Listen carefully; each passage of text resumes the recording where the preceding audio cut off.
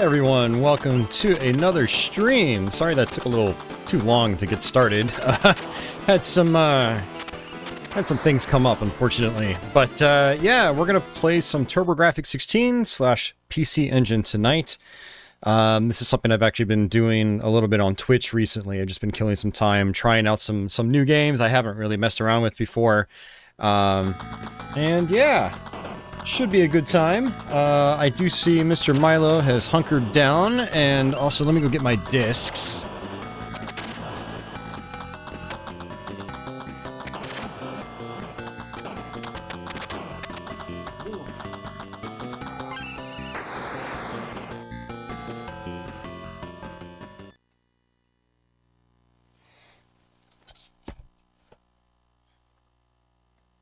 But yeah, we're gonna do probably mostly HuCard games. My Duo is not the best with reading CDs, but we might play like a CD title or two. So, but yeah, this should be a fun stream. I actually meant to get this started much earlier tonight, but ended up going out and socializing, and just got home about a half an hour ago. So, but yeah, still should be a fun night. We'll see how many people pop in. But we're gonna start off with Raiden. Which we are, well, I've had fired up for about the last 15 minutes or so. Let me scroll through the chat here before we get started. And I see Tony Hayden, just joined in. I see Freddie, I see Mike, I see Austin Nix. Haven't seen you in a long time, Austin. Hope you're doing well. We will definitely not be playing Darkwing Duck. I think that's probably one of the worst games ever made. And I don't usually use that term lightly, or loosely, I should say. Cool and Unusual Games is back. He says, this sounds like something Toeplan-y. Raiden is very much Toeplan-y. It was definitely influenced by Toeplan titles. I see DG out there. Welcome back, DG. And I see Don. I see Gotcham. I see Big Dogs. And it looks like that is everybody to start. So, Orbital Hub, welcome back. Orbital says, Milo looks like a cool cat. He is a very cool cat until he starts pissing on everything I have, which is actually why my stream got delayed. My bins with all my tools and my RGB cables and stuff like that, he urinated on both of them. I don't know when he did it. It seems like it was pretty fresh, and it smelled, so I had to spend the first 10 minutes of the stream trying to clean that up, so I'm not dealing with cat urine smell for the whole, several hours I'm streaming. Other than that, he's an awesome cat, but I don't know why he's doing that, and it's something I've got to figure out.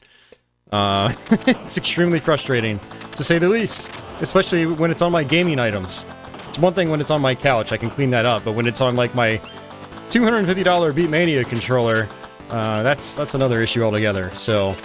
Alright, let's go ahead and play some Raiden, and not be too bitter about Milo. Alright, yeah, so this is the Grafx slash PC Engine version of Raiden. This actually did come out in North America for the platform. It's a pretty solid version of the game, actually, and quite challenging, though. We are going to be using the turbo functionality, so just to make our lives a lot easier, so I don't have to button mash so much. But yeah, let's go ahead and start off with some Raiden. So, we're in the first level. There are a lot of cutbacks from the arcade game, but overall it's still a decent looking version, and it actually plays really smooth. It doesn't really ever slow down, and it's quite responsive, which is good. But how's everybody doing tonight? I know we're starting off kind of late, at least East Coast time, and especially European time. We're very, very late. But it's still relatively early on the West Coast in North America, so... hopefully we'll get some of the Westerners out here tonight. But I've been trying to stream a little more often on YouTube. Try to stay inside, try to conserve some money. Not go out and, be too frivolous with my funds. And so what we ended up doing, and I did not mean to switch weapons, but that's okay. What we ended up doing earlier this week is we played through Quake on one stream along with Ultimate Doom. And then a couple days later, we ended up doing Doom 2 as well. I was like, well, I might as well do the sequel, because I know some people are going to be wanting that. And now 2 days later, we're back at it with some PC Engine stuff. I've been actually meaning to do this stream for a couple weeks now, since I have been playing a lot of PC Engine stuff on Twitch. But yeah, glad we're finally doing this. I'm going to go ahead and stick with the blue laser. Generally what I do is I actually just stick with the red spread shot. But since we're already on the blue laser, we're going to go ahead and just power up the blue laser. You just power up by picking up the same weapon of the same color again. That's how you upgrade your weapons. Otherwise, you just switch weapons.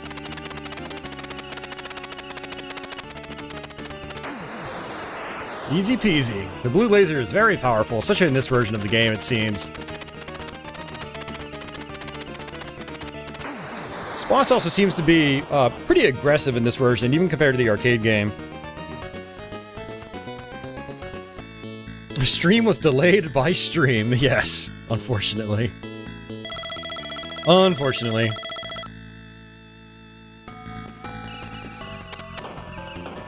Don asks, there's a Darkwing Duck on the PC Engine? There is.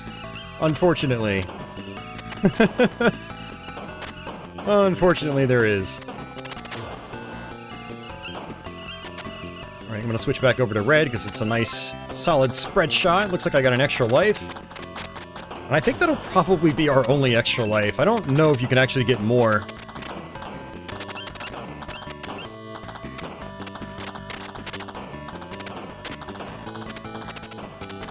And I'm going to stick with the homing missile.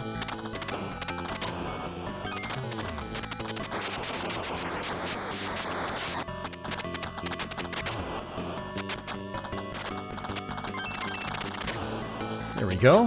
Homing missiles get pretty fast in this version of the game, which is nice. It's a lot like the arcade game. Oh, missed the red car. That would have been 10,000 points if I got that.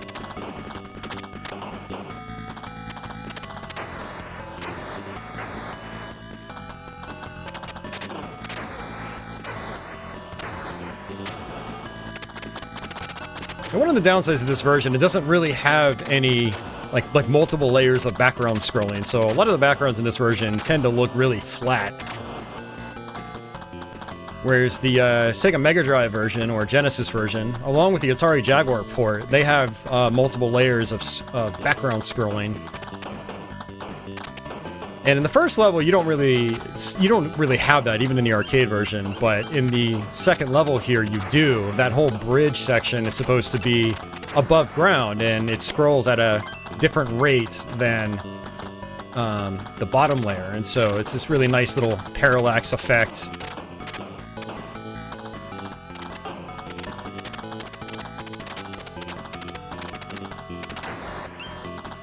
Wait for the homing shot again, there we go. Alright, we're just about maxed out on firepower. I do wish I could get a laser again. Oh, I might be able... Nope, that's just a bomb. Okay. Then we're gonna be stuck with the spread shot for the boss fight, and that's fine. DG says he was disappointed that he missed Doom. Yeah, sorry about that. I decided to stream that game a little bit earlier on Friday.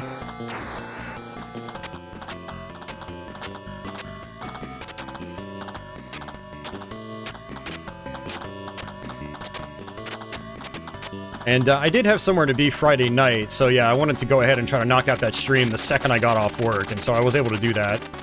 And it took us about 4 hours to go through that game.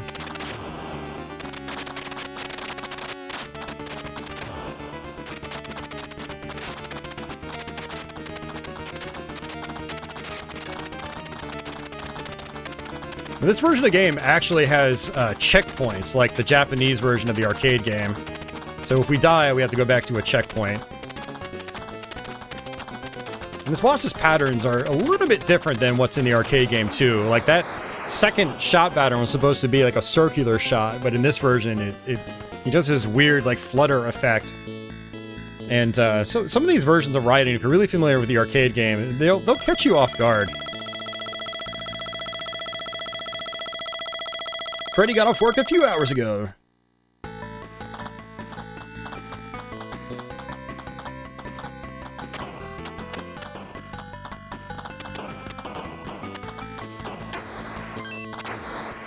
Yeah, so it looks like we're maxed out on firepower, so every weapon pickup now, as long as I don't die, is going to give me 5,000 points, which is nice. Those homing shots are doing really well with the enemies on the sides of the screen. That little dino guy is a meatless. 3,000 points. I actually missed the fairy on the first stage. The fairy, when you die, will come out and give you some firepower. So when I die, that's not going to happen.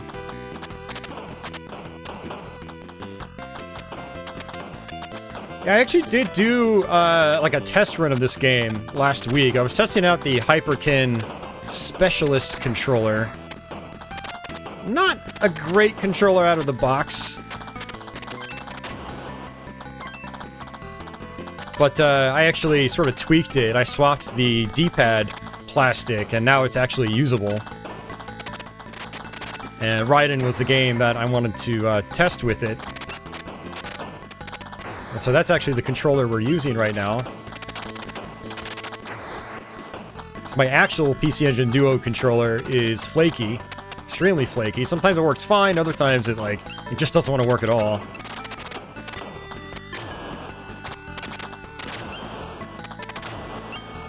So I was able to take the D-pad plastic out of that controller, put it in the Hyperkin controller, and then I used the original rubber domes from the PC Engine controller. And now we have a decent replacement for a PC Engine controller. Alright, let's go ahead and switch off. Oops, or not. Hey, Society, welcome back.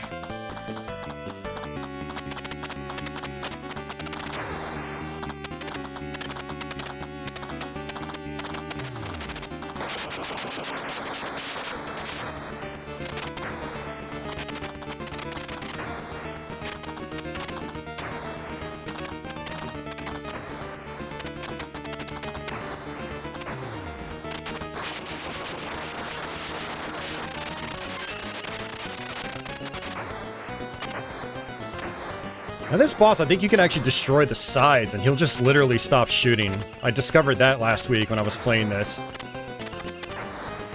And then the boss is literally, like, no threat. And we can actually just sit here. He's not going to do anything. And what's interesting about this boss in this version is there aren't any enemies on the sides of the screen like there are in the arcade version. So aside from that beginning part where the bullets are a little aggressive, this is one of the easier incarnations of this boss. And hey, Leo, welcome back.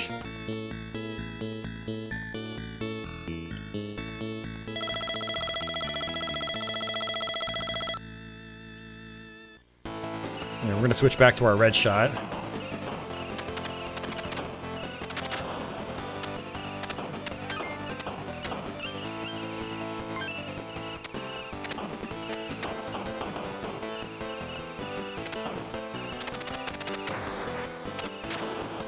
Now, for anybody wondering, we are using an actual PC Engine Duo for this stream. Later on this year, it's going to be replaced with the Analog Duo, which I did manage to pre-order. I think the pre-orders are actually still open on it. I don't think it's sold out yet. But yeah, for now, we're using an actual Duo console. And it's RGB modded. And it's running into my FrameMeister upscaler, and so it looks pretty crisp.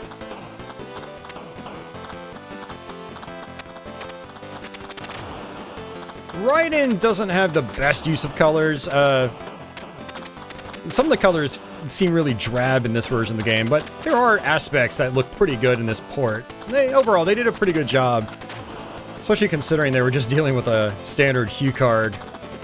It's not like this version was on CD. Now, there is a CD version of the game. There might even be less flicker. I don't remember if there's less flicker. The CD version has an altered difficulty curve, and it's also got an extra level or two.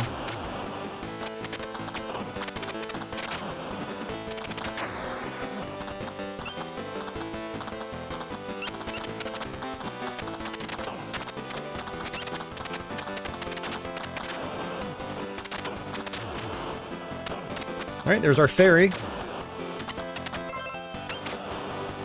So now if I die, the fairy will come out and drop some power-ups for me. Hey, Lifo, welcome back.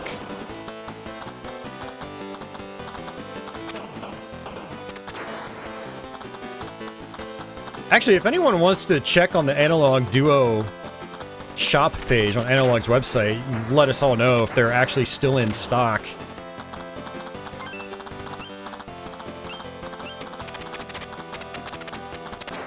I had a real serious case of FOMO with that one because the fear of missing out. Because analog consoles typically sell out immediately, and I've been waiting for this console since pre-pandemic. Like, it was announced a long time ago. So I managed to get the pre-order right away. And I was like, okay, dodged the bullet. It's weeks later, it's, I think, still available for pre-order. So I didn't have to, like, panic at all, but had given, you know, their past pre-orders, I just did not trust it, so...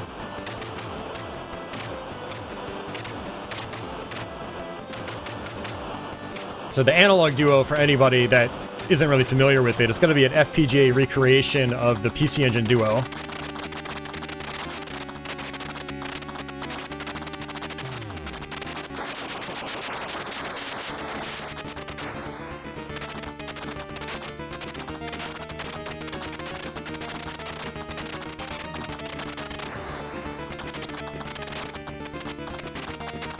Yeah, it's going to be a great device for my streaming purposes.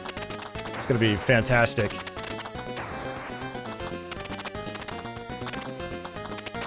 I'm actually really surprised about this difficulty. Like, these bullets are quite slow, actually. I was expecting them to be a lot faster.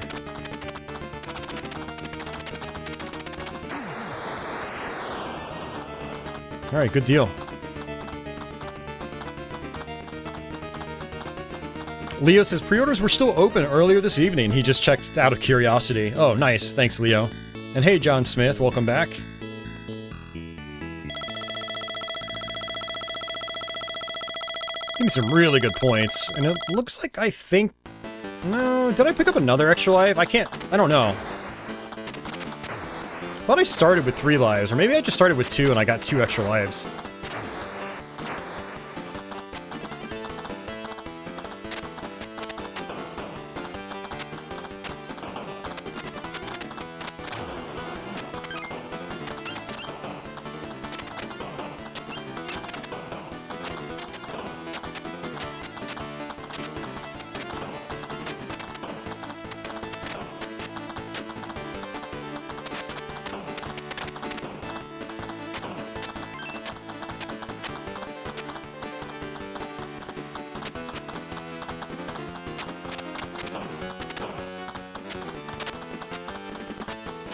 Yeah, these homing missiles are too useful.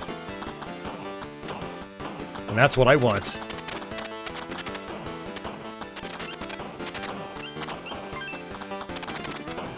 Gotta watch out for these little turrets on rails.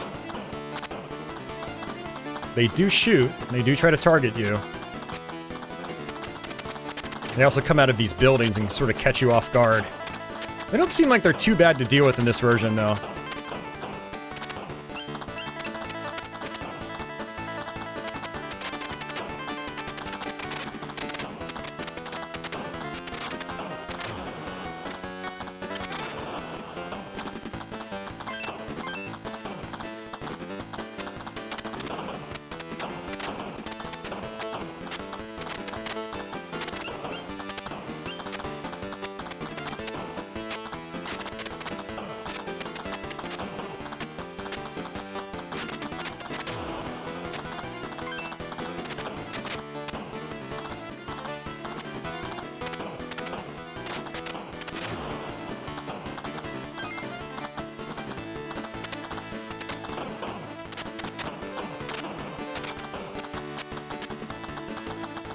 Try to take it nice and easy.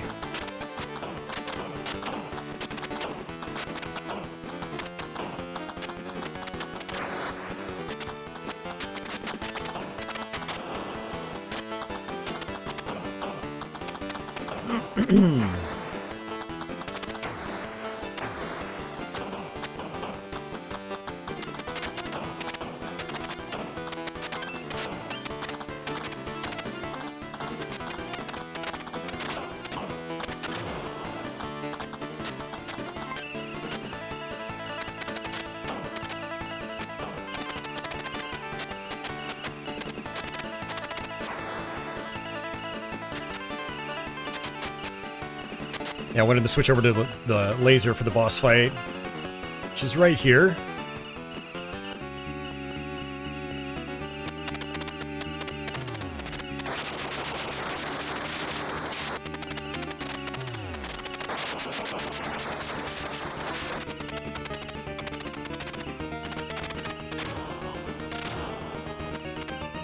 Ah.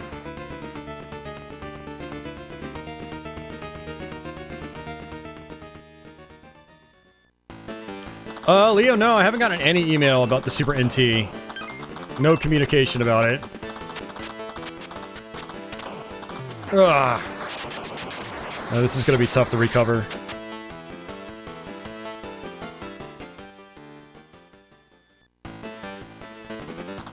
Yeah, and it's cool, I completely understand what you mean. Like, I already have a Duo, but one of the big reasons why I want one of the analog consoles is, again, my actual Duo is flaky.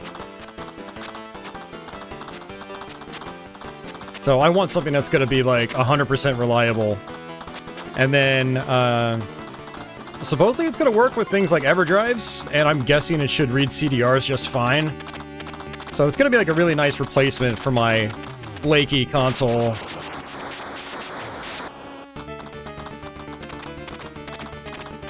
And now that I have the analog DAC, the digital to analog converter, I can route it into my CRTs as well, so it'll be like the best of both worlds. Ugh, this is gonna be so hard to recover from.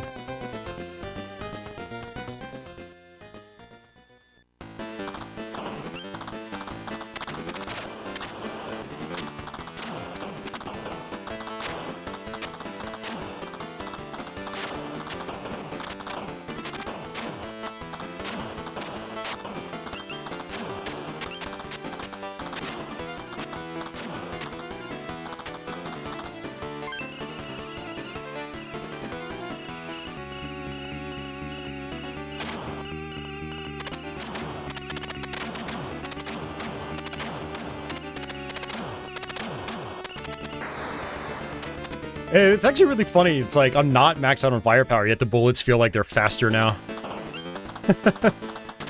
It's funny how that works out.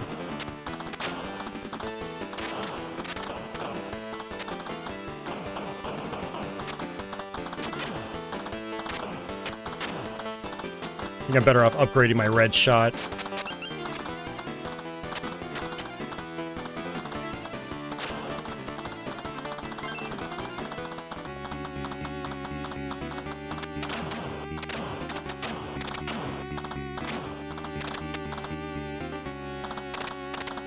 I actually kind of don't like how these missiles in this version, they actually sort of slide over on the screen as you move the screen over. I can't just, like, try to aim them accurately. Just, like, drop them when I want them to. They kind of follow me a little bit, which is sort of frustrating.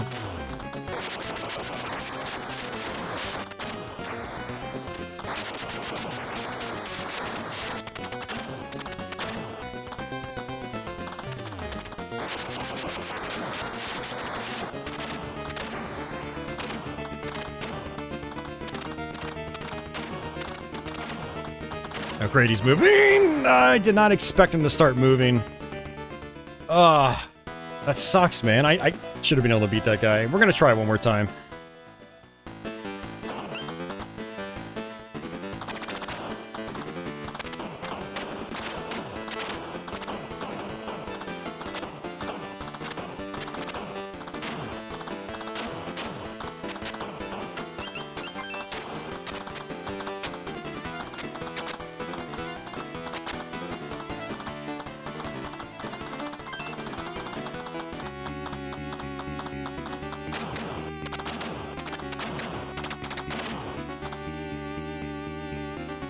I knew that was gonna happen. I was way too high up on the screen.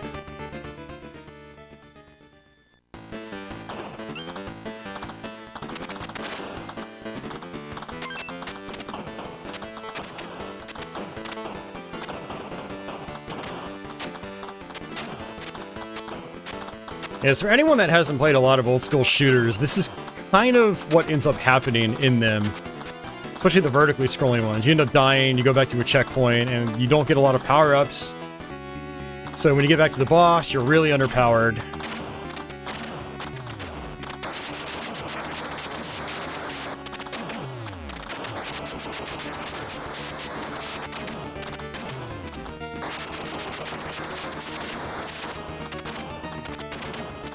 There we go. I mean, that's one strategy, just kind of brute forcing your way through and making sure you're actually utilizing your bombs right, like dropping the bomb close enough to the boss to where it's actually doing damage to the boss.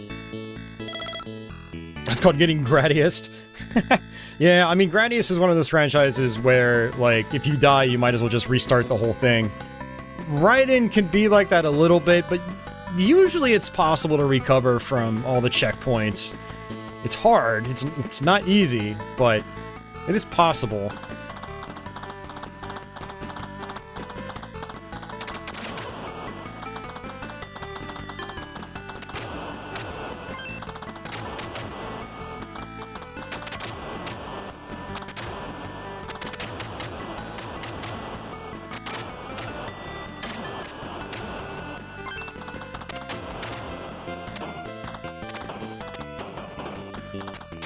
Gonna be a lot of kamikaze style enemies on this level, so we'll see what happens here.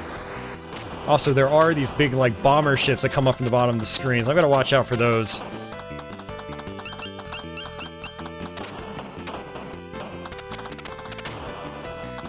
Ooh, extra life. I will take that.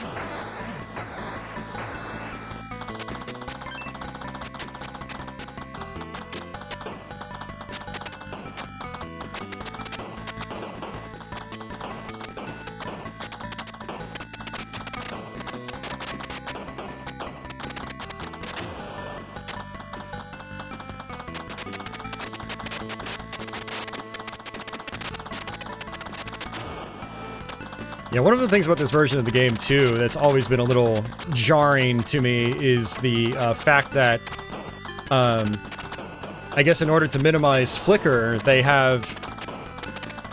Ooh. That's what I'm talking about right there, those guys coming up from behind. Is... basically your projectiles will constantly blink back and forth.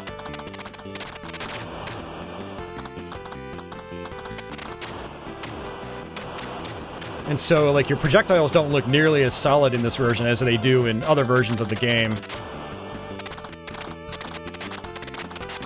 So, you kind of got to get over that, but once you do, like, the game actually plays really well, which is the important part.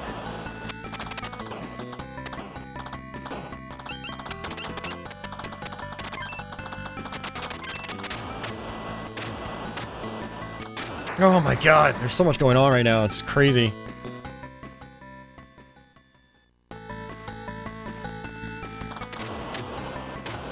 Yeah, it's gonna be tough to get anywhere now. I don't have a lot of firepower. And I think we're actually getting close to the boss fight, too.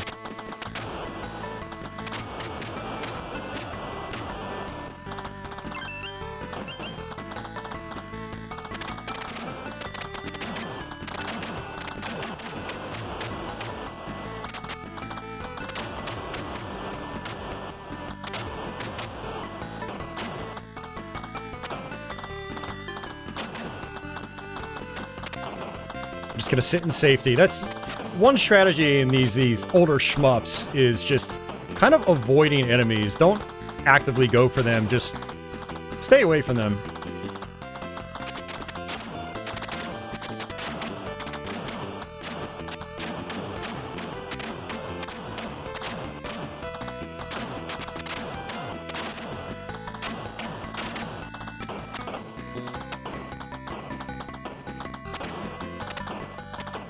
Alright, we should be close to the boss fight.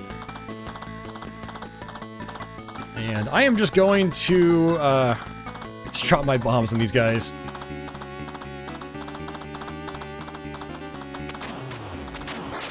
Oh, you gotta be freaking kidding me, dude! He shot, like, right before my bomb detonated, so... ended up slamming into his projectiles. We've got to do that whole checkpoint over again. That was like 3 minutes, 4 minutes. Ugh.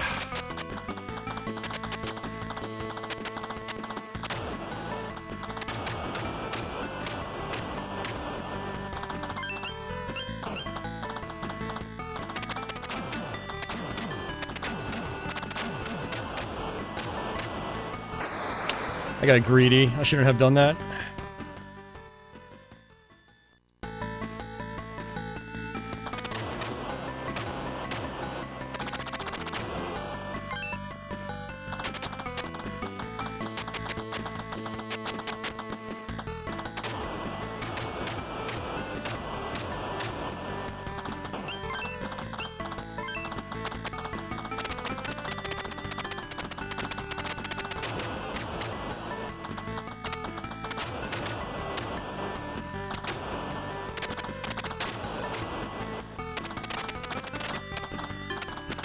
Oh, I wasn't paying attention to that rocket.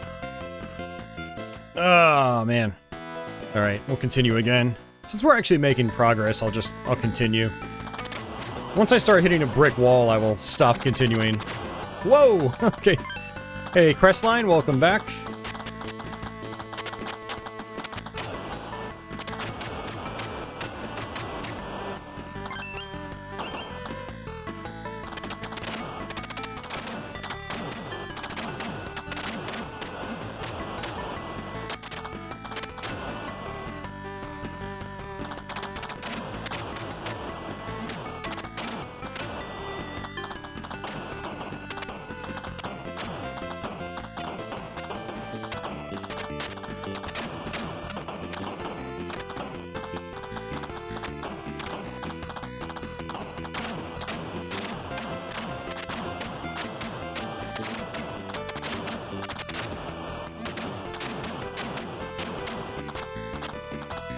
Oh my god.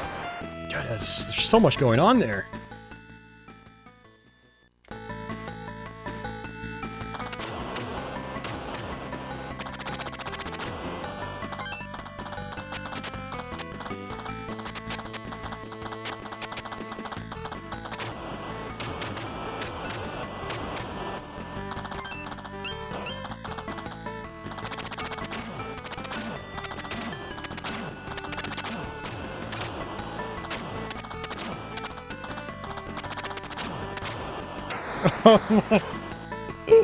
That was my fault completely.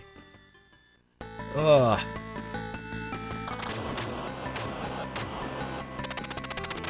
Switching over to a laser I don't think it's going to do me any good, but I'll try it. I think double red in the beginning is more powerful than a level 1 laser.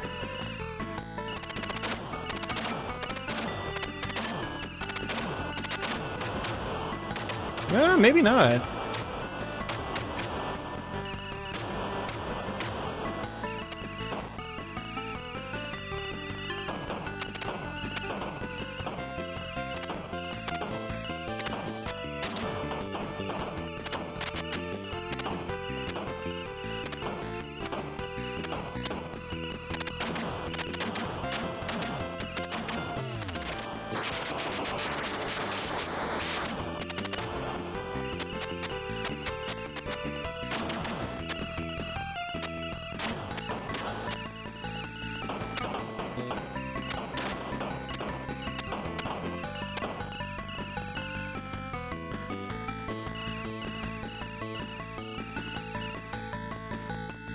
Alright, let's try this again.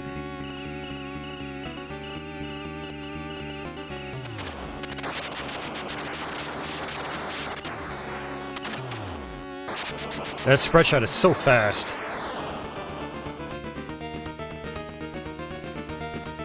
Damn. Alright, we'll try it again. We're inching our way forward. One of the problems, though, is the next level is, like, really tough with no firepower. You really need to get into the next level with, like, a full spread shot or something close to it. So we'll see what happens.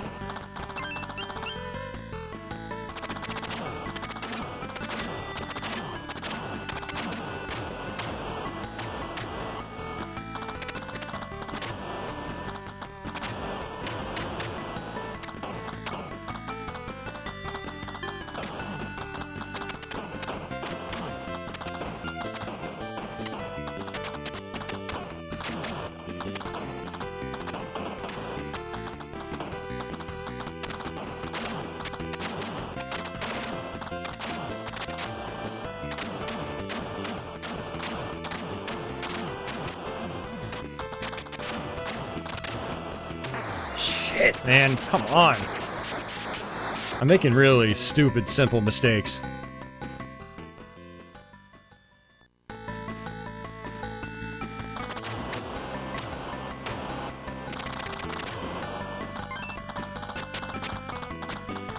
Like, the blue is definitely better, but I'm thinking about the next level. Since we don't have any more upgrades on this level, I need to, you know, sort of be preparing myself for the next stage and upgrading my red shot.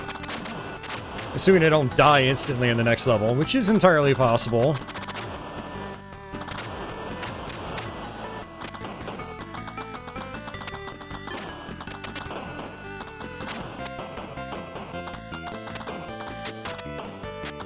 I'd rather go into this boss with 3 bombs, but I might just bomb on these, like, 4 flying objects, like right here.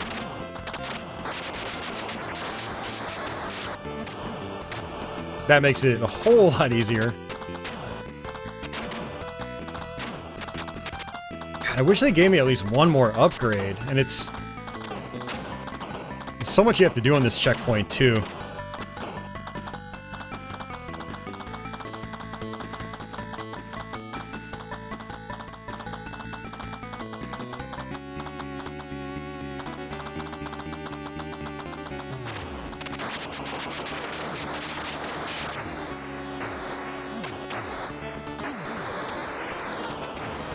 Got it. Woo! At least this isn't the Jaguar version, where you've got flying rocks coming at you at the same time. Which makes that boss really, really tough.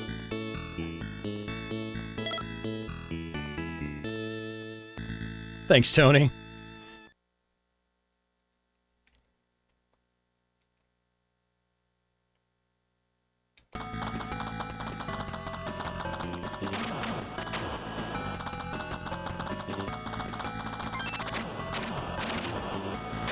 Oh god, these flying guys are coming out already? The little dudes from the sides? Oh jeez.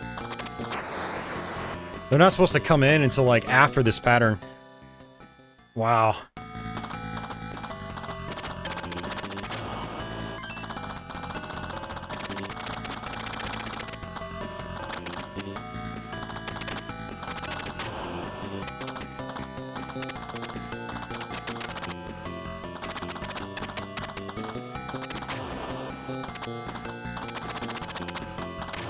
Oh, I got super lucky there.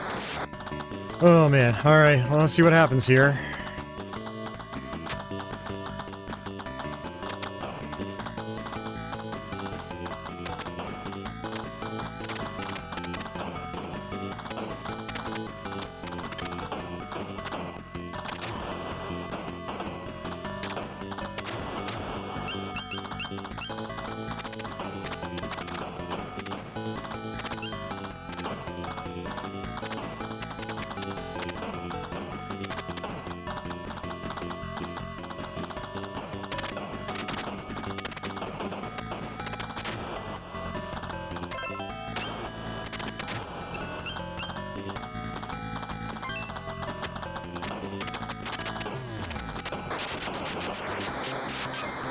Oh, I did not want to switch over.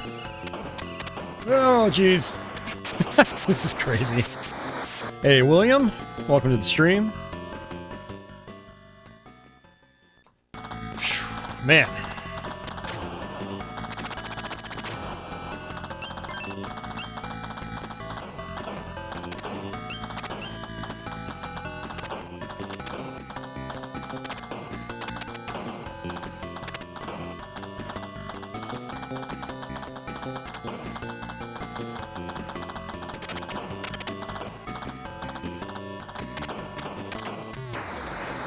Wow, that's a lot going on for, like, no firepower.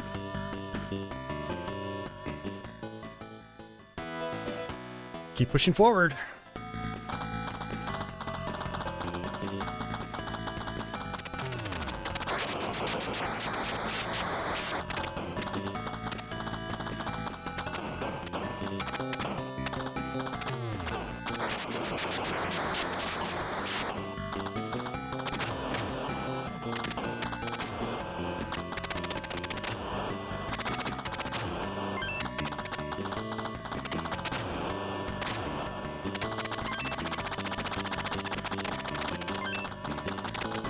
Alright, boss time. Actually, I probably should have switched over to blue in order to try to take this guy out faster. And those bullets are fast. Jeez.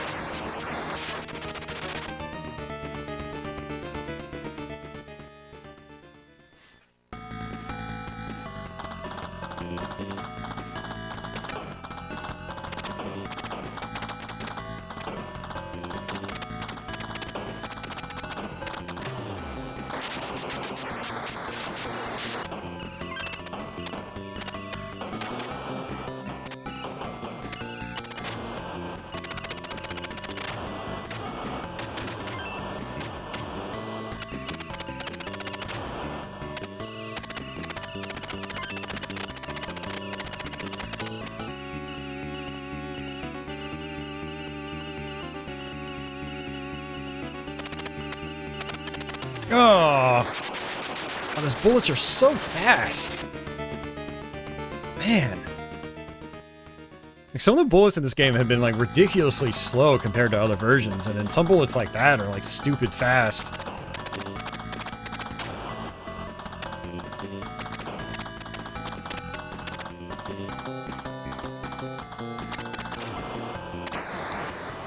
Alright, we're gonna have to continue again. What's that ninja game on the PC Engine where you get the shadows of yourself? It's not Ninja Gaiden.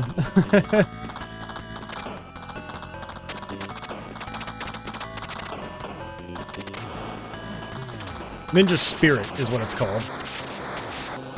I don't know why it took me a while to figure out the name again.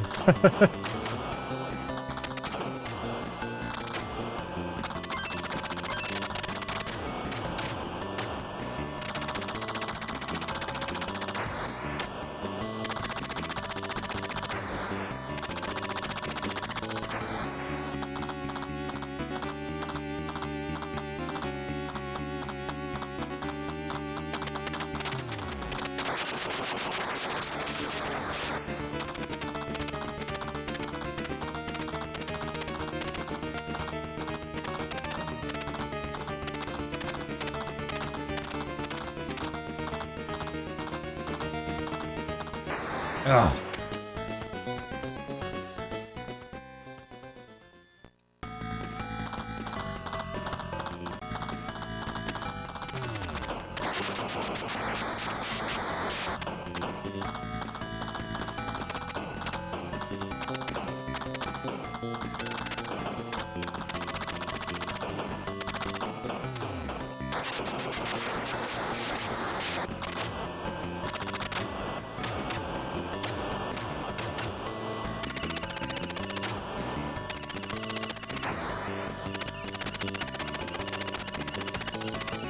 Oh.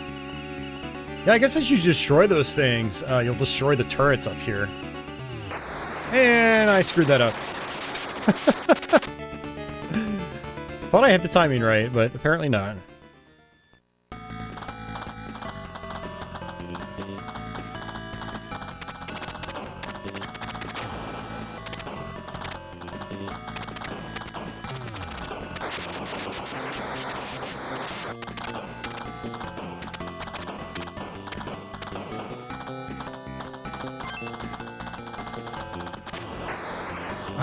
Gotta be kidding me. Hey, Dasan. Ben says this is my favorite shmup from the Genesis. It took months for me to get as good as you. And you practiced one night recently? Yeah, I played it a few nights ago on my own. I mean, you gotta remember, I've been playing Raiden in particular since I was like a kid. Like, I've been playing this game my whole life. It's one of my favorite shooters. But I also play a lot of shooters. I don't usually need to practice like some people do. I can just jump in and, you know, get a decent way through without a lot of trouble. It's just what happens when, like, you play a lot. It is what it is.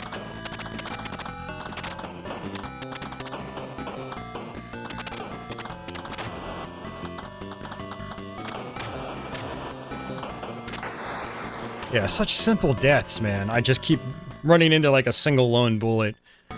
But I'm trying to get upgraded as quickly as possible to make my life easier, but This is a hard recovery. There's a lot going on for someone that's not upgraded. And what's funny is this would be a breeze if I was maxed out on firepower. And what's also interesting is they're not dropping the P icon, which gets me fully powered up.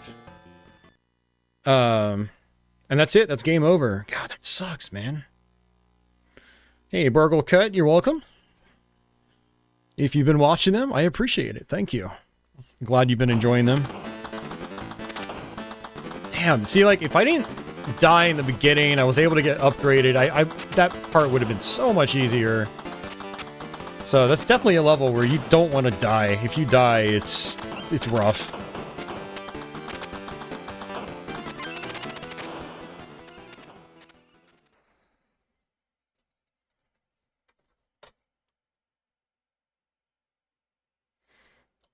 Cool. It's more balanced in some ways, and it's more unbalanced in other ways.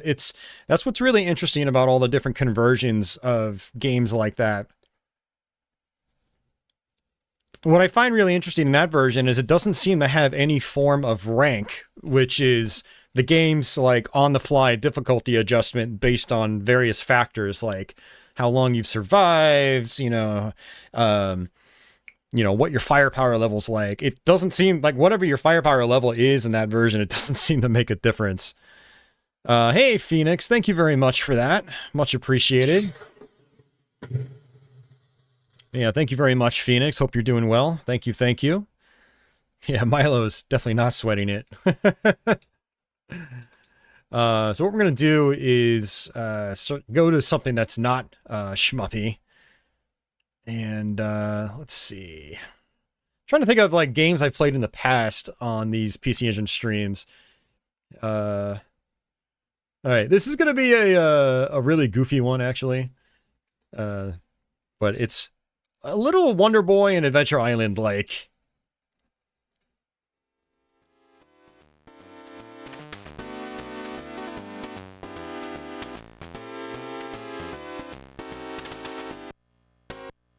This is JJ and Jeff. This is actually a re-theme of a Japanese game. I forgot what the Japanese original was called. But it's really goofy, but I remember it actually being kind of fun to play.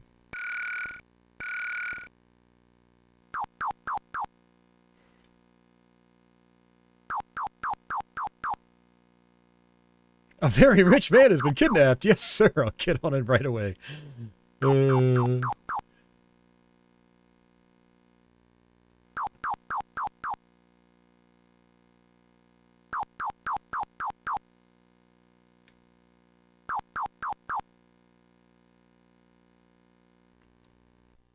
Nice and colorful with the RGB mod.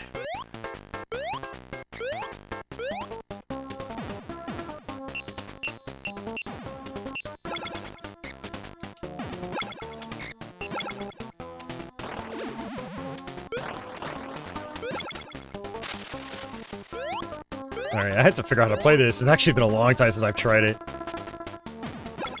And you can just kick things.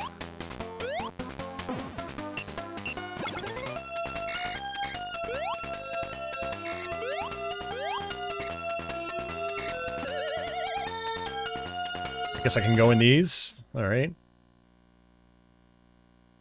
Try kicking above the stump, chump. Okay.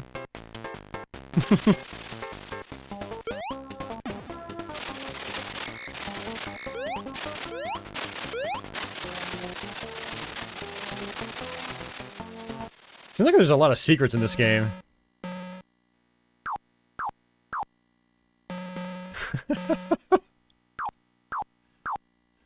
What a goofy-ass game. Tony said the Japanese one's called Kato-chan and Ken-chan. Okay. I guess I'm invincible. Or maybe that's like a shield or something? I don't know. Yeah, that was invincibility. Okay. Ooh. Holy crap, those rocks take a lot of damage. Or they do a lot of damage. Okay. Hey, Cafe Man. Welcome back. And Pages, welcome back. Your sprite is huge in this game, too. Makes it a little difficult to avoid things. Okay. It sucks that like, that dung actually just, like, flies towards you after you reveal it. That's a little aggravating.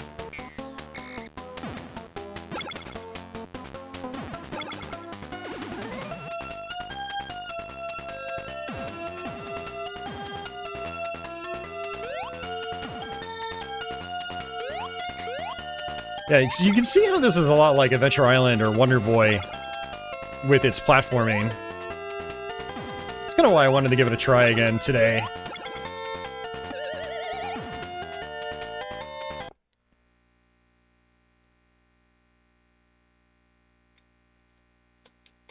Alright, okay, I couldn't figure out how to insert coin. Apparently I exited out instead.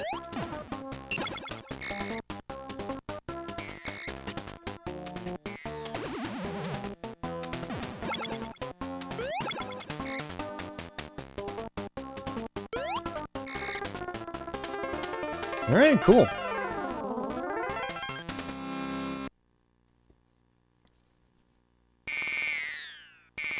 This is the Turbo Scrapyard Dog. Yeah, a little bit. Oh, this is a lot more fun than Scrapyard Dog, though. That game is, it's a game, alright.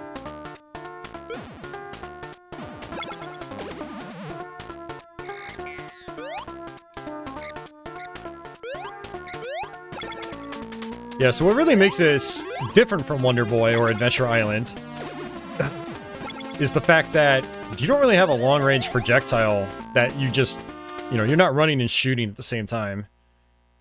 Life is full of gambles, but you have to have the cash to play.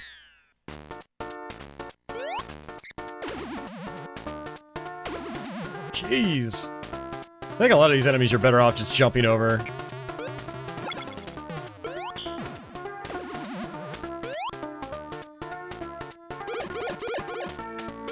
I don't know why my buddy's trying to sabotage me. Society says I'm one of the few people that actually likes Keith Courage. Yeah, I don't hate the game, I don't find it all that interesting. Oh. It's a really tight jump, unless I'm supposed to make a platform appear, which, given how that worked out earlier, it might be what I'm supposed to do. Let's see. Yep. Okay.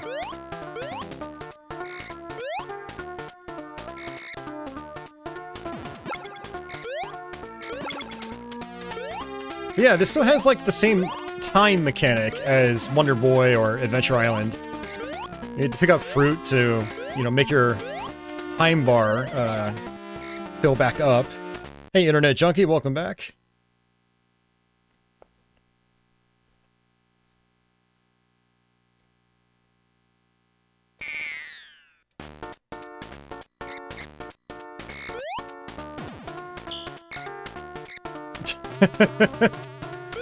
This game is so goofy.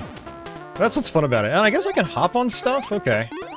I wonder if I can hop on regular enemies.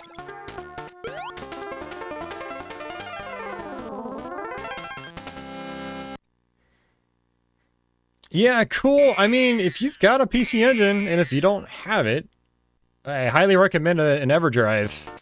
Even just the old model EverDrive. You know, you can just have all the HuCard games on one device.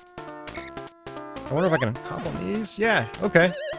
That makes the game a lot more doable.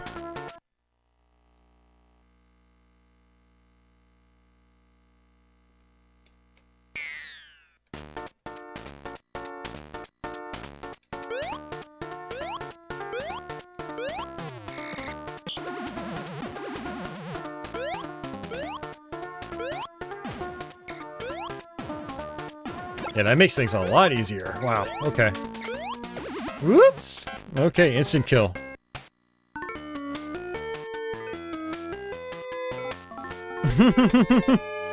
Yeah, I hear that. We've had this conversation a lot with people over the years about how, like, you know, they prefer to actually just play on a real cartridge.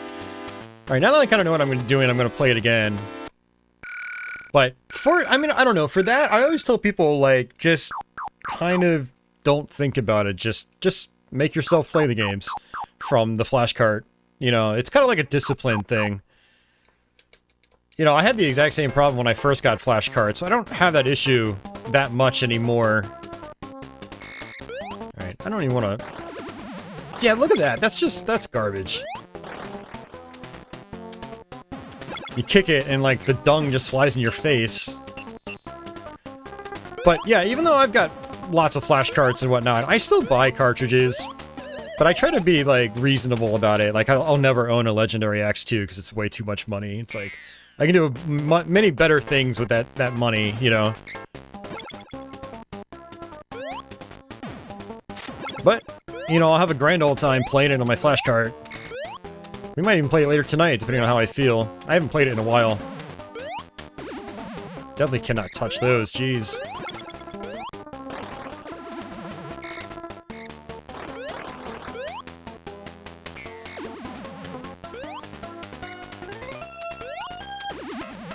Oh, you can't even touch the dogs, jeez.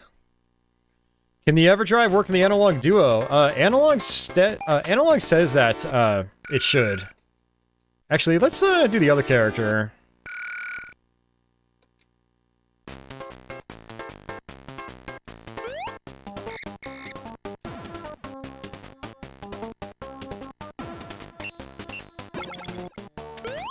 Yeah, I'm not even gonna touch those blocks. It's too dangerous. Oh.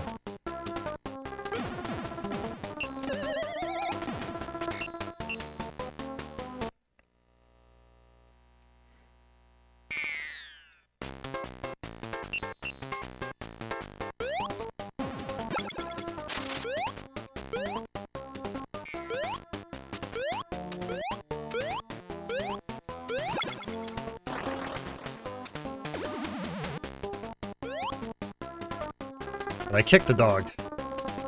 Will we ever find out? Apparently not.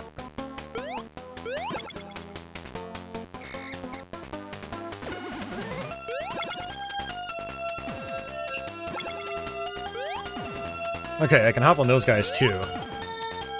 Seems like it's total trial and error. Oh.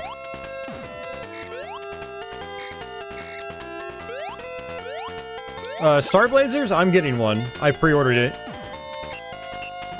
And when I get it, we'll do like an inaugural, you know, YouTube stream. Oops. This game is very slippery.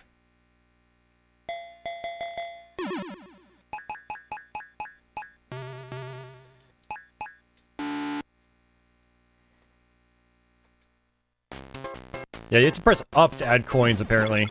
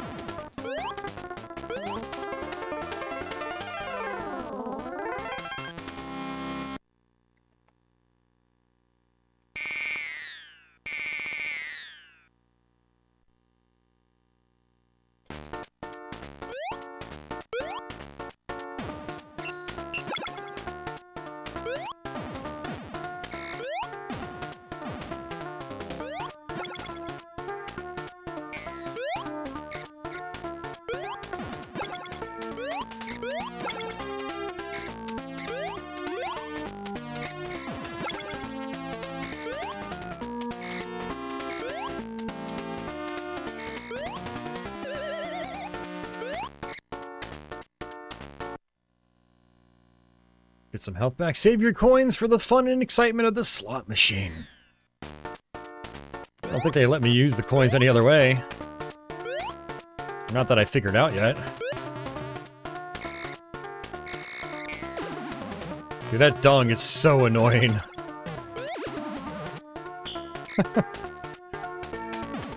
Okay, you can kick the dog.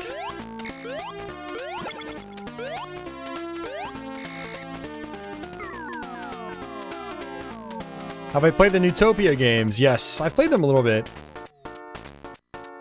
Poor man Zelda.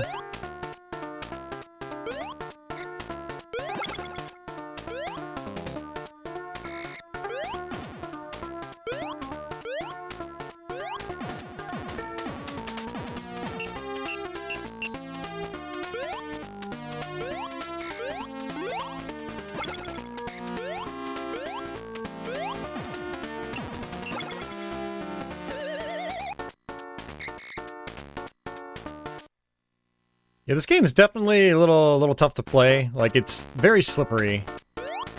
And the sprites are huge, and, it's kind of... Whoa! Seriously? See, I thought the boulders, again, would be like the standing rocks where I wouldn't be able to actually touch them, but apparently I can. There's a lot of trial and error, trying to figure out what works and what doesn't.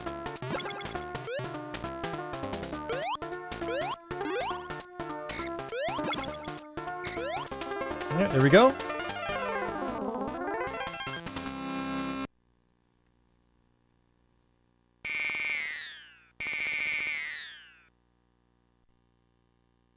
Looks like points are actually pretty small in this game, too.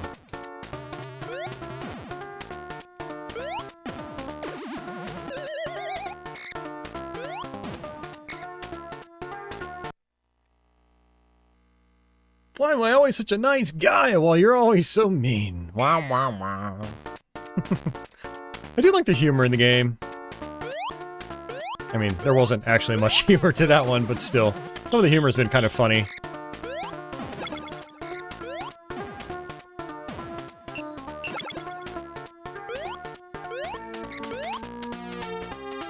That's right, that's where we died last time. I touched the fire, it was like, instant game over.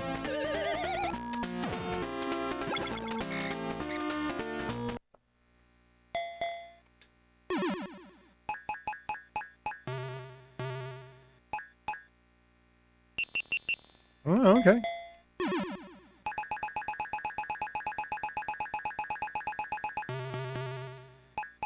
The domestic legendary axe 2 is actually cheaper. Really?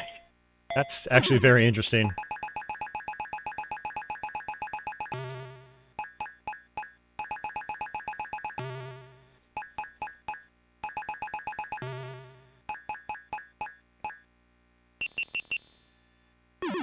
Yeah, it feels like you can play this for a long time.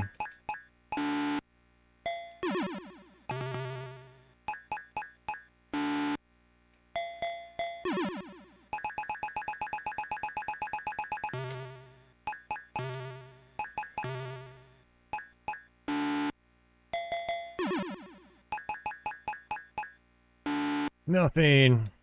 That was a whole lot of nothing for all that. Alright, we got some tight platforming now. Ooh, a key. What does that do? What the hell? Okay. Man.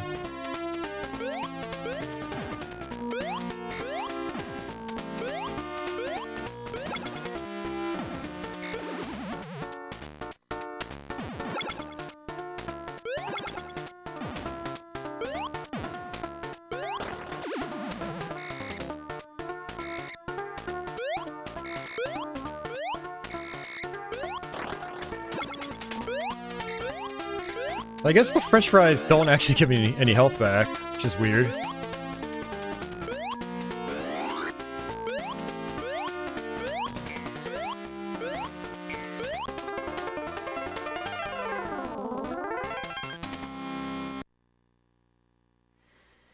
Alright, we're still technically at level 1.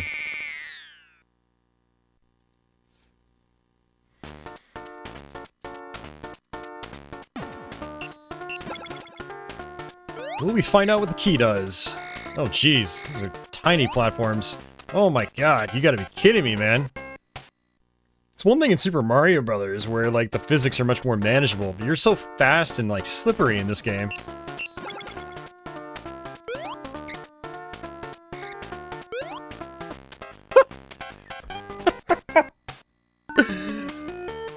Wow, okay. Alright.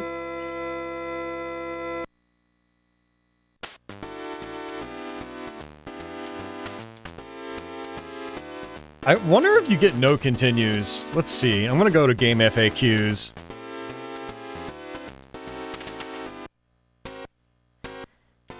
JJ and Jeff. Cheats. Let's see. Continue. When the game is over, when the game over screen appears, hold 1 and 2, then press run. Oh, geez. Did I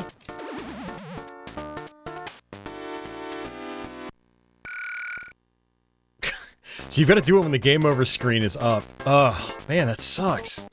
Alright, well, I guess we're not playing this anymore. It's a bummer. I wanted to keep pushing forward and see what the rest of the game was like. Oh well, can't win them all.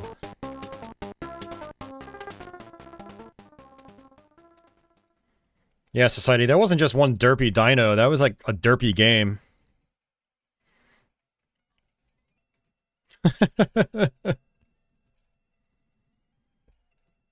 Yeah, but there is the, yeah, it says hold 1 and 2, then press run at the game over screen. So if you go to the title screen, you've lost your chance. That's a shame.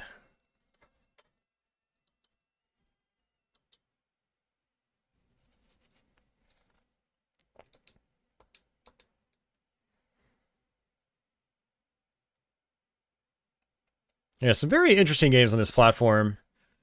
And so far, we've just been playing actual games that were released in North America. So for anyone that has a US console, you can actually get these cards and actually play them in English.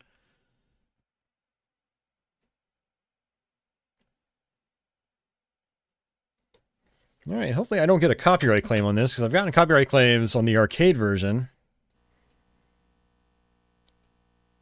Man, this is Dragon Spirit.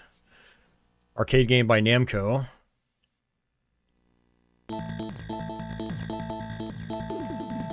And the TurboGrafx version is actually very similar to the arcade game. So it's much harder than the NES version.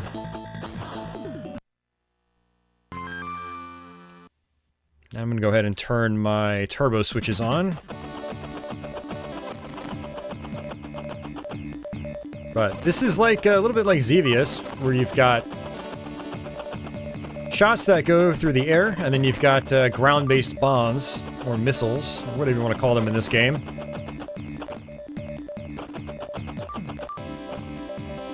And it looks like here in the beginning you can't actually do both at the same time, but later on in the game we'll be able to do both at the same time. All sorts of different power-ups and upgrades in this game too, but the hitbox in your character is massive. And so you gotta be really careful in this game.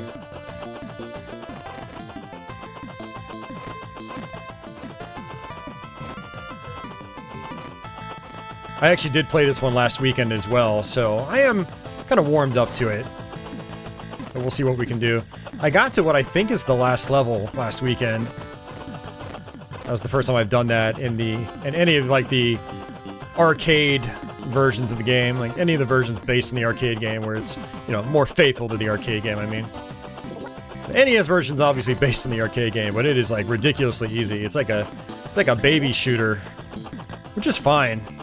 You know, it's a comfy shooter. Really, really good beginner shooter. Alright, this fire shot is really strong.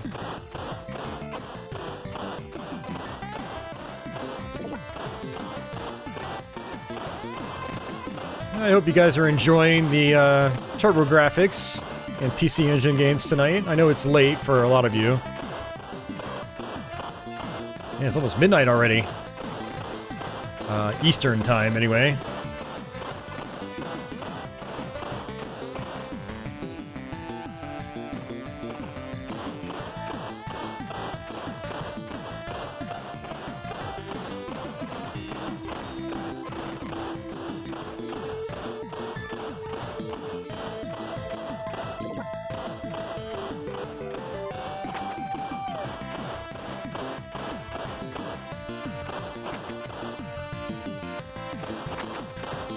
Blinking enemies are the ones that drop power-ups, along with these egg canisters on the ground.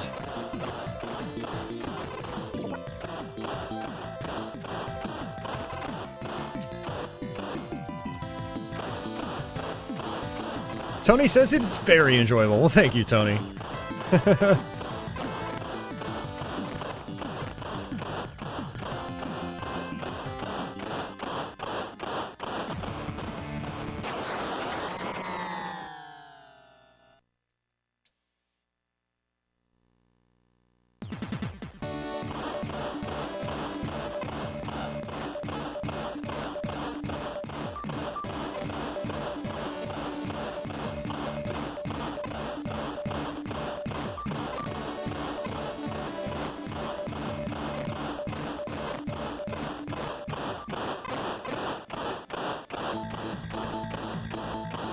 Cafe Man says, I'm so unfamiliar with the Grafx-16.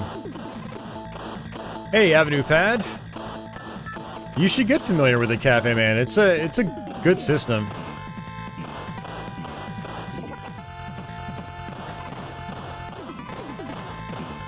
I always tell people, if you're fans of the Genesis and Super Nintendo, and the NES, I mean, for that matter, like the TurboGrafx PC Engine is kind of like a must-have.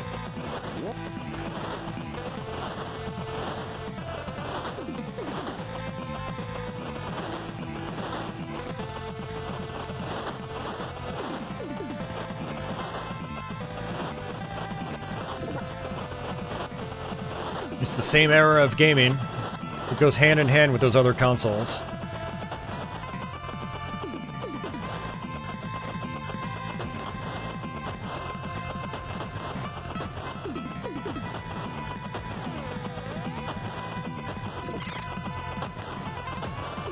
Keep taking hits.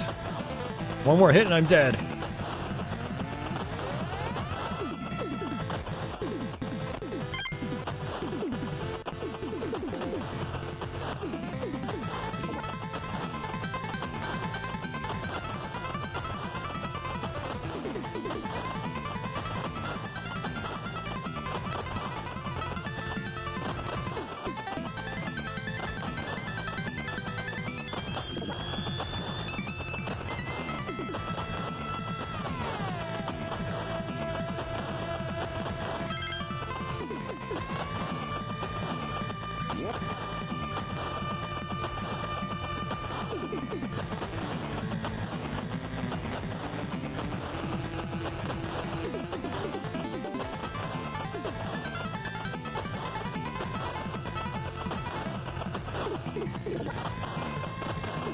Oh, I ran into that bullet like an idiot.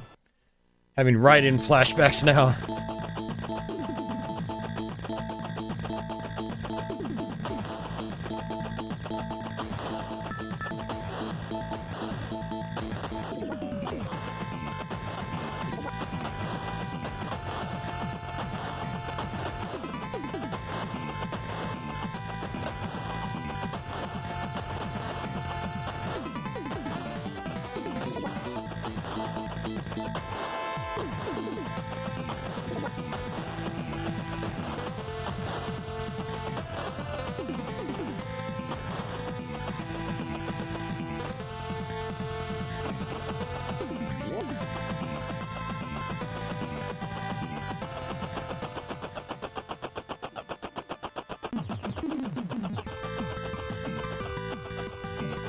Cafe Man, you're better off doing emulation. The real hardware is not cheap, and I mean, unless you get like a TurboGrafx or a PC Engine, and then you just get an EverDrive. That's a great option if you want to do real hardware.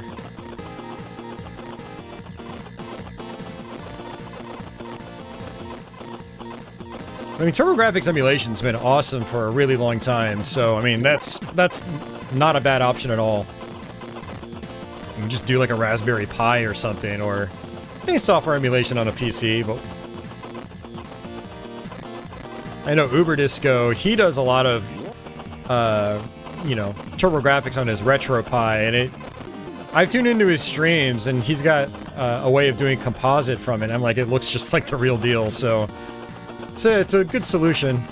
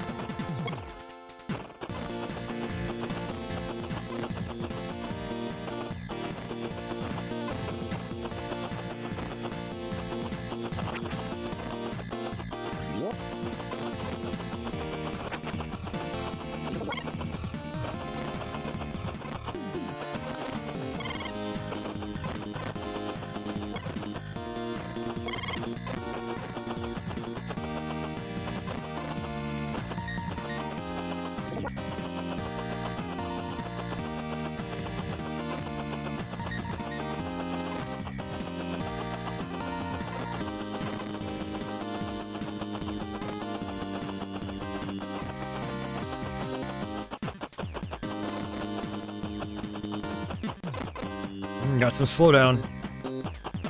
I'll take it.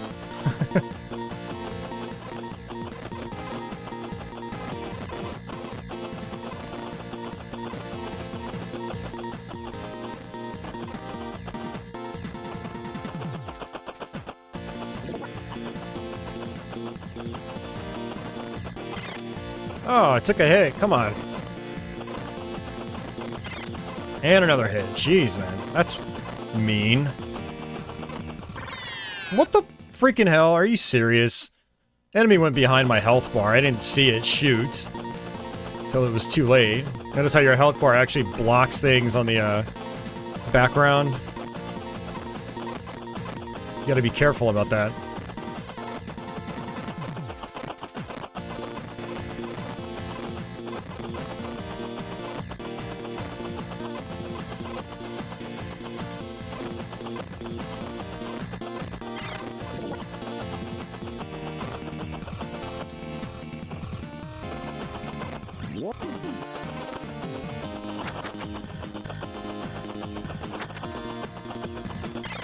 Yeah, there's another one. This is rough.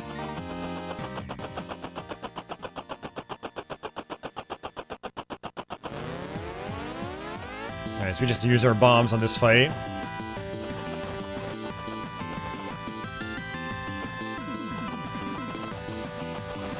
This is gonna be a lot harder without having upgrades.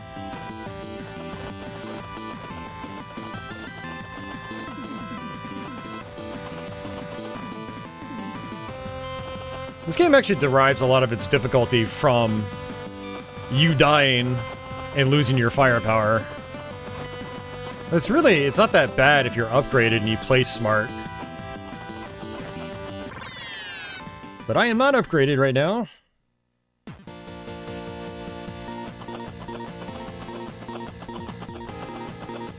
And every time you take a hit in this game, it's not just dying. Every time you take a single hit, you get downgraded. So, it's rough in that regard.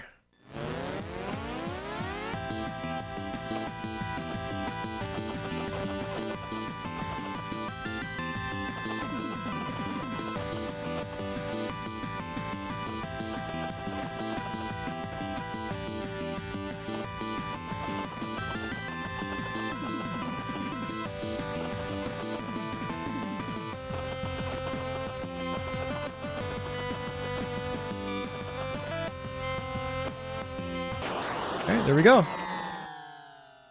Yes, Avenue Pad, yeah, your hitbox is massive in this game. So, fine-tuned dodging, you are not going to be doing a whole lot of that in this game.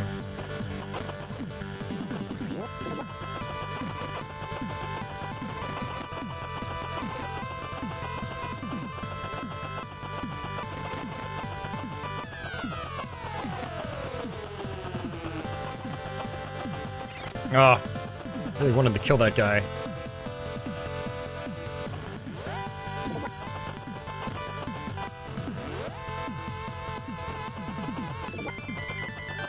Alright, that's a hard pickup. We get enough of those, we'll actually get an extend.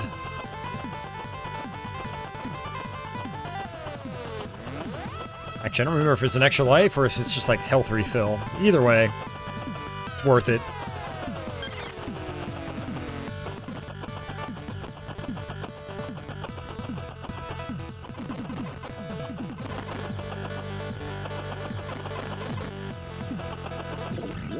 I actually wonder if there's a continue code in this version too.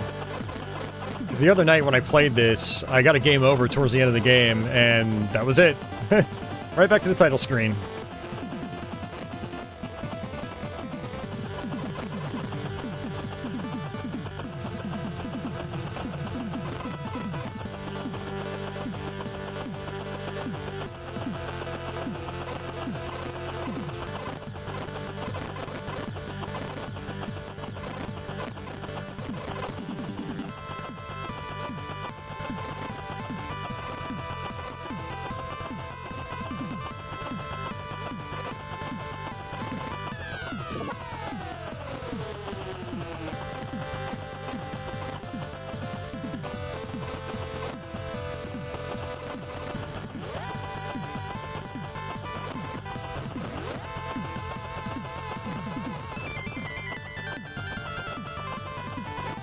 Pool asks, have you guys played Phelios? Yes, I actually have a Let's Play of that game here on my channel.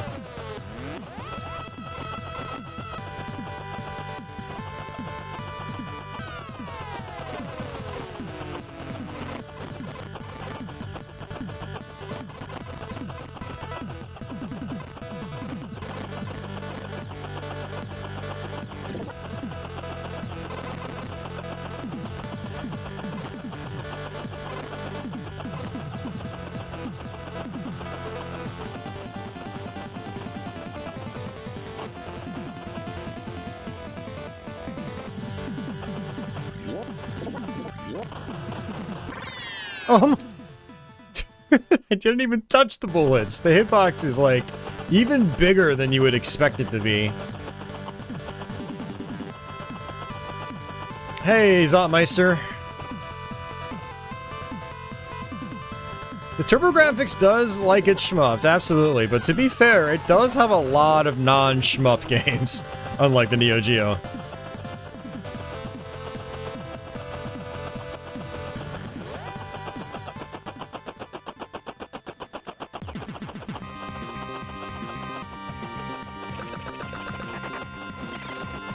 To be fair, the PC Engine and TurboGrafx was a home console, so it should naturally have a much wider array of genres.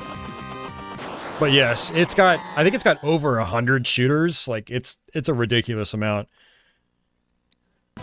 Euro shmup style hitbox, yeah, exactly. European developers must have played a lot of Dragon Spirit growing up.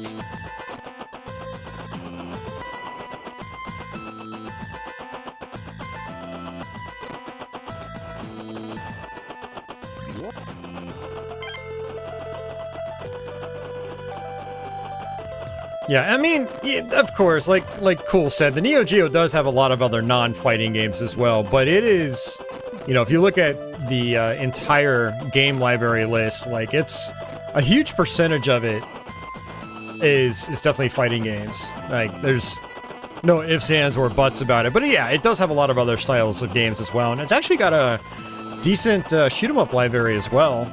I mean, you've got Ghost Pilots, you've got Viewpoints, you've got Zed Blade, you got the 2 Aero Fighters games, you got Strikers 1945, and Viewpoints was a huge one. Very popular game, actually, back in the day. Blazing Star and Pulse Star. And there's even more.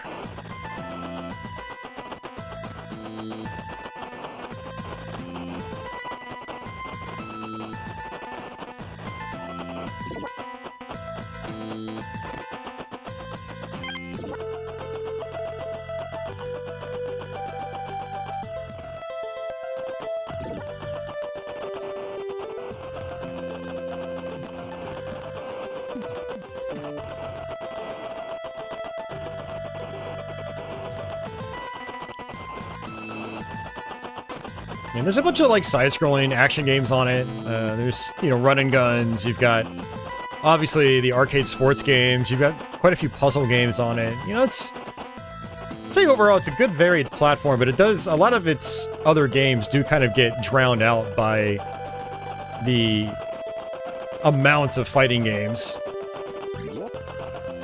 Kind of like on the TurboGrafx, I guess it is kind of comparable in a way, where, like, a lot of the shoot-'em-ups drown out a lot of the rest of its games.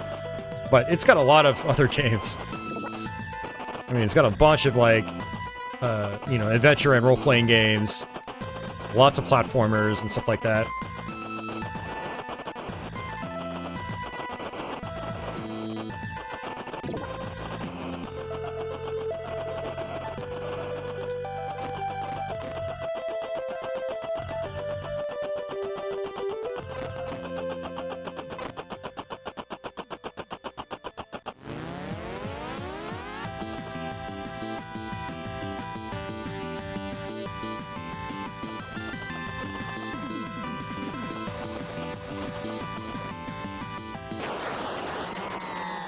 That's a big spider.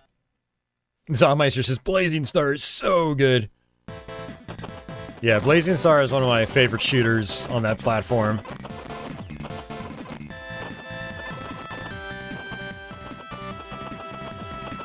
Blazing Star just flows like really smoothly.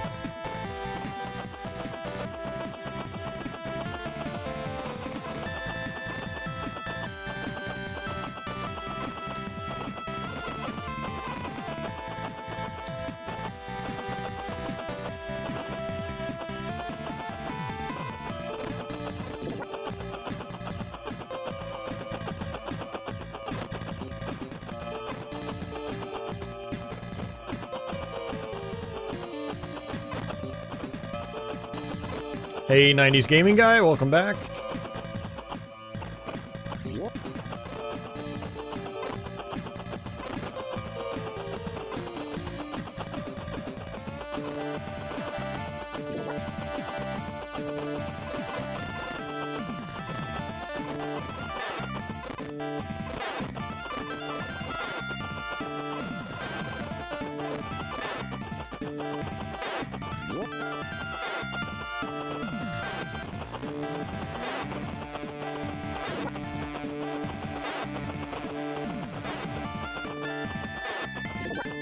Nice, okay, got an extra life. Very cool.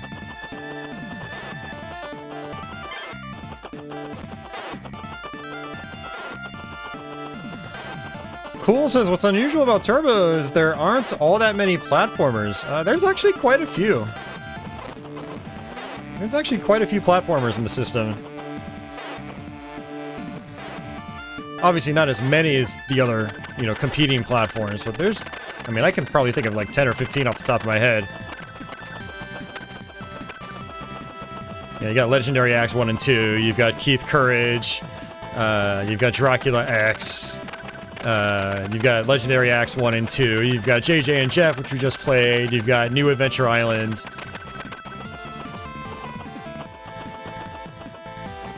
Give me some time and I'll think of others. Got other games that are platform-y, like East 3, Wanderers from East.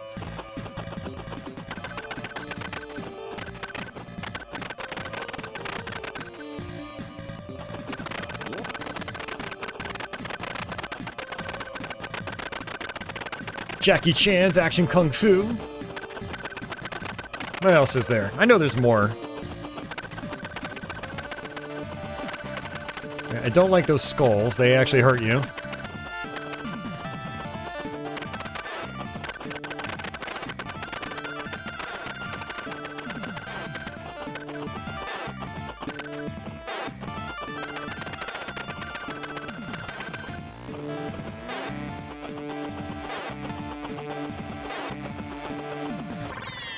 Ah, shit, I was looking at chat like an idiot. Ugh.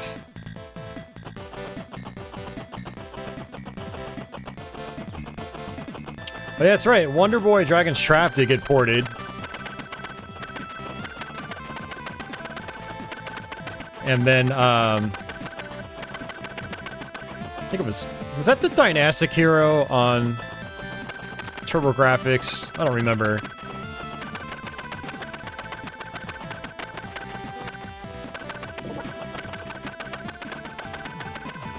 Obviously, the Super Graphics got Ghouls and Ghosts.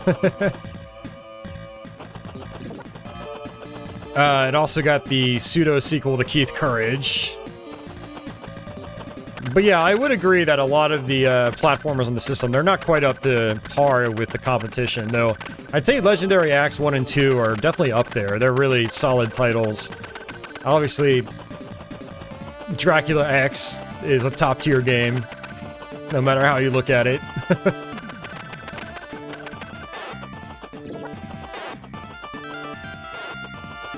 I do like getting shrunk because, like, my hitbox shrinks significantly. And this is bad. Oh, man.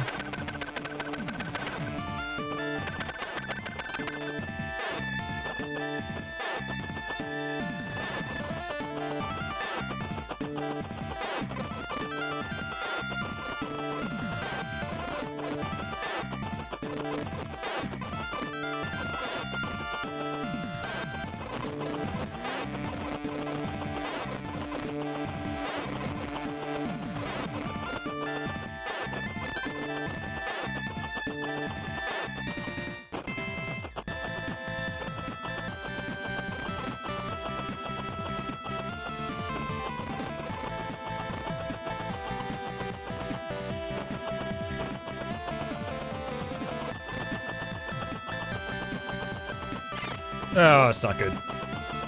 Oh, that's also not good.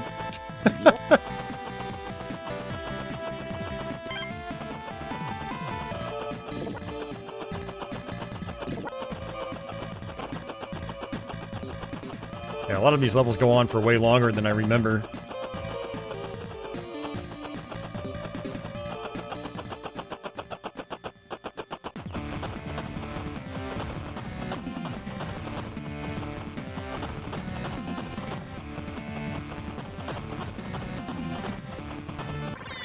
And that's game over. Orbital, yes, I actually just named it. It's Rondo of Blood.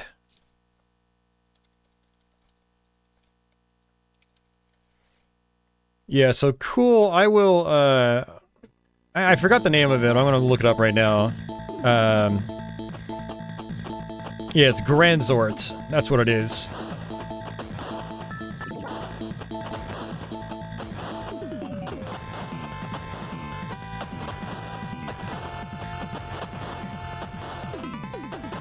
It's very similar. A lot of people just look at it as like a spiritual successor to Keith Courage. Think of basically Keith Courage's action stages, like when you transport into like your weird mech kind of thing. It's more of that type of gameplay. All right, see you at Cafe, man. Have yourself a good night.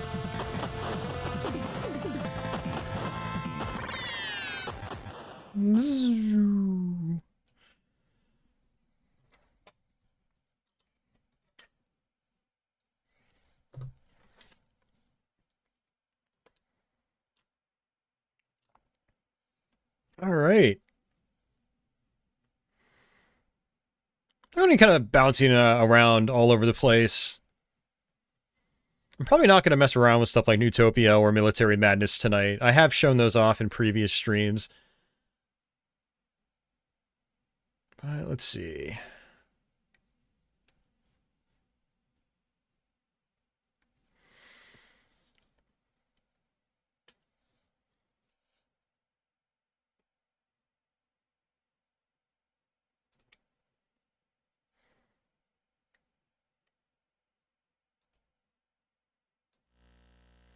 All right, Parasol Stars. Apparently this is a pretty good conversion.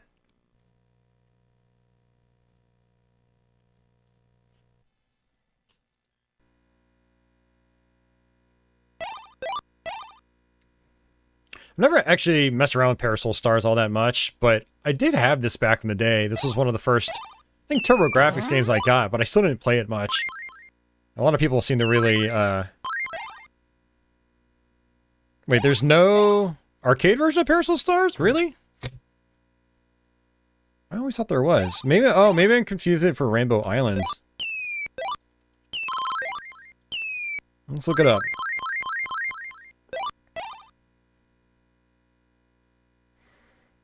It's a sequel to Rainbow Islands.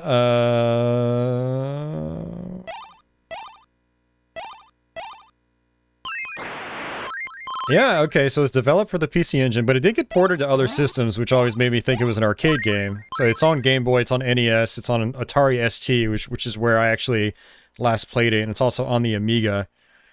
Huh, interesting. Okay. I always thought it was an arcade game. Very interesting. Okay. Well, let's play it. Yeah, you learn something new every day, right? I'm glad I learned something.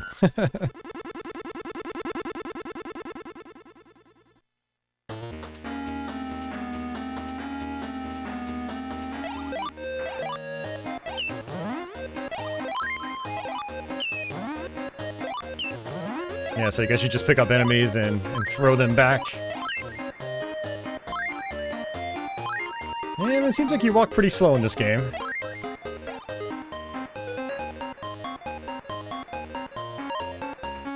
I do like the level transitions. That's actually pretty nice.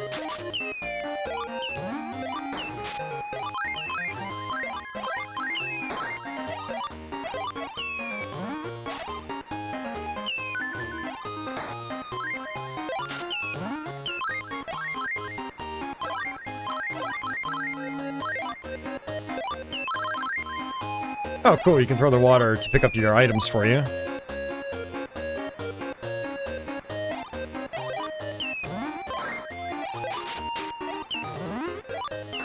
Yeah, see, that's actually really interesting. I had always wondered for so long. I was like, man, why didn't they have Parasol Stars on the other Bubble Bobble arcade collections? And it's like, oh, well, that explains things. It wasn't an arcade game.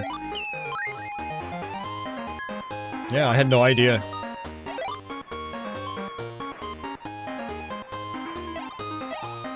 Yeah, and this was brought over to North America by Working Designs. Those guys were, really big on the, turbo graphics, which was awesome. A lot of people know them from Sega CD and Sega Saturn and some PlayStation games, but I think they got their start translating games for the turbo graphics.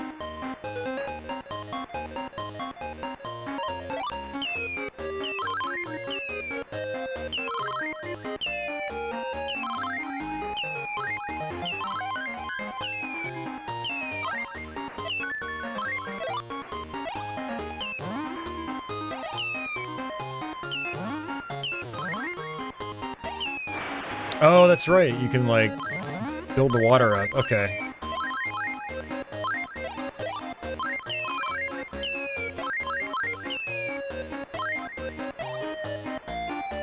Okay, yeah, you just hold it, I guess.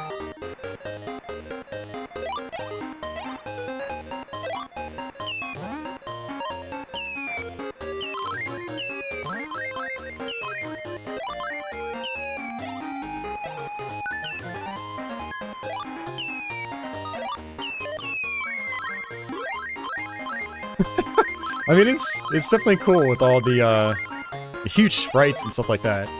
Looks like the turbo it's handling it pretty well, actually, which is nice.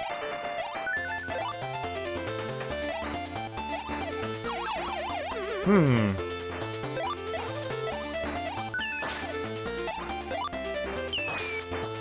Oh, you just... Okay, I see what's going on.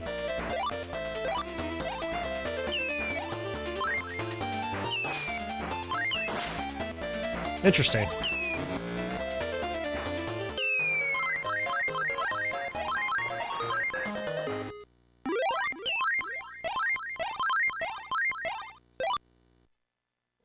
Oh, it really is cool. It's a really good system for big sprites and colorful graphics. I want to say it can display a larger amount of colors on screen than, say, the Sega Genesis. So, its games tend to look more colorful than games on Sega's console.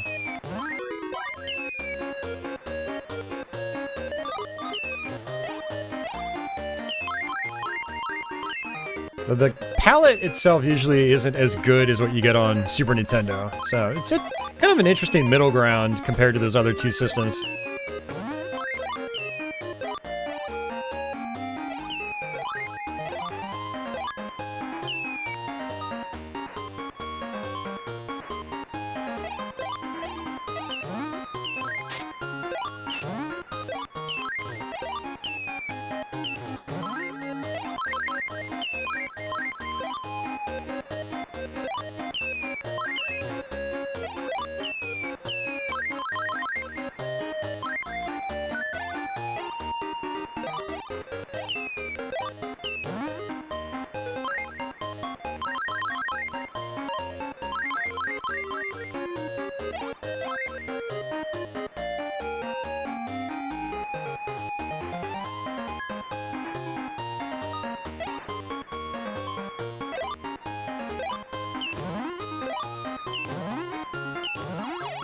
Ah, didn't jump fast enough.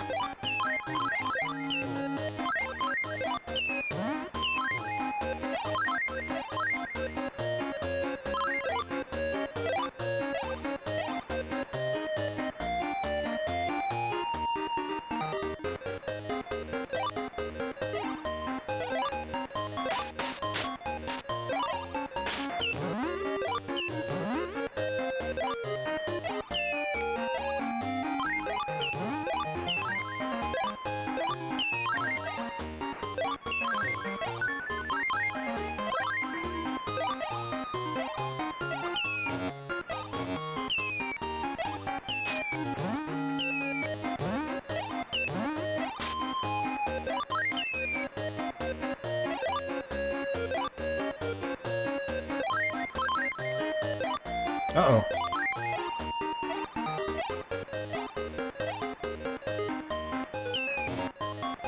Nice.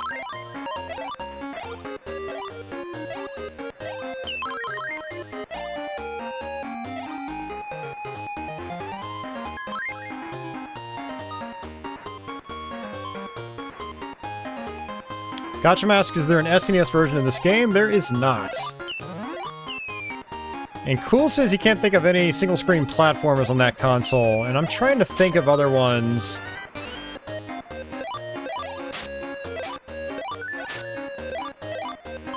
Yeah, I don't know. I can't think of any single-screen games like this on the SNES. I feel like there's got to be at least one.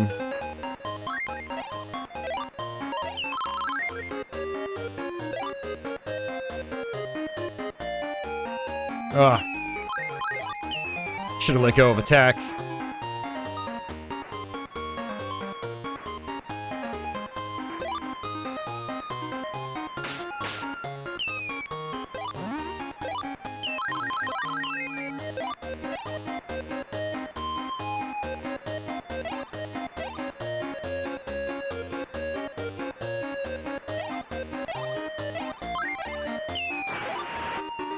Nice. I guess I'm invincible.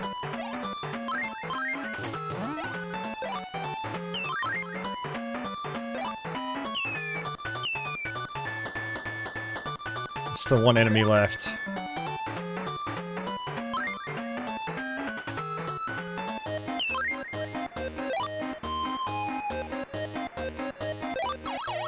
Oh, come on.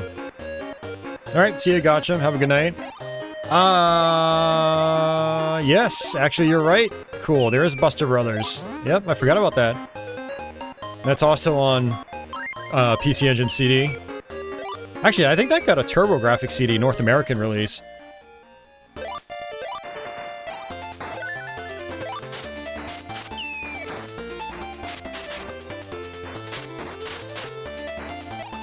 Okay, apparently I can't touch my own fire.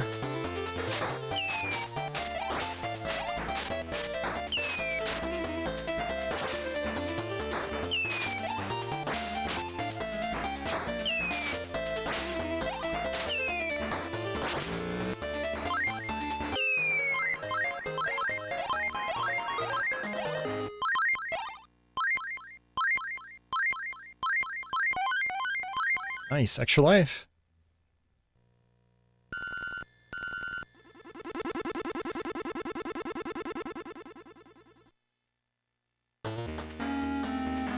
Nice effect there.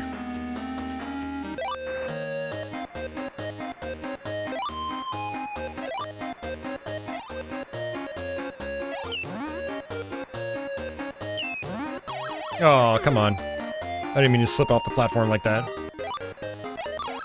Oh, yet again.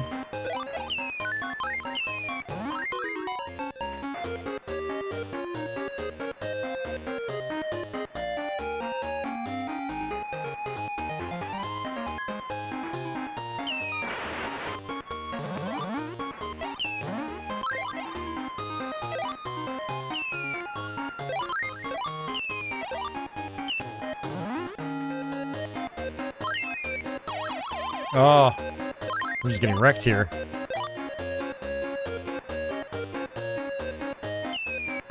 Nope, I messed that up. Okay, there we go. Losing lives pretty quickly now.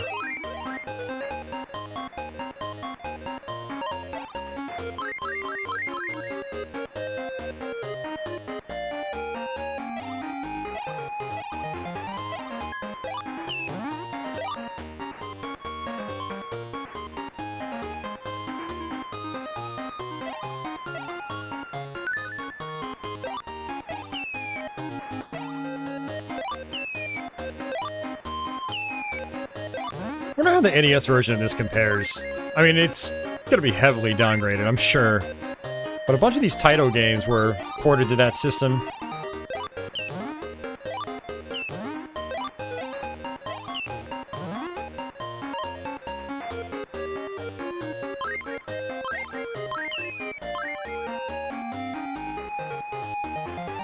Yeah, Avenue Pad. I don't think I've seen you around in a while.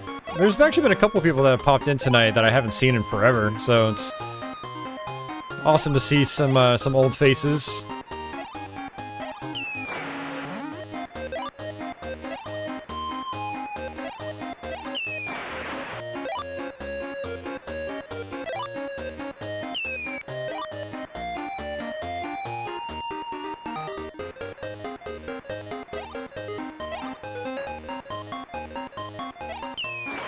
Ah, that doesn't work. Ooh, lucky.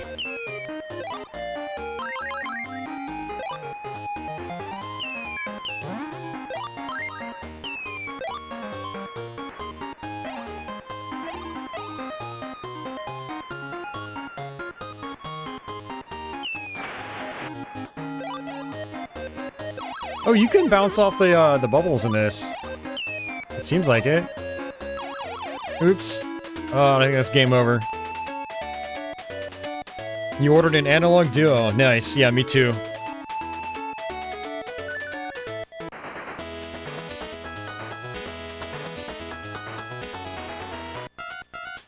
I'll play on a little bit further. I'll do one continue.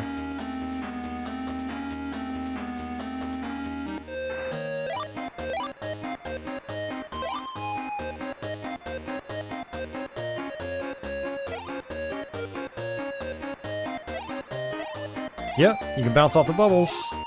Just like Bubble Bobble. Nice.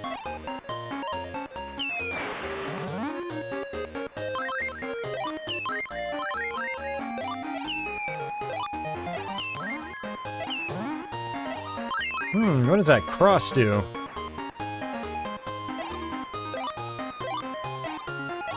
Alright, I will not find out.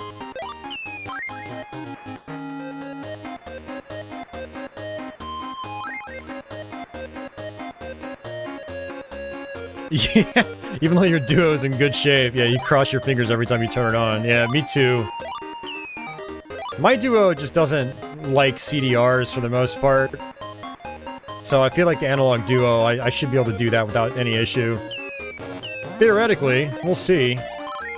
Crossing my fingers, of course.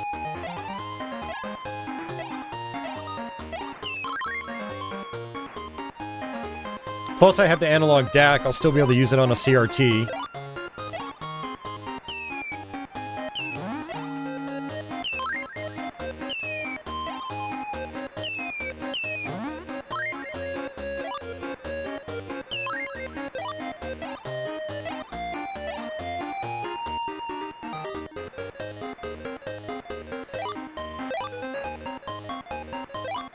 Yeah, the DAC is actually really nice. I've been putting it to use.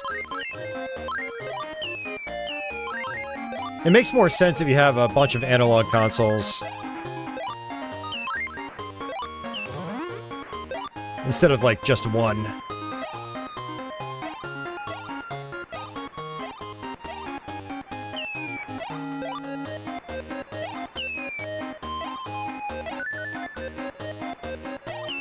Oops. Flipped it the wrong way. I mean, cool. A Mister is very good value as well. I already have one. I've had my Mister for... I think like 3 years now? I think it's been a while.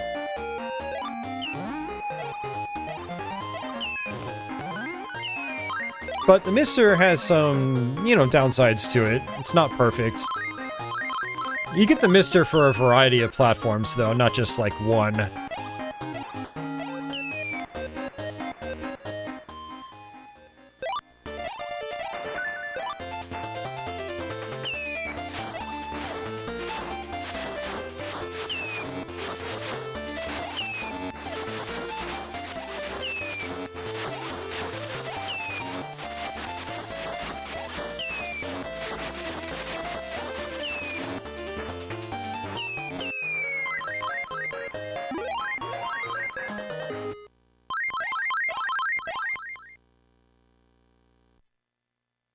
Yes, and that's true too. Being able to use your real cartridges on the platform is definitely appealing, for sure. And you can't really do that on the Mister. The Mister is still a fantastic platform, highly recommended.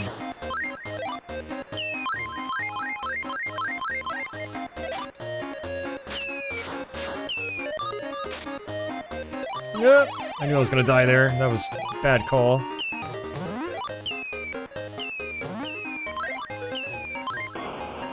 Ah, the cross seems to kill everything on screen. Not everything, but it kills a lot of things. It's like the wrath of God. That's funny.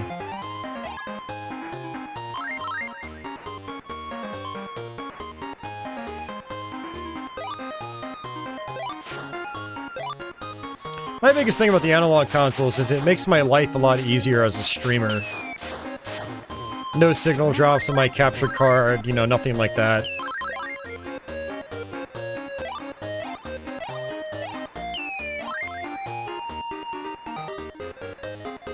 I wonder how many levels are in this game.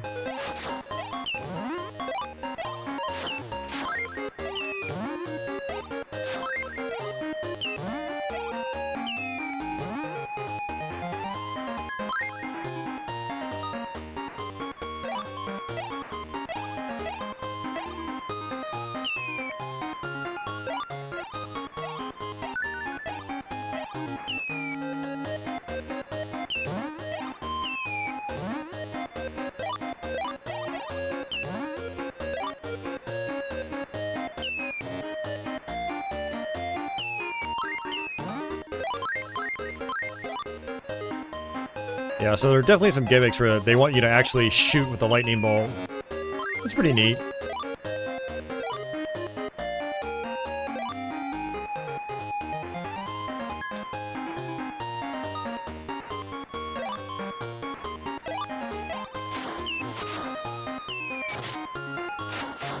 You want to say 99 or 100 levels? Okay. Seems to be like standard fare for this series, right?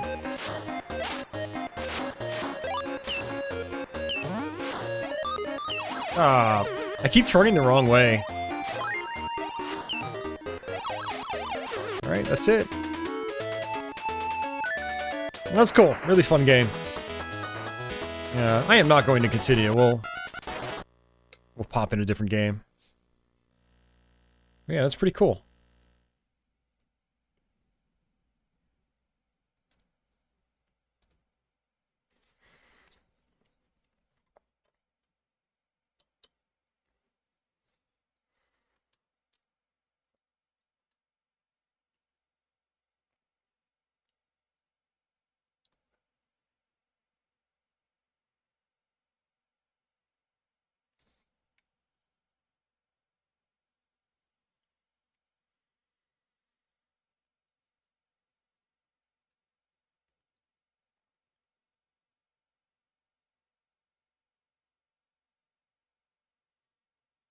Alright, this is a game I've not really put a lot of time into, but we're gonna try it.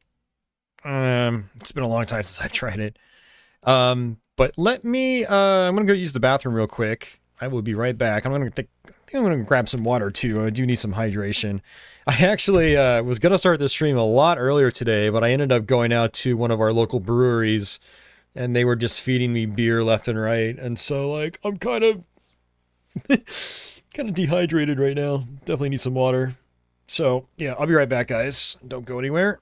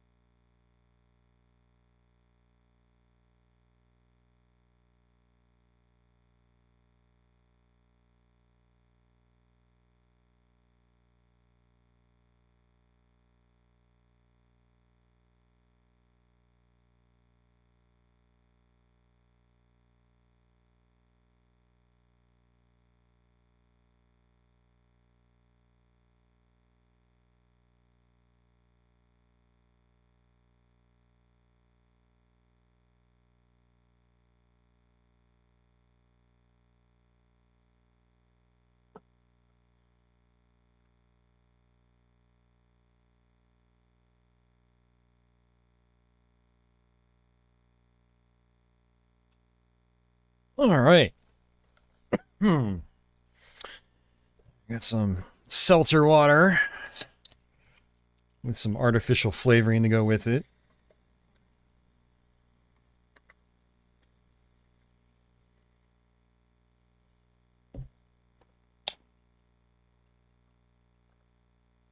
I have to buy some more of that on my payday.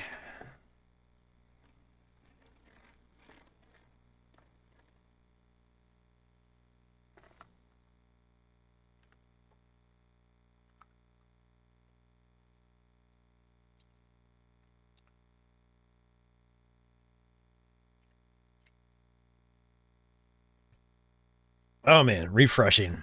All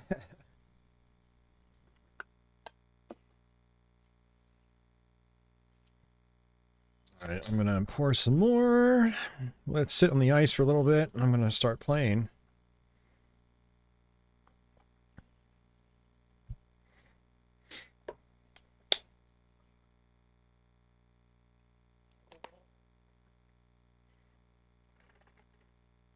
So Avenue Pad says the Duo R is a nice looking system. Yeah, it is. I used to have a Duo R.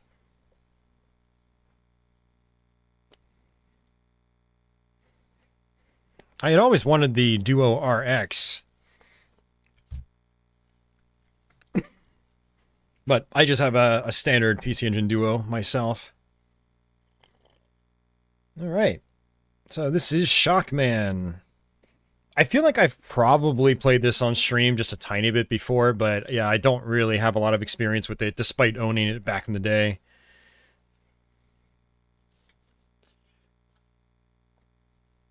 What does the RX have? It's, I mean, it's basically the same thing, or close to it. I think the RX comes with a 6-button controller, as opposed to just a standard 2-button pad. And the box looks cool, too. I can't remember if there's actually a physical difference on the console from the standard R. Duo R versus RX. You got the US Turbo Duo version for nostalgia's sake. Yeah, I wish I still had that too. Yes, the Duo R and Duo RX are identical. Oh, there's some aesthetic differences. Yeah, I think the RX looks like a little bit chunkier in a way. I think that's one reason why I've always wanted it.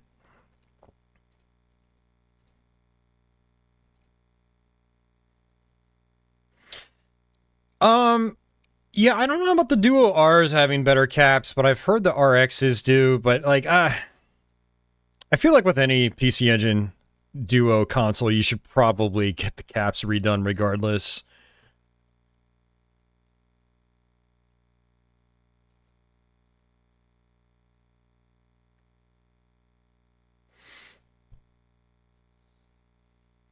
Oh, the Duo R removes the headphone socket and the locking switch for the CD drive. Oh, I forgot about that. Man, it's been over 20 years since I had my last Duo R, or close to it. It says in '94 the Duo R was re-released as the Duo RX with a arcade pad 6 shipping as the main controller.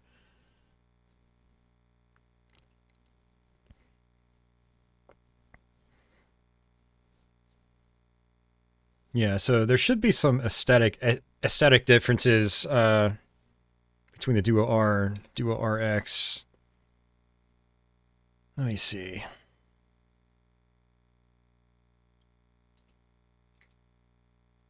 I mean, they look almost the same to me. Yeah, they almost look like identical to me. I'd have to see them like side by side in person. Yeah, okay, interesting stuff. I do want to get one of those 6-button controllers eventually, though, and it's funny, that 6-button pad is basically like a PCFX pad. I don't remember how well that D-pad held up.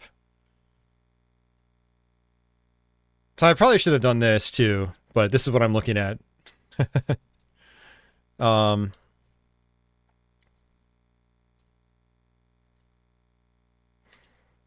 this controller here is, not sure about that D-pad.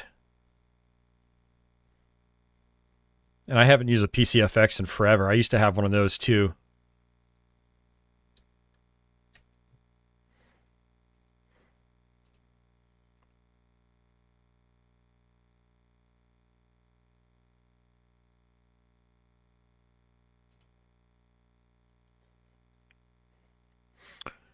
Yeah, I mean, they look like they're basically the same console. Yeah, very interesting. All right, well, that page isn't loading. Yeah, cool stuff. Yeah, it's a busy gamepad. It's because it's got like a turbo switch for I think every button.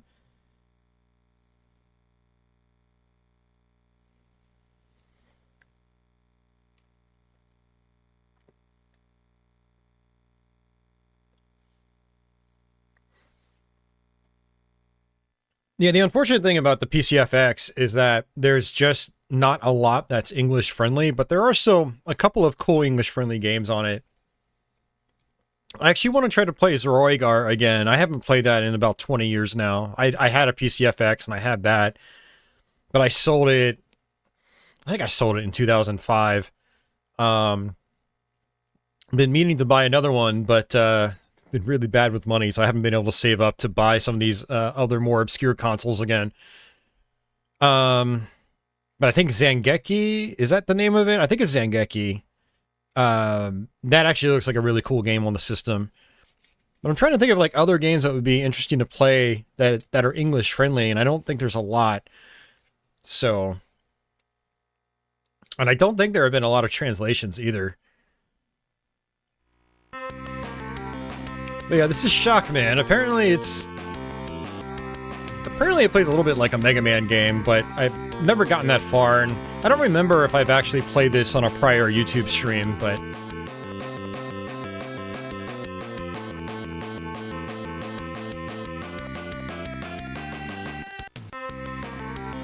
we'll basically end up converting into a Mega Man-like.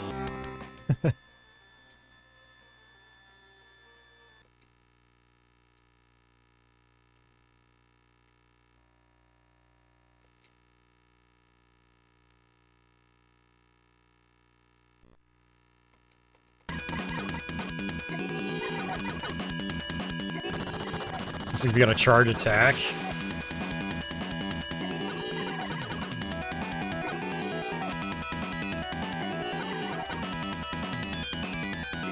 Man, the physics are super floaty, though. Wow.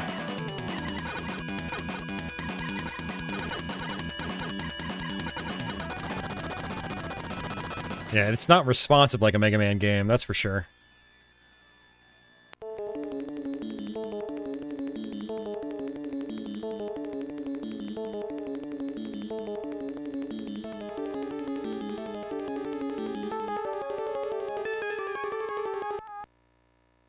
Cool says a buddy got a US Duo for like 40 bucks when it flopped. Yeah. I got my first Duo when Turbo Technologies was basically liquidating them. I want to say it was like 100 bucks, but it came with like several games, which was pretty awesome.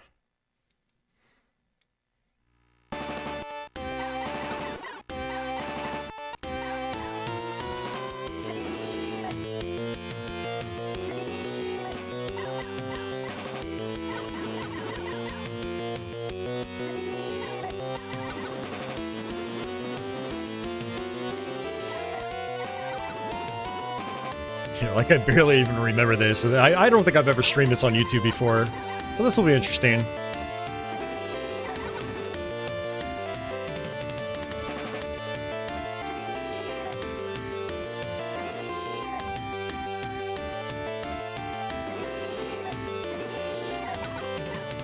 Feels like you're better off just charging up. It's really powerful, it seems.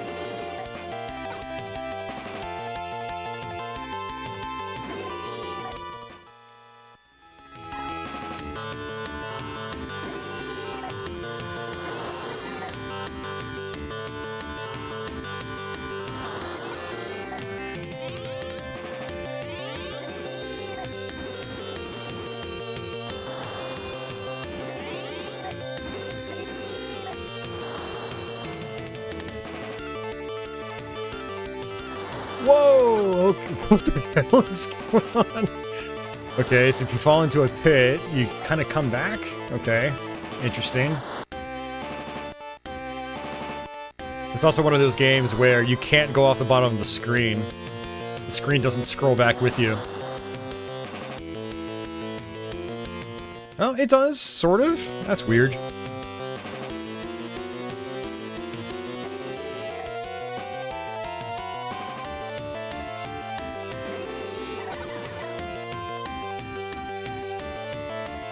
Well, the game actually seems kind of cool.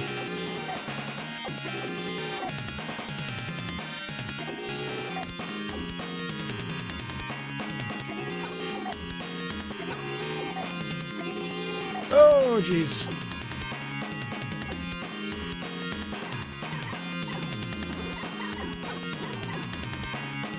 Okay, that's rough.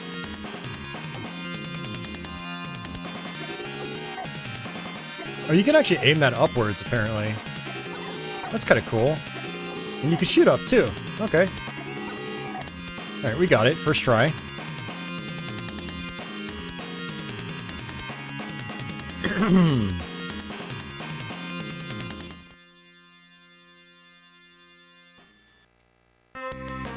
Yeah, Silent Debuggers is definitely not a fan favorite, that's for sure.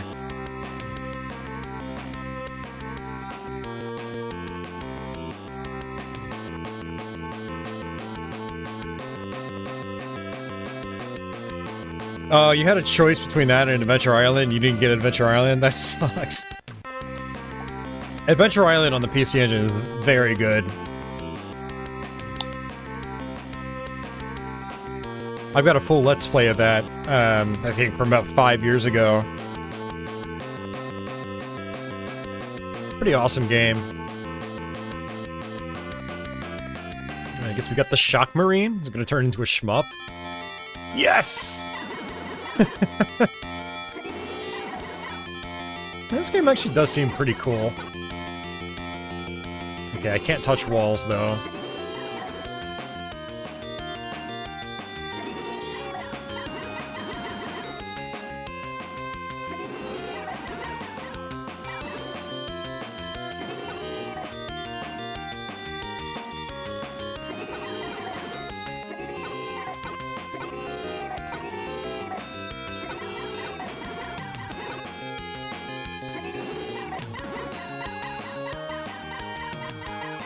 Well, this hit detection feels a little off, though, and that's for sure.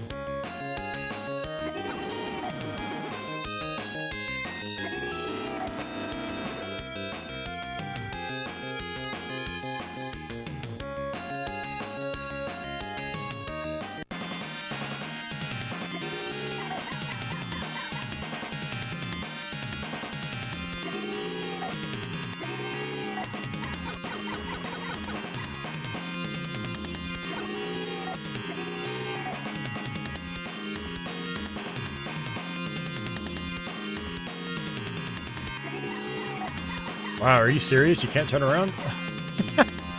Okay. Interesting. A lot of these PC Engine shooters, when a boss goes to the other side of you, a lot of times they'll let you turn around.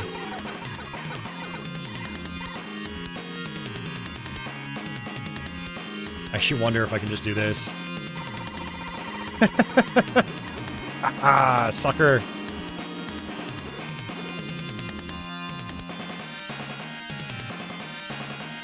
Yeah, I owned a lot of oddball games too when I was growing up, and it was also like a cost thing, like, you know, occasionally I'd like mow the grass and I'd end up getting like $10. My mom would take me to KB Toys, I'd buy like Dr. Chaos on NES or Astyanax. Well, to be fair, Astyanax was actually a really awesome game. I was really glad I bought that one, but Dr. Chaos, it took me years and years to finally figure that stupid game out.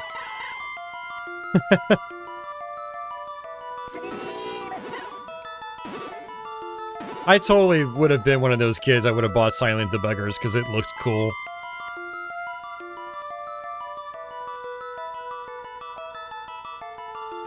Cool kept trying to like Cybernoid on the Commodore 64. I still try to like the NES version. I'm still trying to figure out that game. I'd love to like do a Let's Play of it eventually.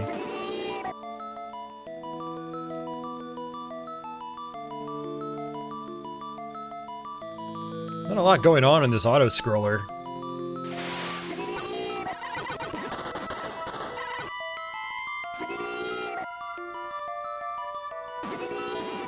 Have any of you guys played this game before? It's called Shockman.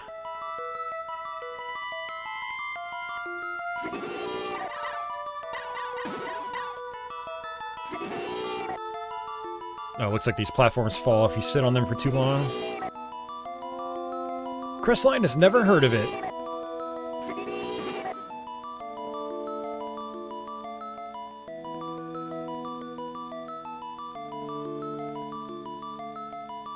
Avenue Pad just got this over Christmas. Okay.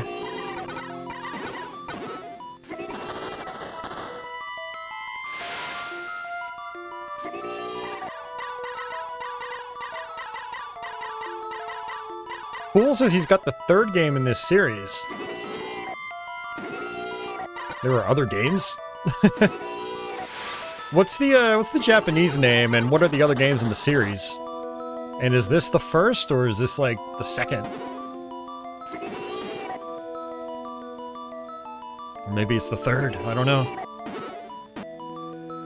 This is the second one, okay.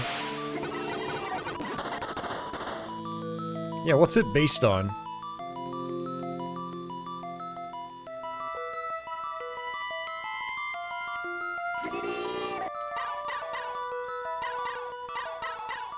Based on Shibibin or Shibib. I can't even pronounce that. Something, man. Interesting.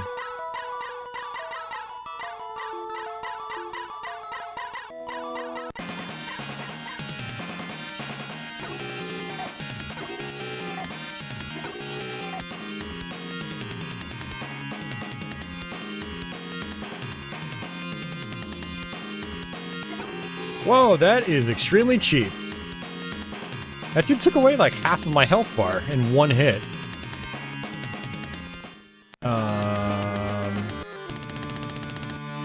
Okay.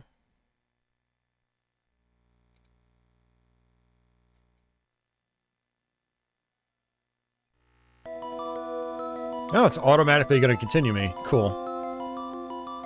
Well, we've got to do this whole auto-scroller all over again.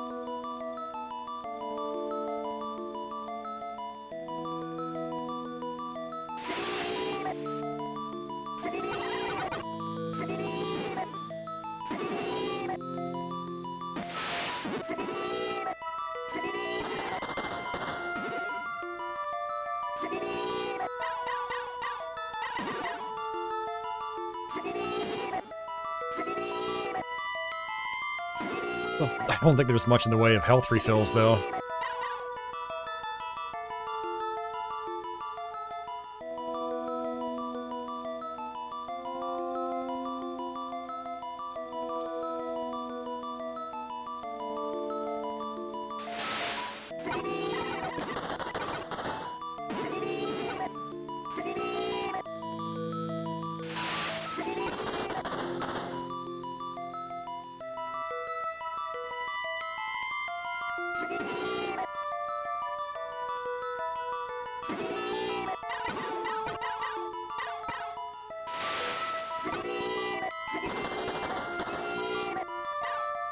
I keep forgetting I can actually attack upwards. See, like that. I'm still treating this game like it's a Mega Man title.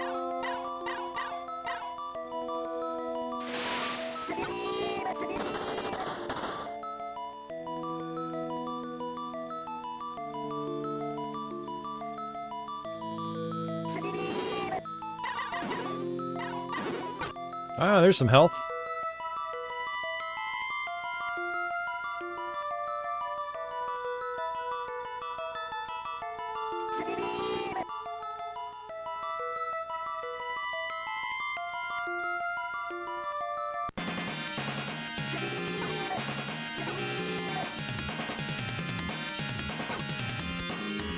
Jeez, man. There's like no sound when you get hit either.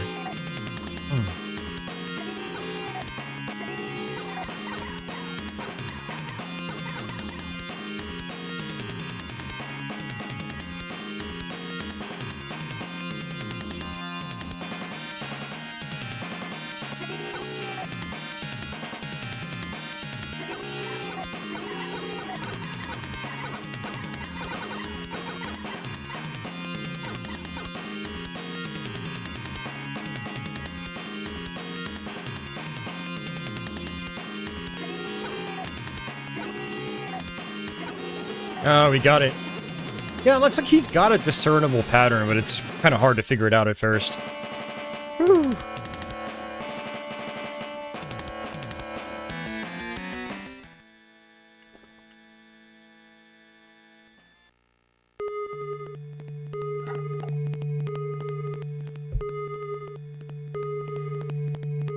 Yeah, if I died there, got another game over, I would have just changed games. So I'm actually kind of glad I beat that boss. I do want to see farther into the game.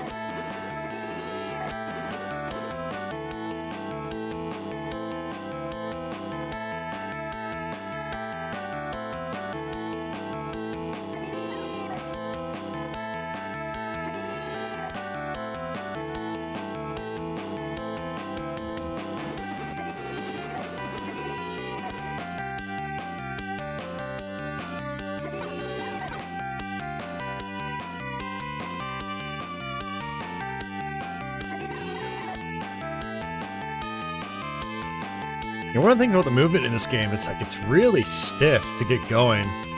And then once you start moving, you're just super fast and floating. Hey, Zero. Yes. The auto-scroller part was definitely a slog.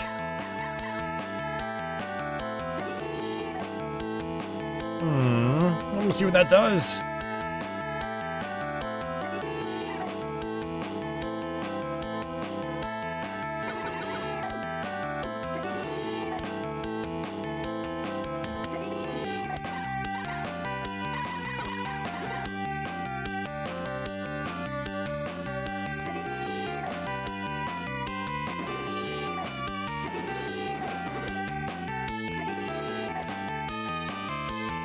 Oh, there. Okay. Got it.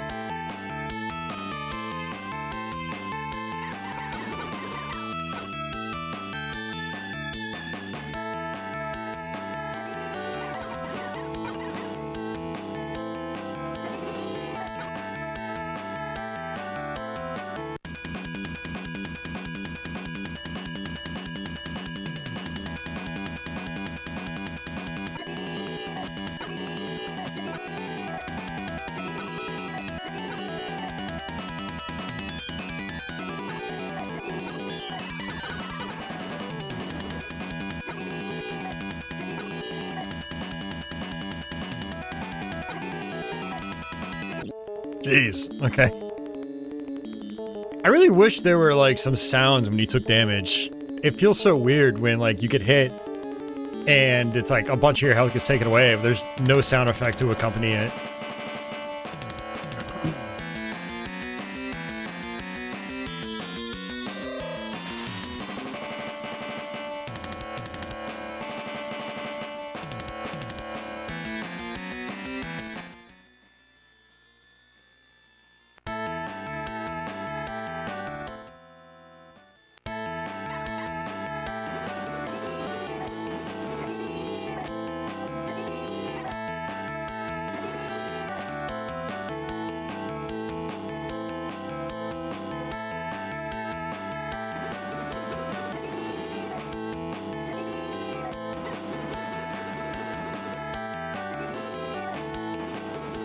I want some health, game.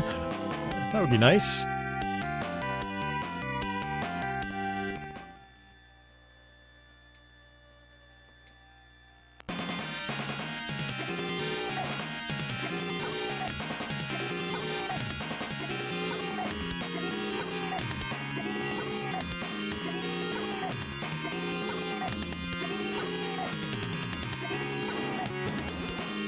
Oh, okay. That wasn't too bad.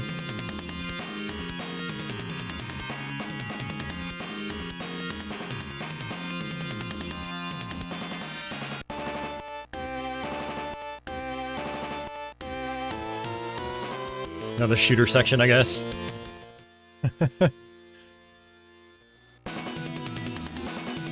Yep.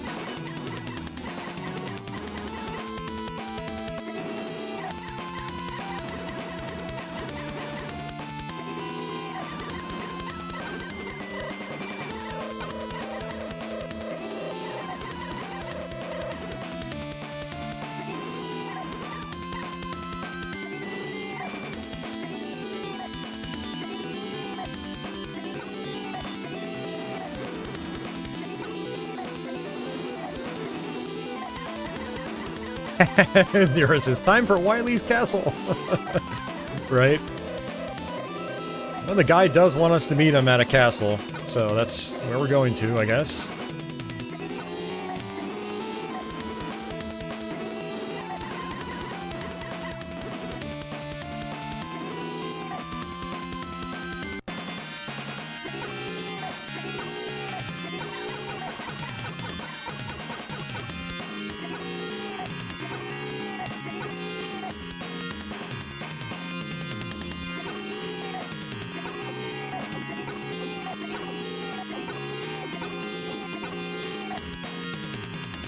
Interesting boss.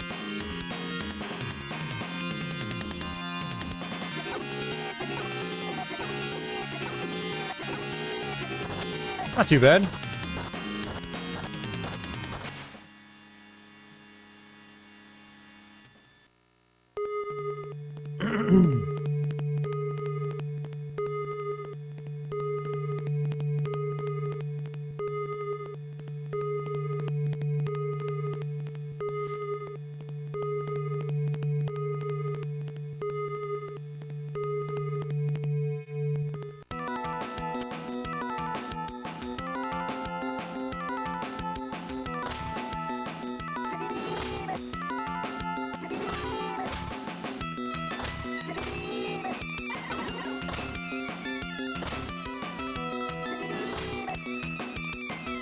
And my one big complaint with this game is that it just does not feel, all that, like, really tight and precise, you know, it's very floaty.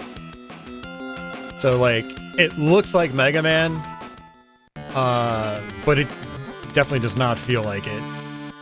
And there's always seems to be, like, a little delay. Like, when you try to shoot, it feels like there's, like, a delay or lag. It just doesn't feel, like, snappy and responsive. But other than that, I mean, it is a pretty cool game. I'm glad I've actually put more than 2 minutes into it. Yeah, and the lack of feedback from damage is a strange oversight. I agree, Zero. Yeah. 100%. Oh, Cool's gonna head out. Alright, have a good night, sir. Thanks for hanging out. Oops, I did it again.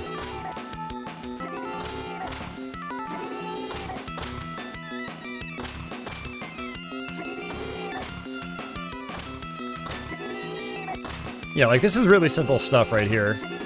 So you just need to take your time, that's all.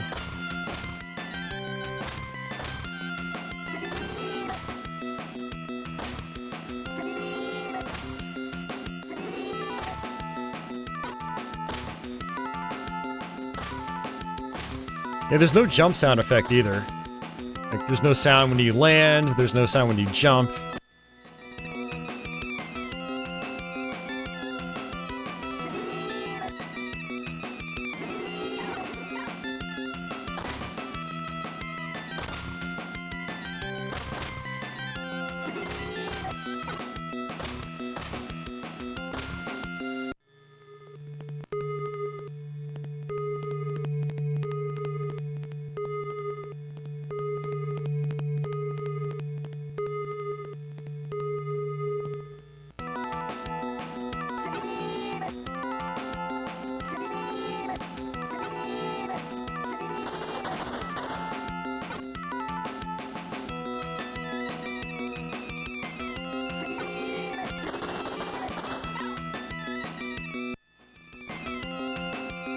Their auto-scroller? This game likes its auto-scrollers.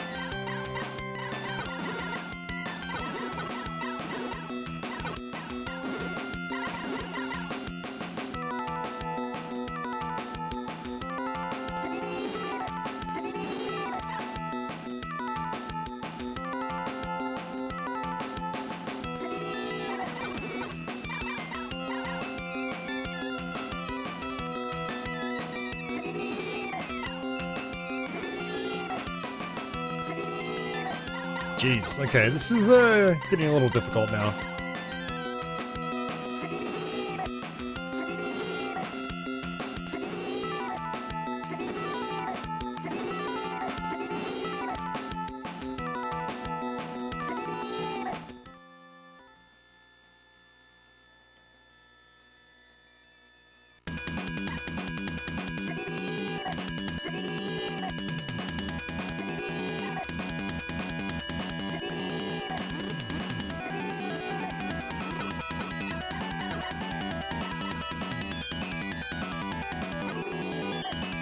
I just realized now that I can duck because that opponent's ducking too.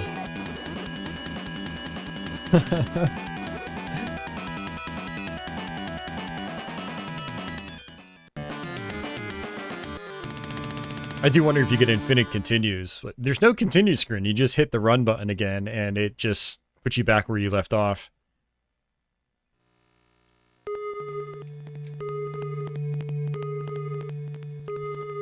Looks like we have to do the whole level over again, though.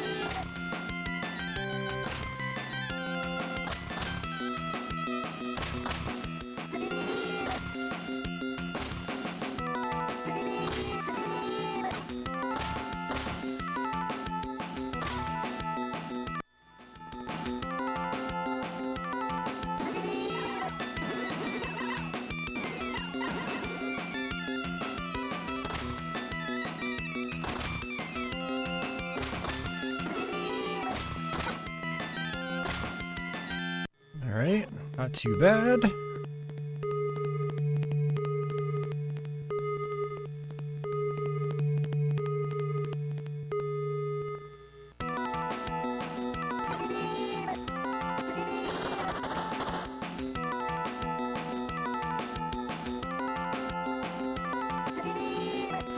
Oh, jeez. I'm trying to turn around and there's such a delay. It's crazy. I really wish this had the precision of Mega Man. It'd be so much better.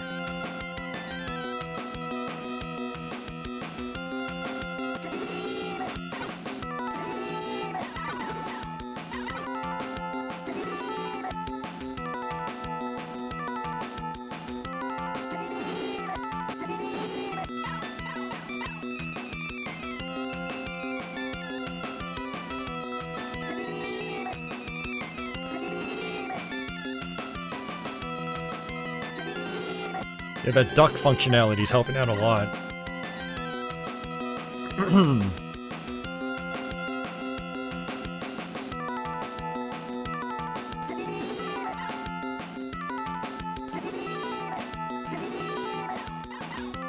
Oops.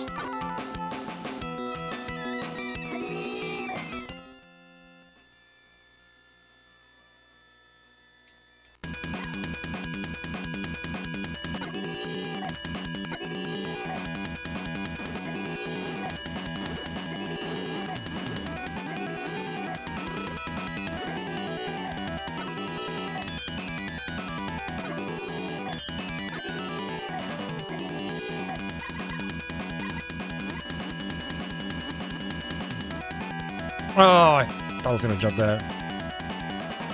Alright, that's it. Well, I don't think I'm gonna try again. Because we have to do that whole level over. And it sucked, you don't get a health refill before the boss room. That makes it a little tricky to work with. And I didn't realize this was 1992 as well.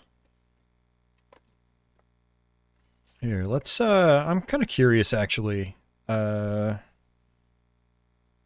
Shockman.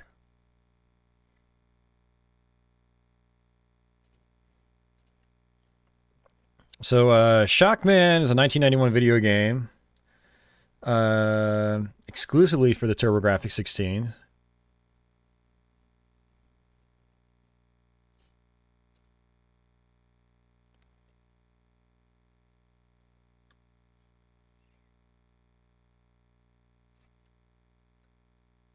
All right, let's Hey,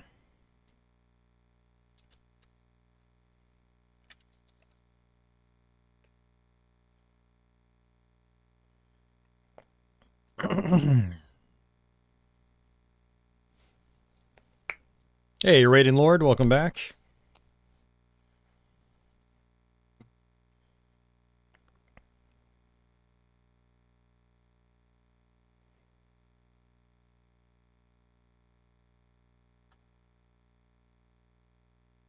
Wow, so interesting. It's oh, it's a series of 4 side-scrolling action platformers. They're all NCS and Messiah. Let's see.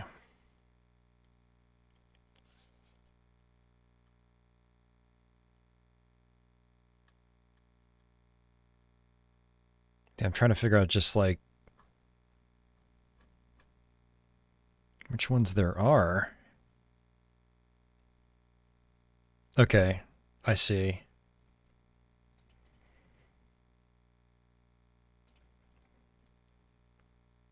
Yes, I guess the first one is PC Engine.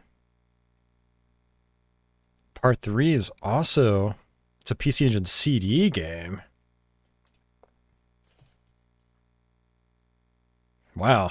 I mean, that actually looks pretty cool. I definitely need to try that.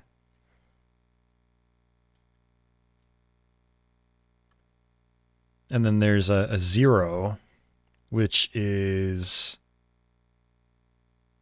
Super Famicom. Interesting. So there's one on Super Famicom.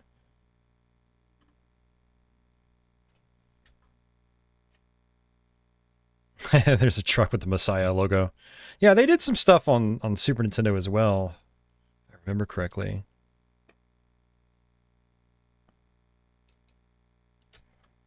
So the first 3 are PC Engine. The first 2 are HuCard games. I hate advertisements on sites like these, man. I really should get ad blocker.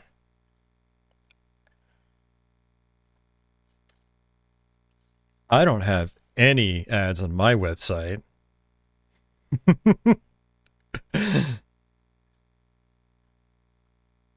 You can click on an article and you have no ads. It's just the information you're looking for. What a concept!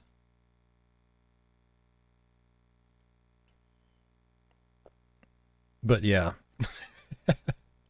Yeah, that's very interesting. I am going to have to try out the other games. I think Honestly, the other games might even be better than Shockman. Shockman is it seems all right, but because it's so like laggy and like unresponsive compared to like a Mega Man game, it just doesn't feel that good to play.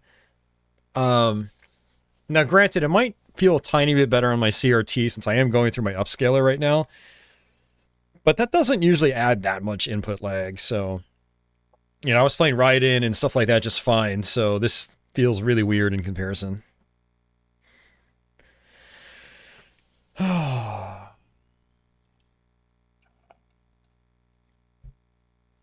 right, let's switch games.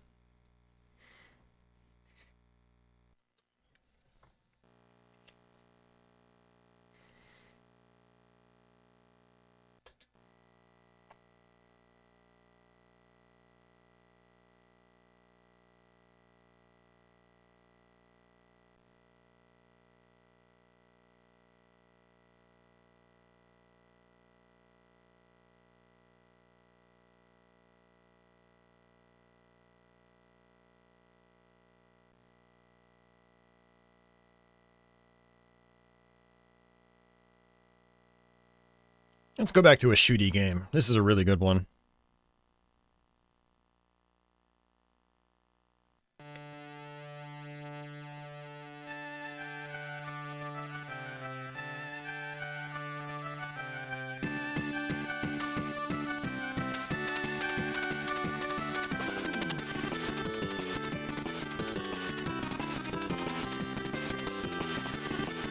Yeah, this is more like a cute 'em up, but it's a really technically sound game. We will go with bumpy, medium difficulty. Yeah, I actually did play this one on my own last weekend. Had a good time with it. Oh, there's a Game Boy Color version of this. What? I need to try that out. Raiden Lord asks, have I ever played the Cotton series? Yes, I have.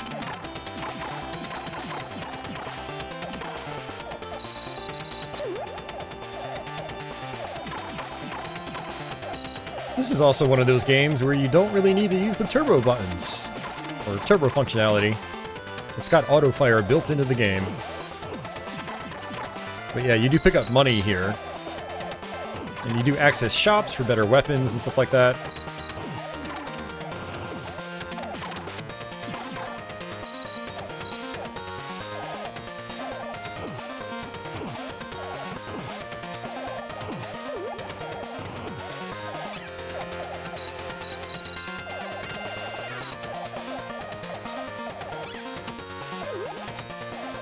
Alright, there's a shop. Come to think of it, you could have bought Magical Chase instead of Silent Debuggers. Let's not dwell on that one for too long. Yeah, that is kind of... I'm sorry, that's kind of funny. Holy crap. Let's see.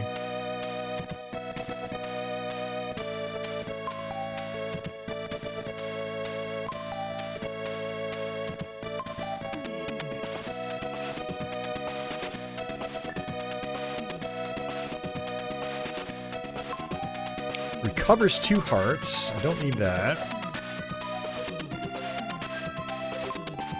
Increases the heart by 1. Yes, I will take that. Oh, again. Sure. There we go. We will do... Adds power to Star Maiden and destroys bullets. Yeah, sure. Why not?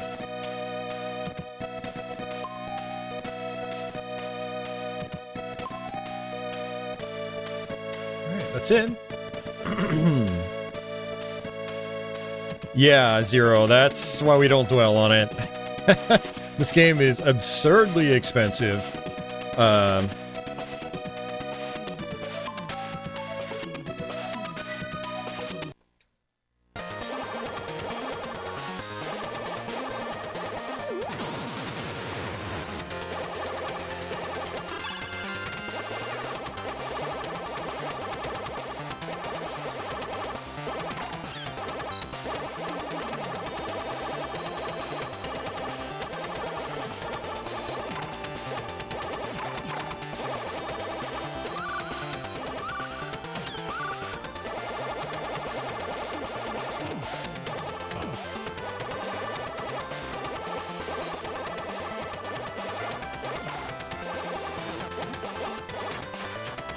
I thought you could sort of lock your stars into place. I don't remember how to do that.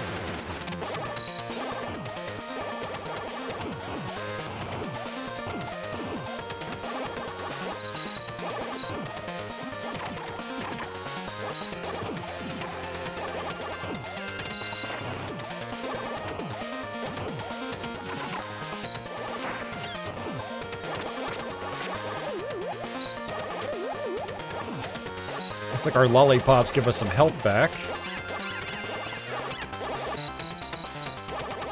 And apparently on the bottom right, those are like bombs. And I didn't realize that the last time I played the game.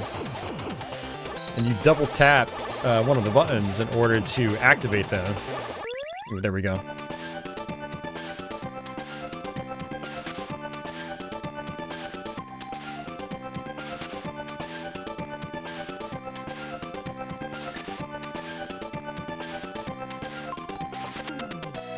Likely recovers all the hearts.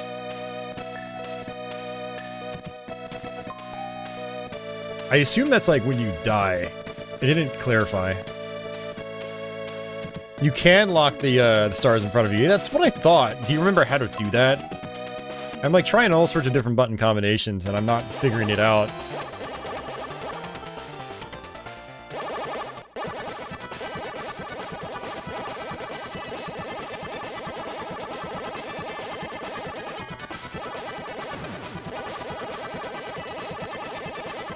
And hey, Chris, welcome to the stream.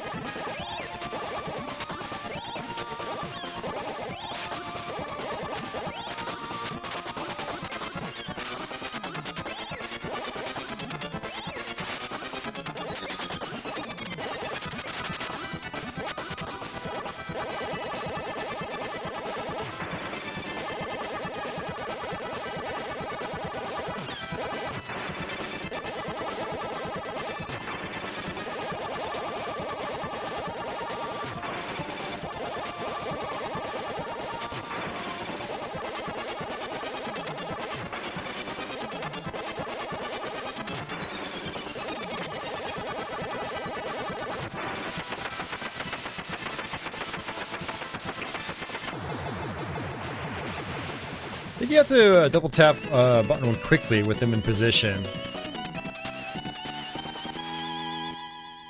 Yeah, I was trying that as well, and it hasn't worked for me. I'm gonna keep trying it.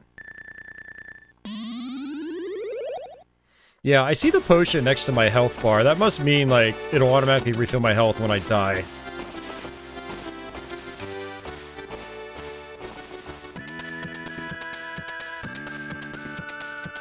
Oh, you tap button one when not holding. That's the problem. I've had the fire button held down the whole time. Okay, thanks, guys.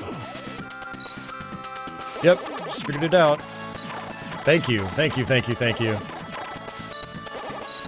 That seems like a pretty crucial mechanic.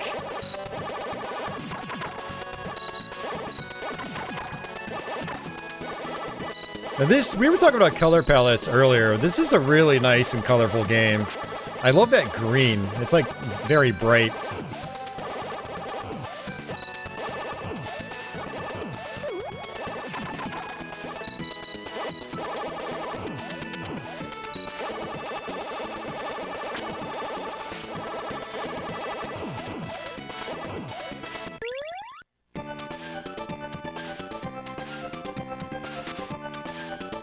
Alright, so let's go ahead and extend our health again. Seems to be, like, the main priority. Hey, Jason, welcome back.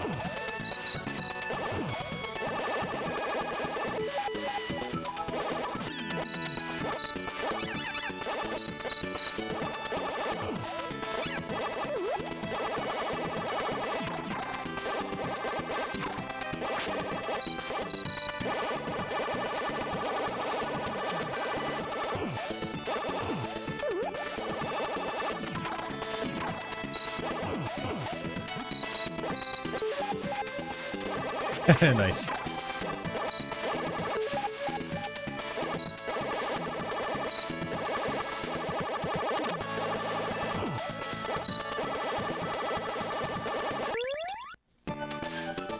Alright, let's see what we got. 1400.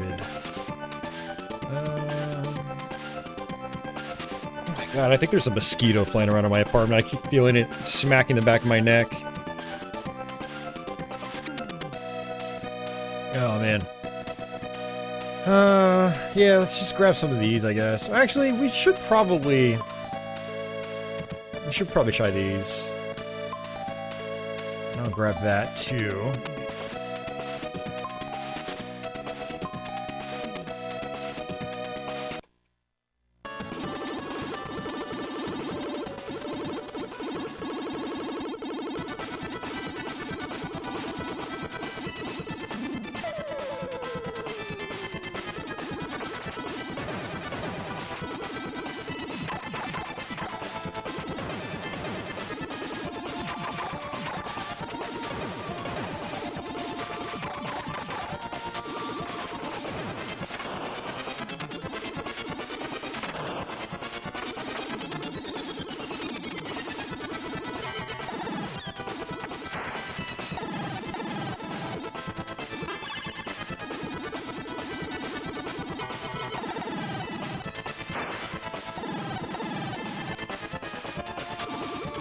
Oh, you don't even have to double tap, you just tap it once. Okay, I see.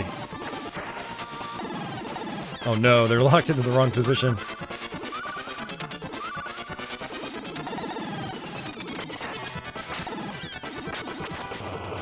Wow, very tricky boss.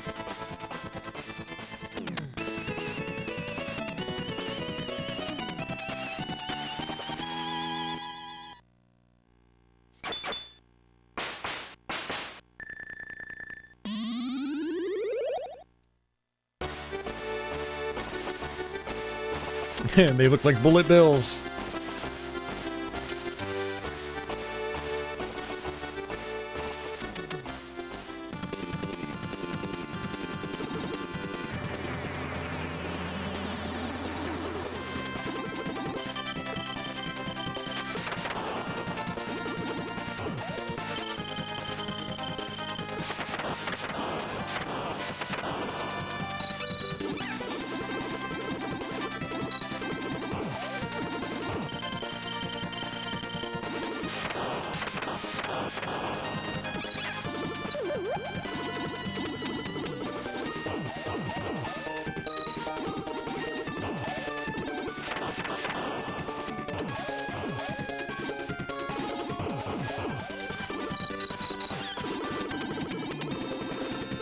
It's interesting, on that boss fight, I had locked my shot angle in at like a 45-degree angle, and I'm trying to figure out how to do that, and I can't figure it out.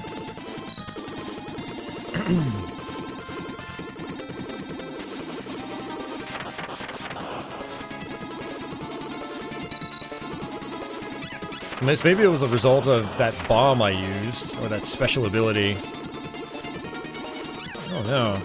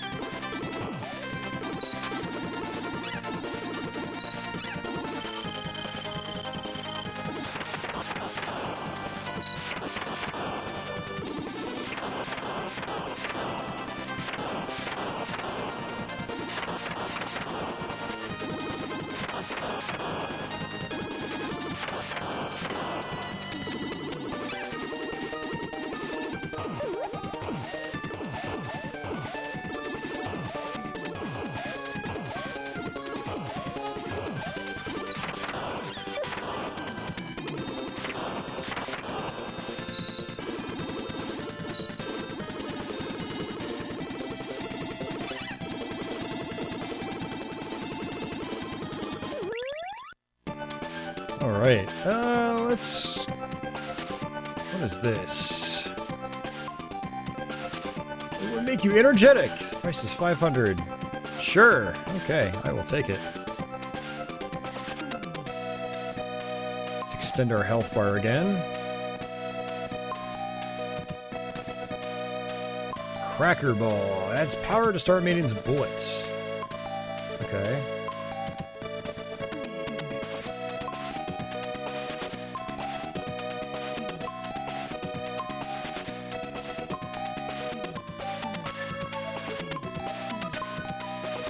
Jason's playing Legend of Zelda Skyward Sword on the Wii.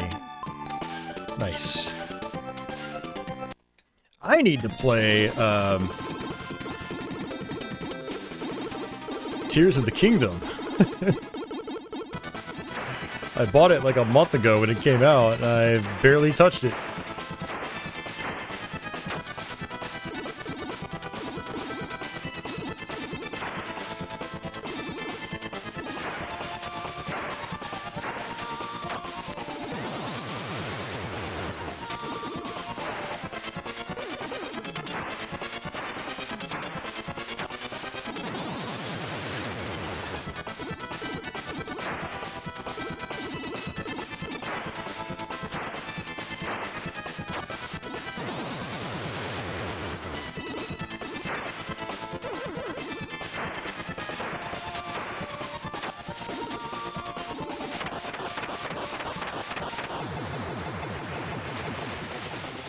Flawless victory.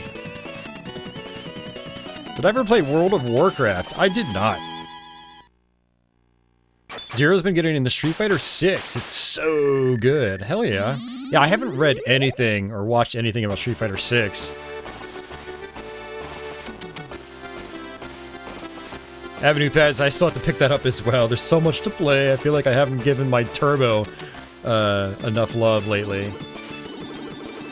Yeah, I've been feeling the same way, and then I pre-ordered the Analog Duo, and that kind of motivated me to start playing it again.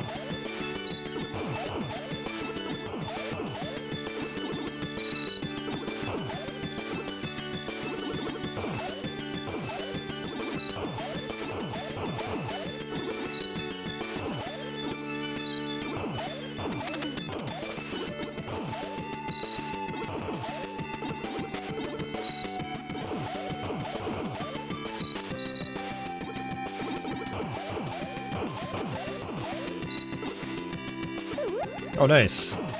Little power-up box. I like it.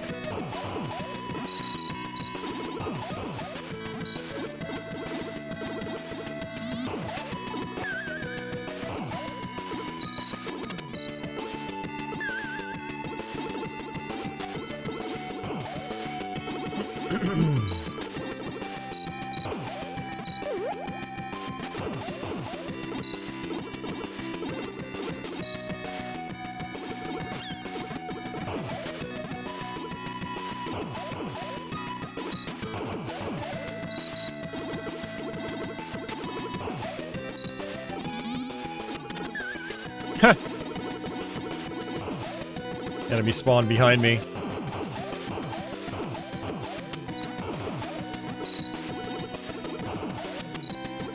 Yeah, this is such a colorful game. It's also just a really fun game. It's a lot going on in this game.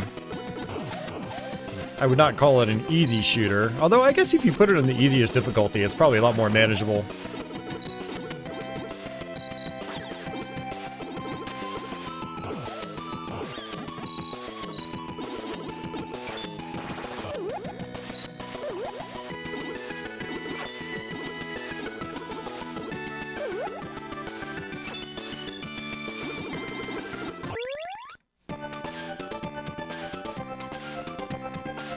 Zero says the single player in Street Fighter 6 is like an RPG light in the style of Shenmue or Yakuza. No way. That's really cool. I'm glad they did something like that. That's awesome. It's the wave and the wide area attacks. Sure. Little inflates on contact and attacks. The price would be... Oh, I had to rebuy it? Oh boy. Okay.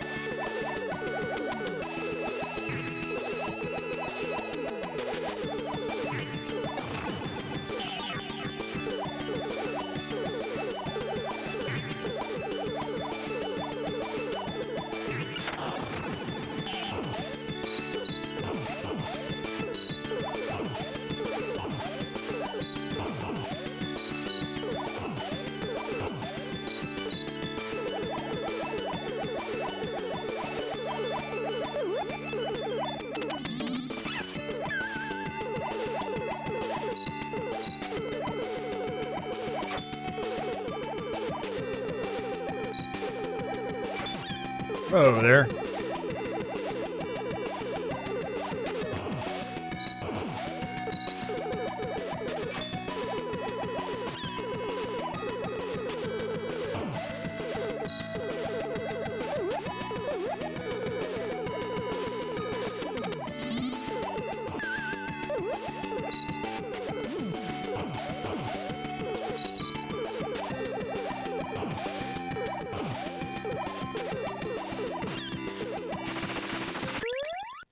It's getting a little tough.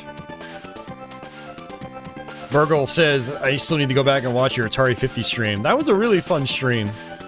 Atari 50 is really, really good. What are my thoughts on the new Mortal Kombat game? I don't have any yet. I have not watched any footage or anything.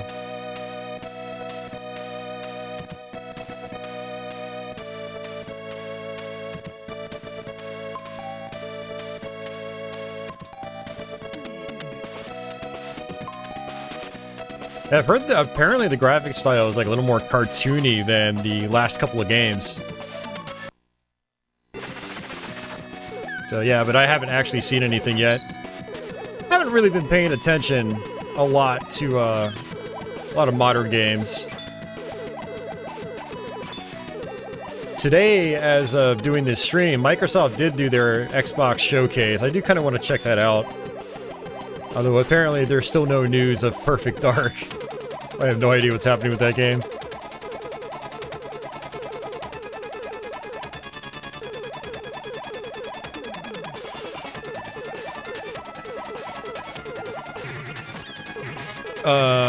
Okay. This is a little challenging.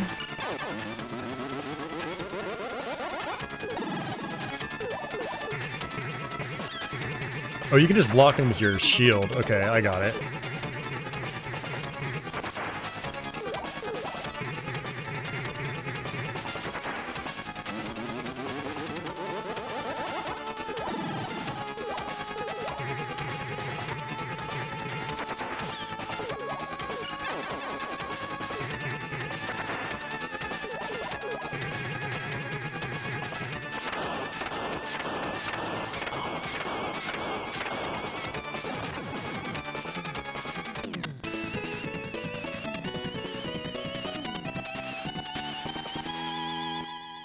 Oh, Crestline's a trophy hunter, huh?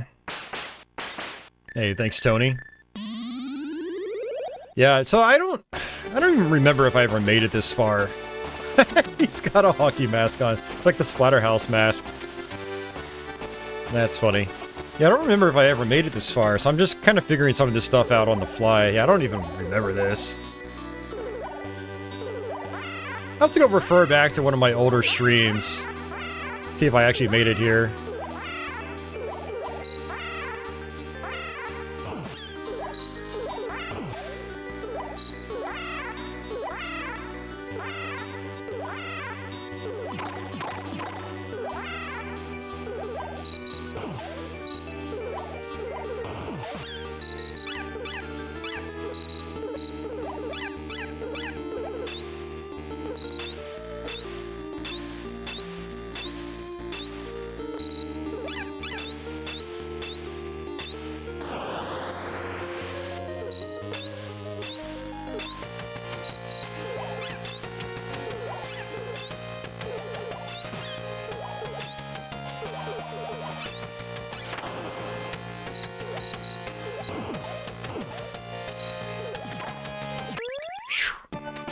Definitely getting challenging.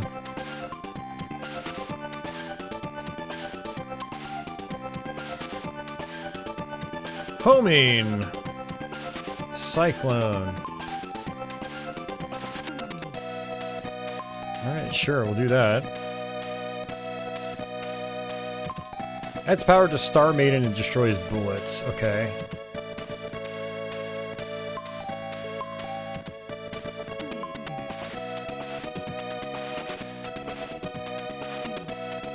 Crestline says, most definitely. I've got 43 platinum trophies right now. Wow. Man, you're dedicated, Crestline. That's awesome. Yeah, I've never been much of like an achievement or trophy hunter.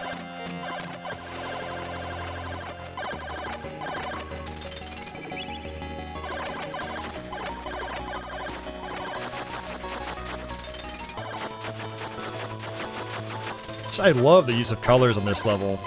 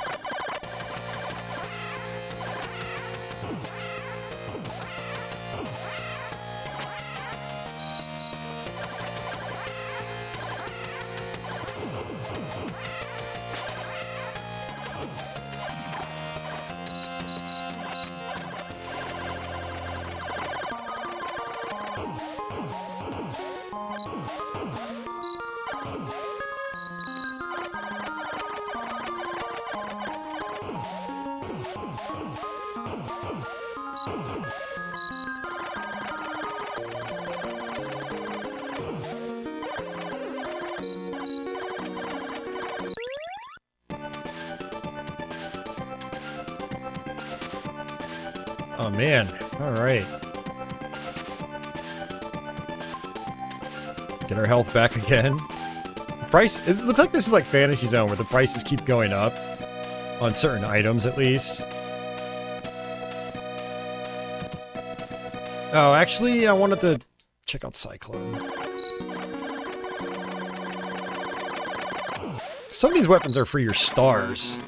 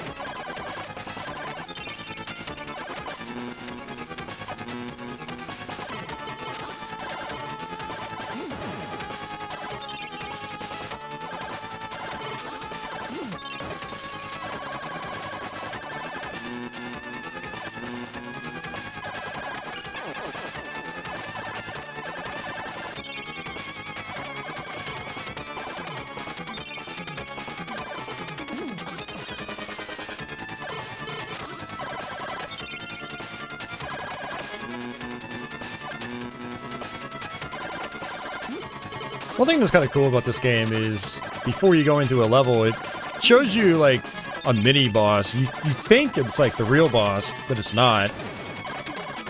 So when you actually get to the real boss, you're like, oh, that caught me off guard.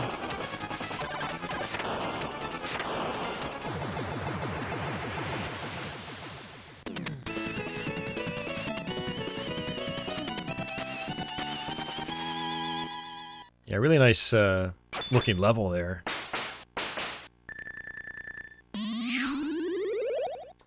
Hopefully we can get back to a shop and get all our health back.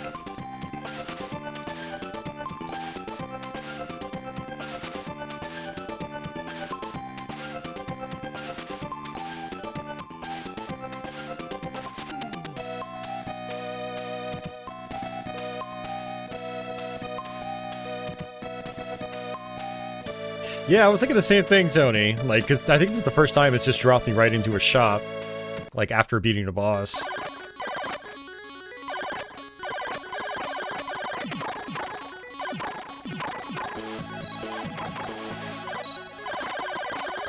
At least I think so.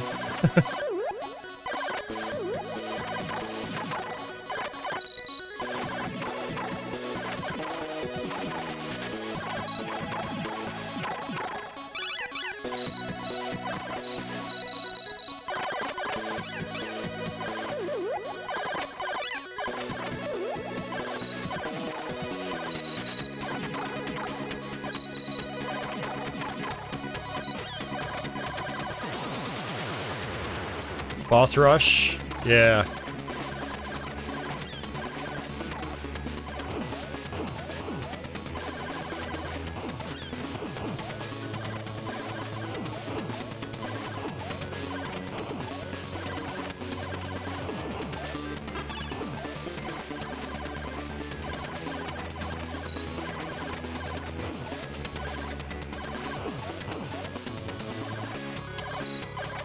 think that's it.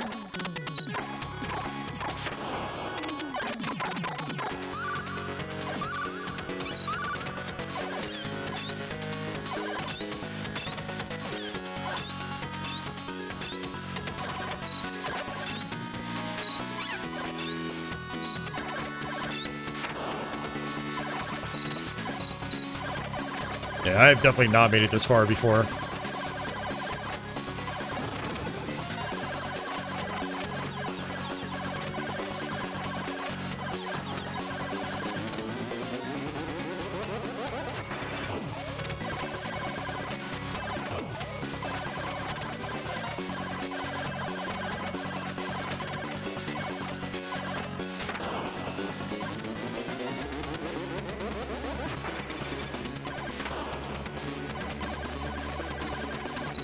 Oh.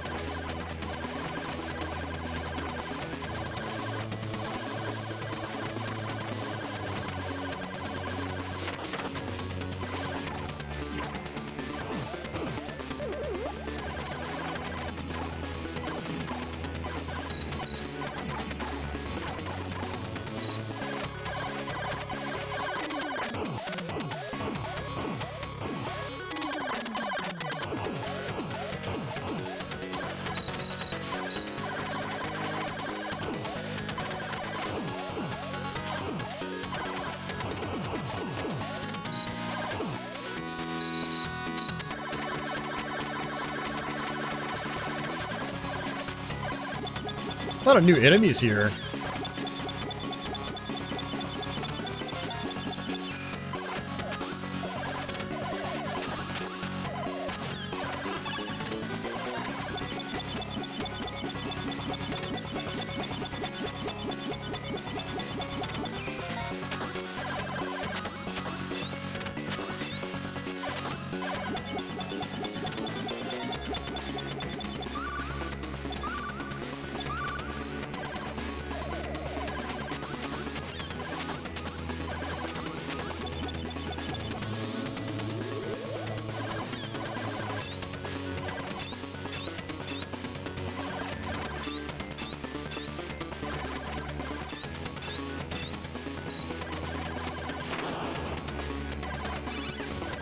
Yeah, I got sloppy there. I was, like, trying to experiment, so I ended up losing my elixir.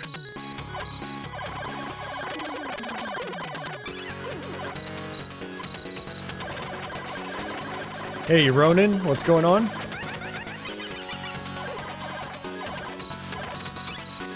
Ronin, you can always assume I'm using flashcards. That is the only way I would ever be able to do as much variety as I do on this stream.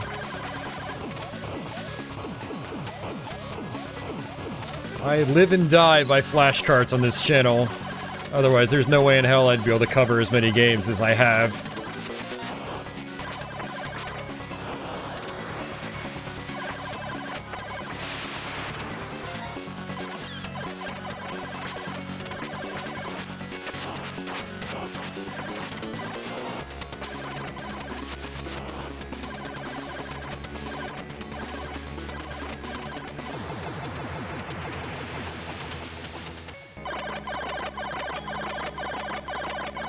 It's a pretty cool final stage, because it's not just like repeats of the old bosses, it's new bosses.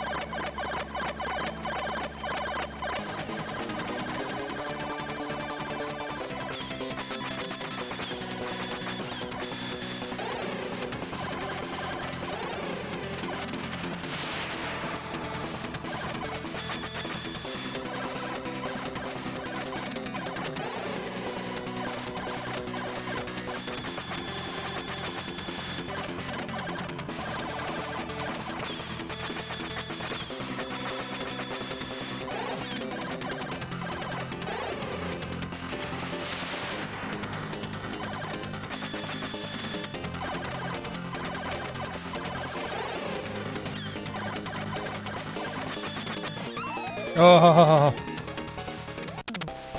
I was really hoping there was going to be another shot before the boss, because I got so much money on that last level. Picture quality is crisp. Is your Duo RGB modded? It is actually RGB modded, yes. So that's actually going into my FrameMeister. Alright, so I guess we're gonna do the level again.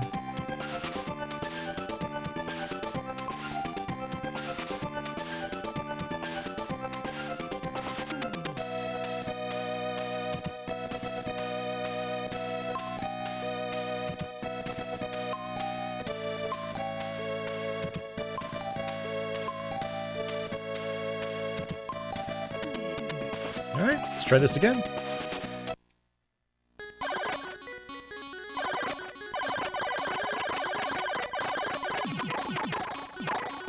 Yeah, so picking up money is still good in case you get a game over. And now that we've already played this level once, hopefully this won't be too bad.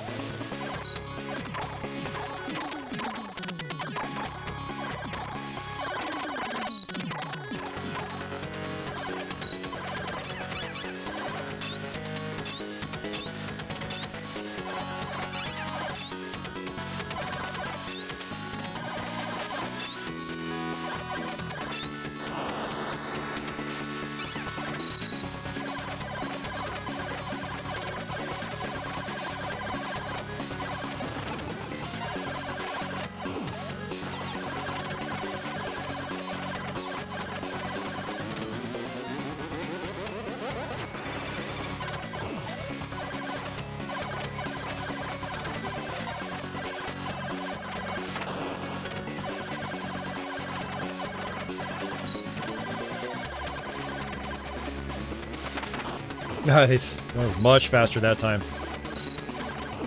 Sure helps knowing what you're doing.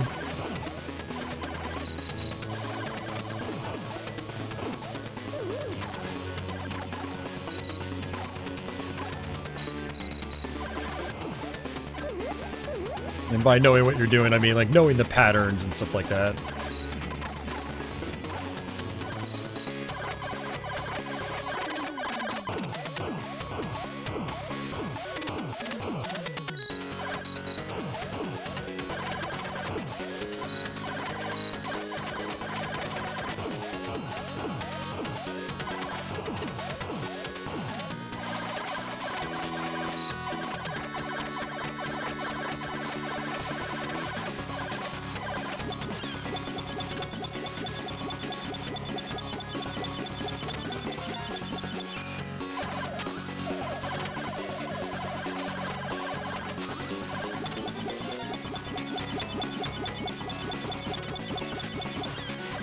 Oh, I thought I could block those. Okay.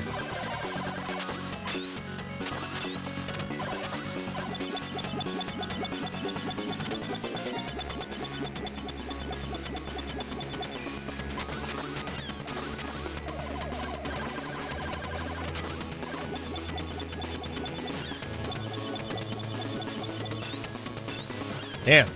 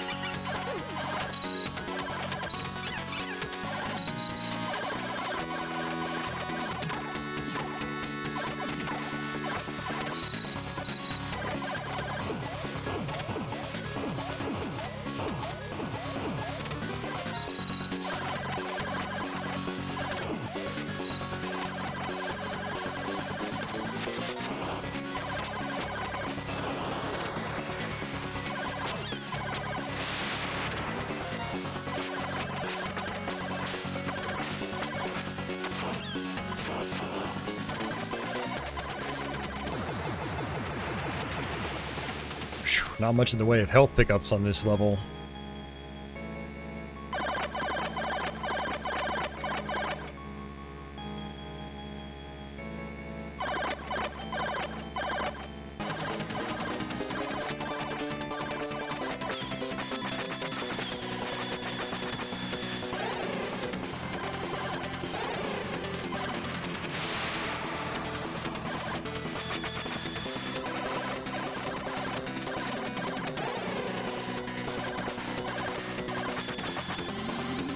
Yep, there's my potion.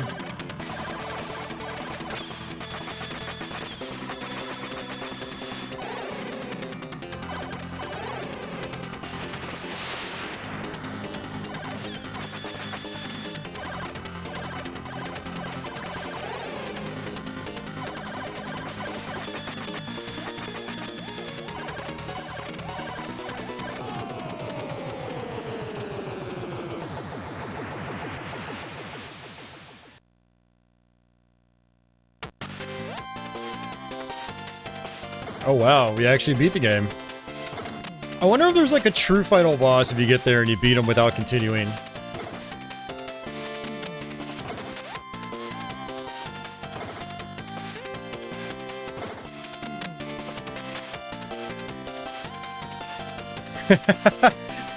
That's funny, your end of game bonus is divided by 2.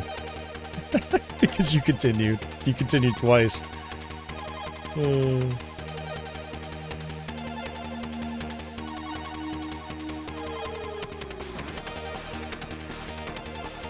Yeah, that's really cool.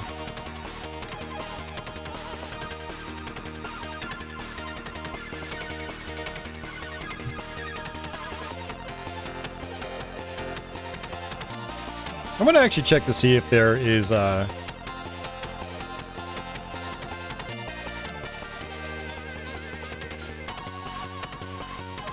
chase. I'm gonna see if there's, like, anything else in this game.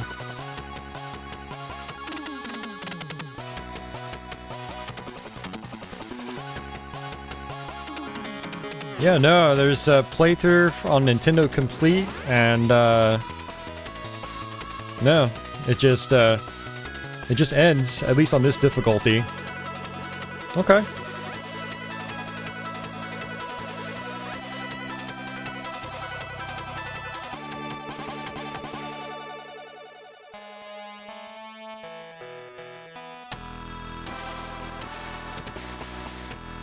Yeah, what a great game. It's very well, it's like really nice and polished, it's colorful, and it's fun. It's also challenging. You know, it's not a walk in the park. Alright, see you, Tony. Have yourself a good night. Thanks for hanging out. Decent ending too. There's a decent bit to the ending. I like that it calculates basically like your stats throughout the game. That's really cool.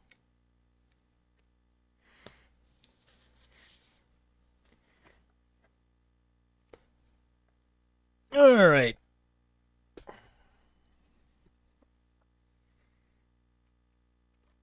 Well, this is a very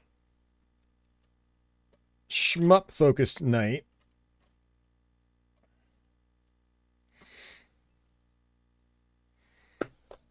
So I am going to put in one more shmup. I think what we're going to do is, because it's already 2 a.m., I think what we're going to do is play 1 or 2 more games. And the next one's going to be another shoot 'em up. However, we are going to switch over to CDs. So the next 2 games will be CD titles that you've already seen me play 1,000 times, but I've played them recently, so I'm kind of warmed up to them, so I figured, you know, might as well do that.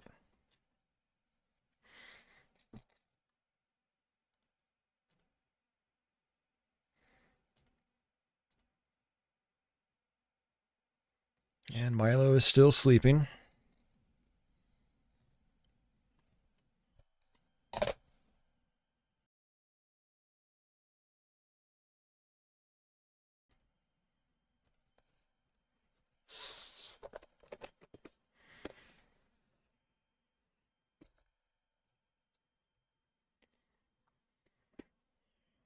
And if you like hard rock and heavy metal, this game has a killer soundtrack.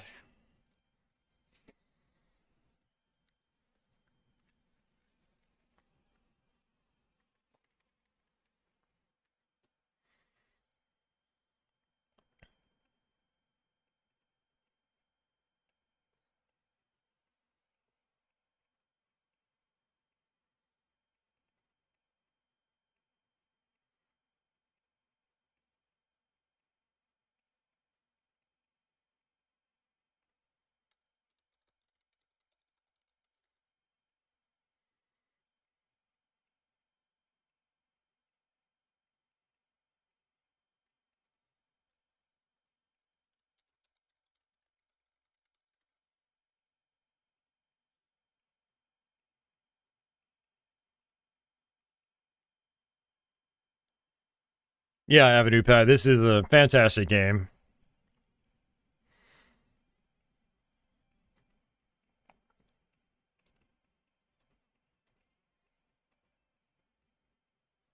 This is one of those CDs that actually works all right on my console. Oh, shoot! Sorry, guys. I, totally forgot to turn the volume back up. My bad.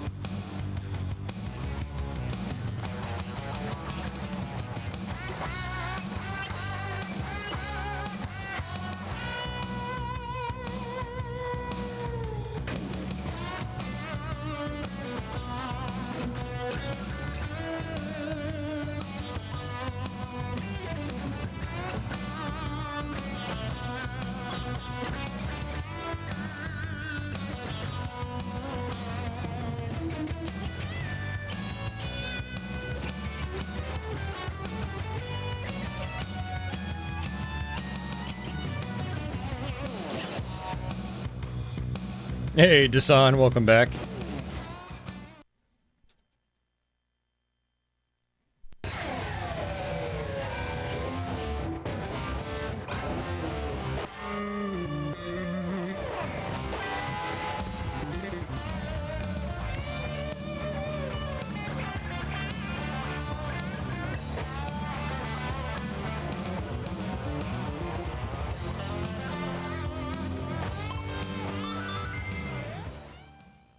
Alright, we're gonna leave it on the normal difficulty. I do actually kind of wonder what hard is like.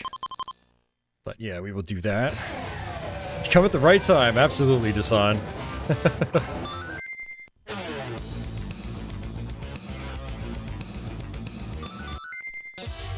Alright, so you've got 4 different armor types. This is basically shot type. And for the PC Engine version, I actually kind of like the Earth armor. And I always buy bombs in the beginning here. And then I will do some life. So you do get life, it's that blue bar on the top. And then you've got weapon energy, which is going to be the bar above it.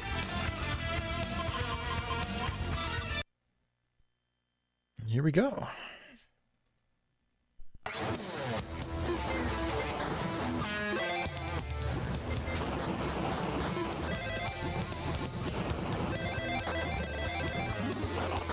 Yeah, you can actually get up in front of enemies and use a sword. It's not super powerful in this version, but it's still useful. But I generally like to keep my distance in this version. I keep saying version because there is a Sega CD version, which I've also covered a lot on my channel. And both versions have their differences.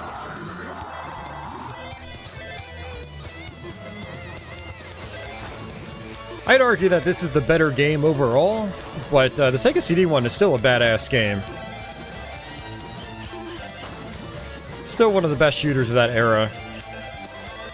Even in its slightly inferior form.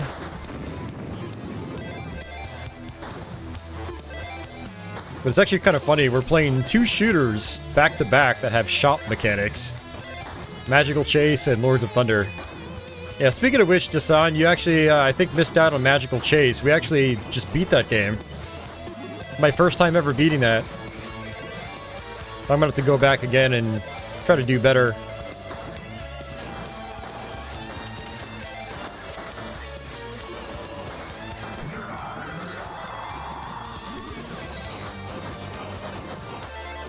Alright, you notice my weapon energy bar has 3 tiers to it. Red, yellow, and green. Once you get into the next tier, your weapon goes up to that level, and you're basically effectively maxed out. The bar doesn't have to be filled, you just have to get that bar into the next tier. But when you take hits in this game, kind of like Dragon Spirit, you get downgraded. So... But you can kind of see like why this weapon's pretty good now. It drops down and spreads out, and it's really powerful too. That's the thing.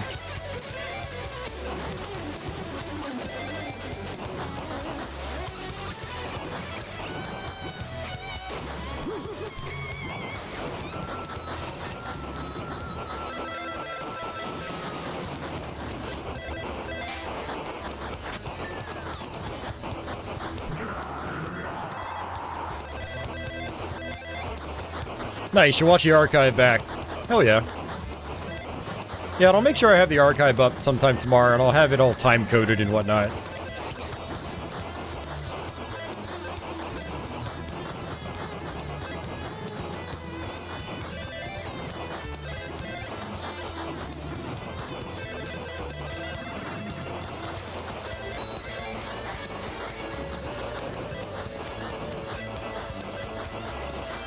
Alright, see ya, Avenue Pad. Thanks for hanging out. Have a good sleep.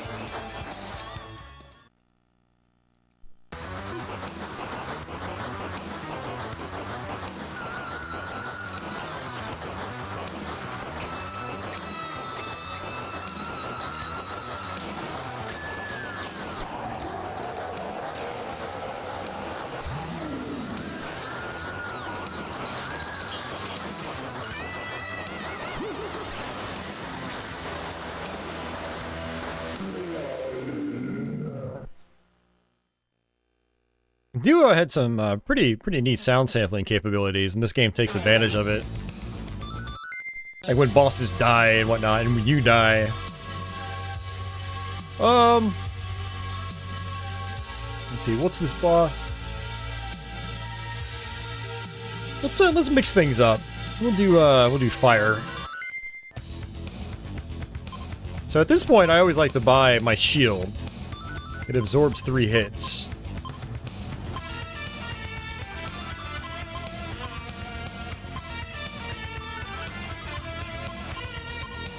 And I think I'm gonna go ahead and just save the money. I can't really do much else. Hey, Staxor! What's going on?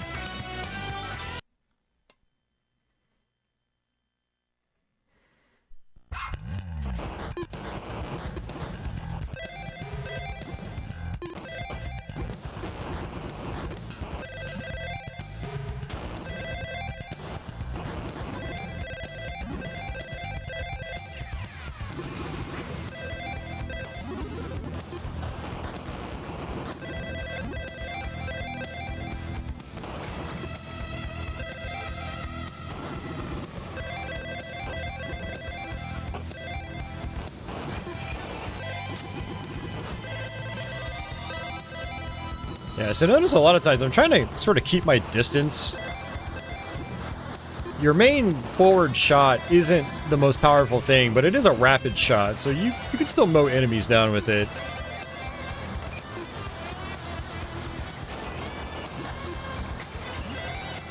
Also, this sort of like spread shot, wavy shot with the fire is, you know, it's decent. But you have to be kind of close to enemies. Which is why it's not really my favorite weapon in this game. It's actually a lot more powerful in the Sega CD version.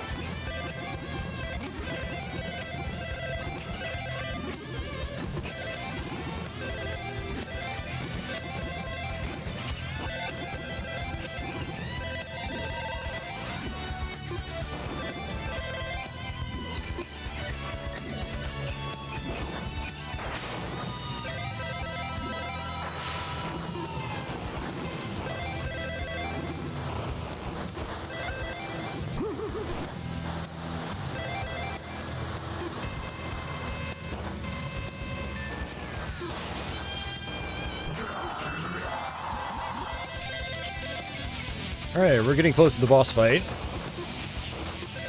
Attack these guys as they come up the stairs.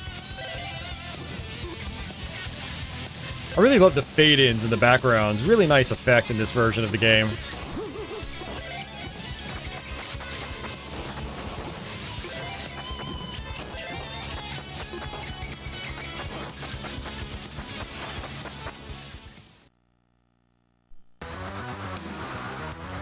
Oh, Stexer, you're at school right now and watching me. That's awesome.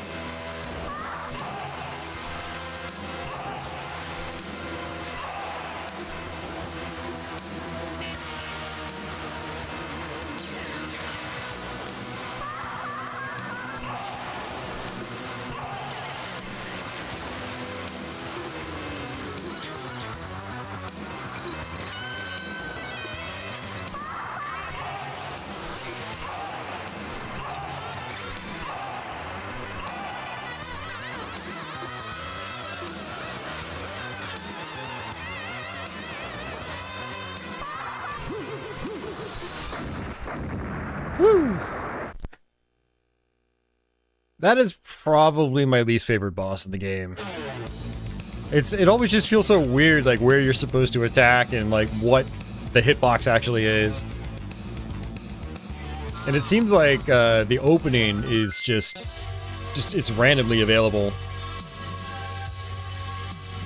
Alright, we will do the, let's do water armor for this one, because there are some enemies that appear from behind.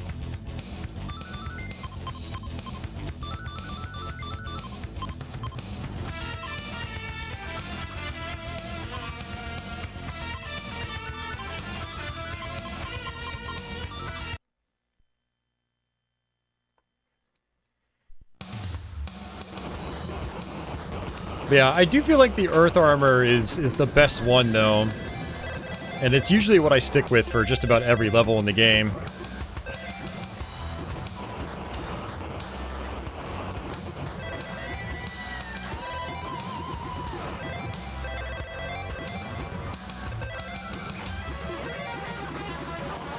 Like, the water, it looks like it's amazing, but it is a lot weaker than some of the other weapons. In the Sega CD version, it's really powerful, so you can just... I would just use the water for, like, the entire playthrough in that version.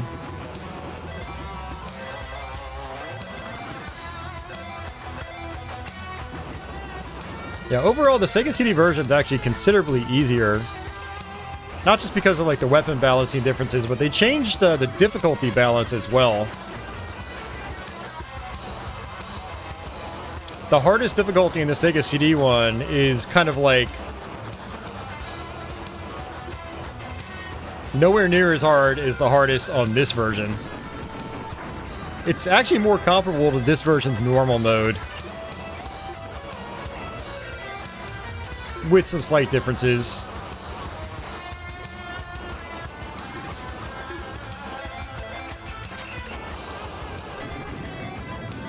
I really wish they would have had at least an unlockable, like, super duper difficulty mode in that version.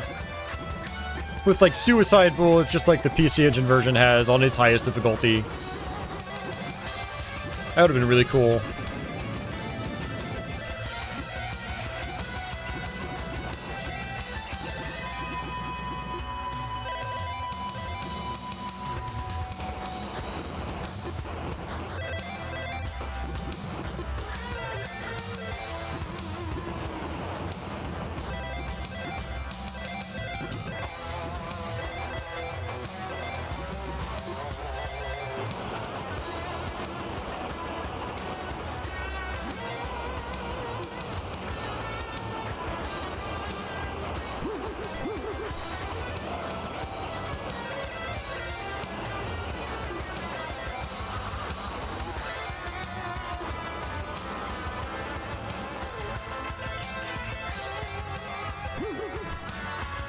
Alright, there goes my shield. Stexor, this is Lords of Thunder.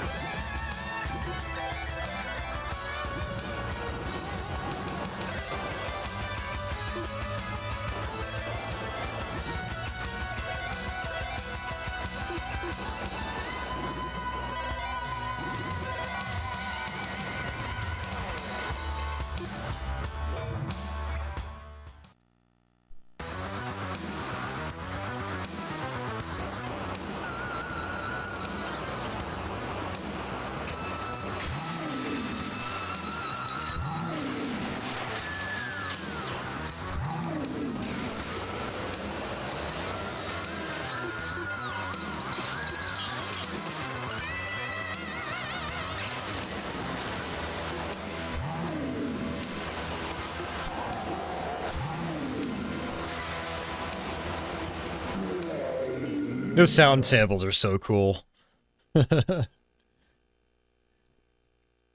Alright. That water weapon actually worked out really well in that level. So, I just wanted to kind of show you guys all the armor. Then we'll do the wind armor on this one. Although I think there are a lot of enemies that come in from behind, so... yeah, I don't know, we'll see. Yeah, I could actually buy the elixir. It basically refills my health when I die, but I go with the shield. Oh, we've got some leftover money for the next shop.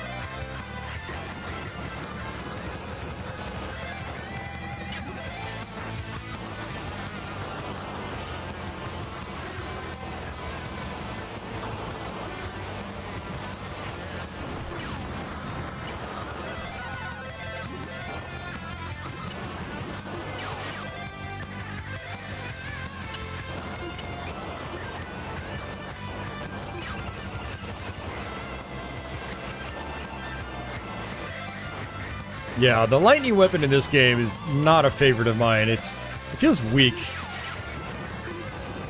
And obviously it doesn't shoot backwards in any way.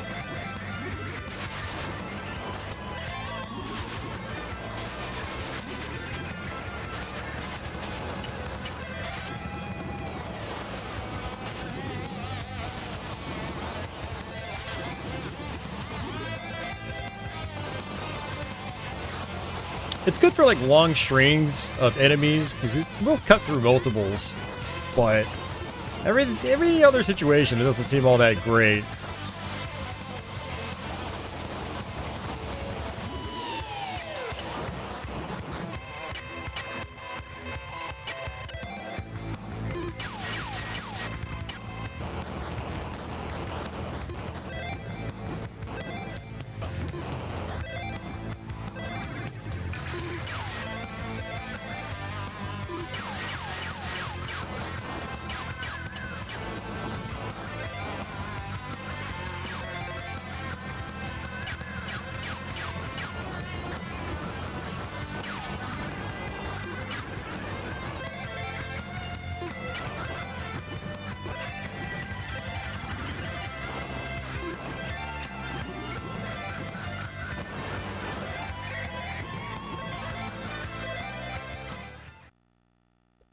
Alright. This boss isn't too bad.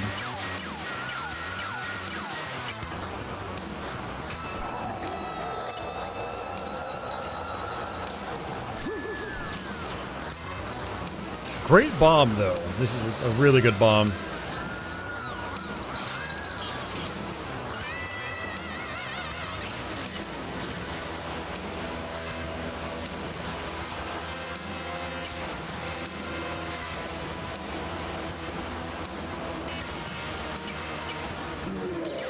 Nice. Not too bad. Still have my shield, actually. Which actually means I don't need to buy a shield again. Alright, let's go back to this. Earth Armor.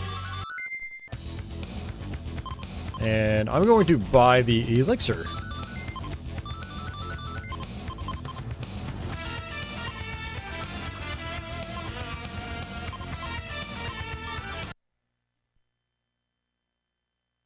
Yeah, so I did so well in that level that I didn't have to buy another shield. So that allowed me to buy an Elixir. Which is a very good buy.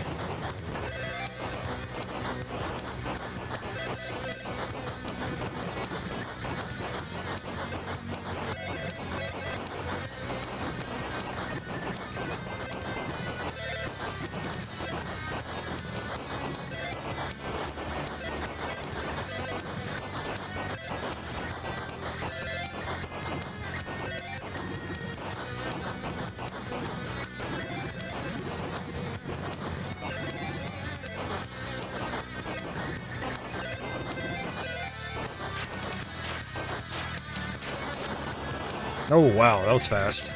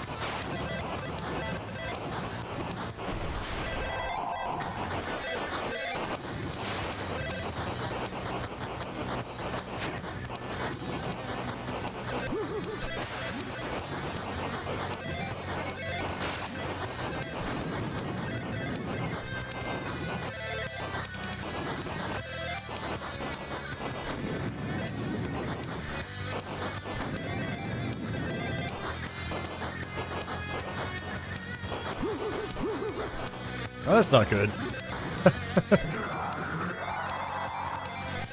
I got greedy. Thought I could get clever. Maybe get close, have all my projectiles collide at the same time.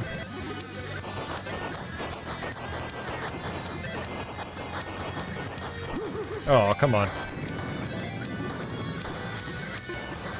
Yeah, this is where the game starts to get hard. If you start losing power-ups, sometimes it's difficult to catch back up.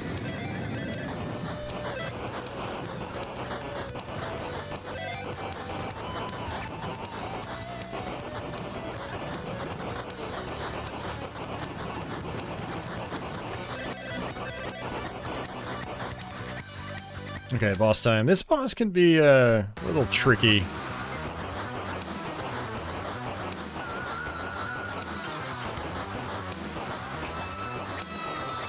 You have to smack him in the face.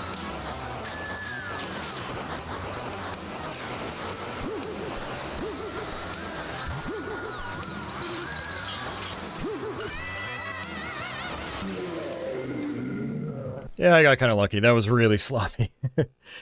I always forget that boss's pattern, especially in this version of the game.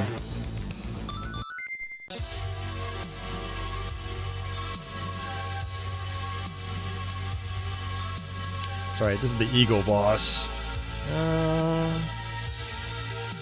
We'll go with water here since it does shoot backwards.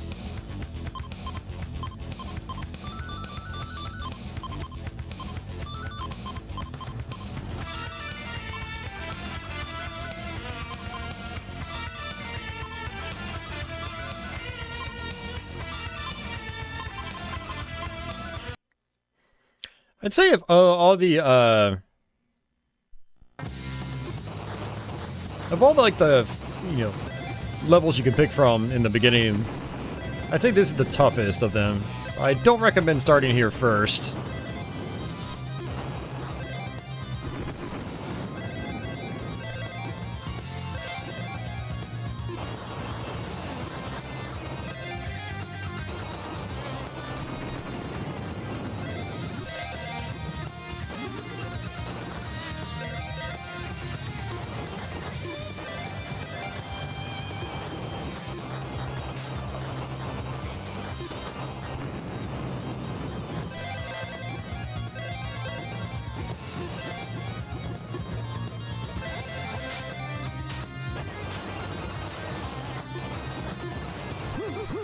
Oh, jeez. That was unexpected.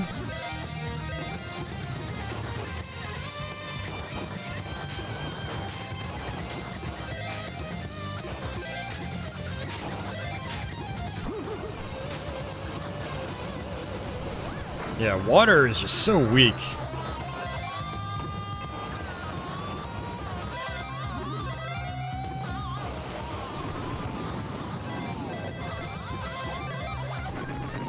Yeah, the thing about the earth armor is, like, as long as you're intentionally trying to target enemies with, like, the vertical bomb attacks, like, that's gonna spread out and do damage to other enemies, and it's powerful, too.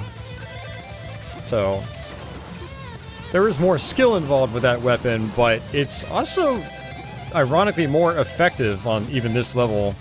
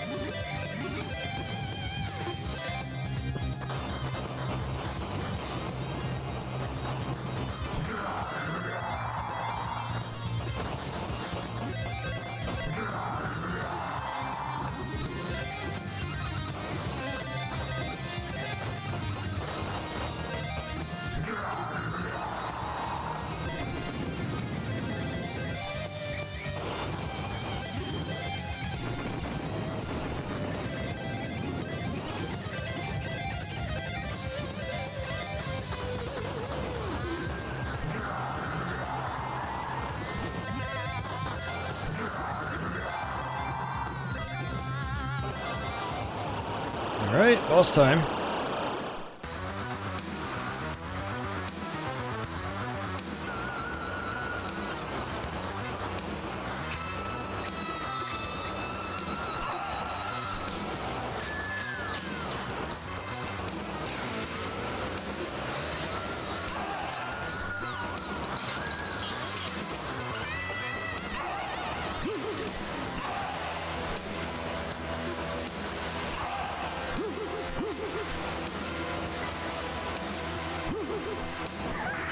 Whew. Yes, Dexor, I mean, honestly, this is probably my favorite shoot 'em up from this generation. Like, the gameplay is really fast and fun, and the soundtrack kicks ass. I mean, the aesthetics are fantastic in this game. A lot of the sound effects aren't as good as in the Sega CD version. But just the gameplay here and the visuals and the music, it's all top tier.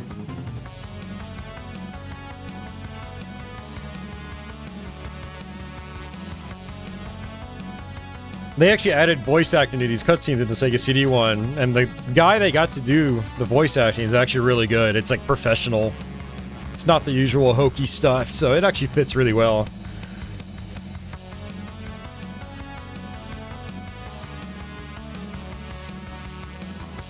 I do actually recommend playing both versions, because they redid the soundtrack in the Sega CD one. It's the same, you know, song structure, but it's like they completely just reproduced it. It's pretty neat. Alright, we're gonna stick with the Earth Armor again on this one.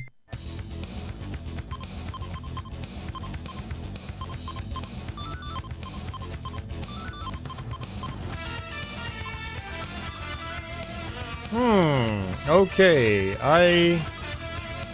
that sucks. This is a problem. I thought I had more money than I did. Okay, well this will be interesting. Going into our last level without full firepower.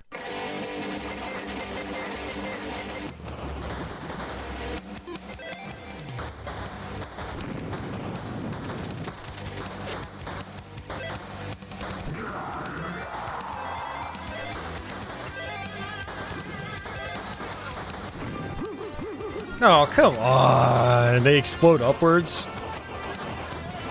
I did not even know that.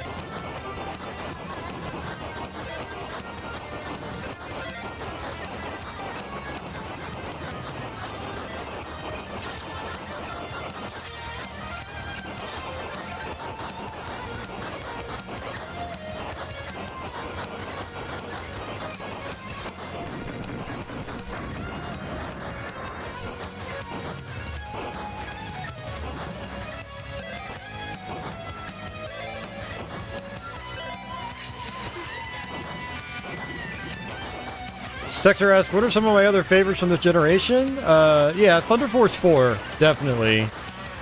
Musha, R-Type, and Super R-Type.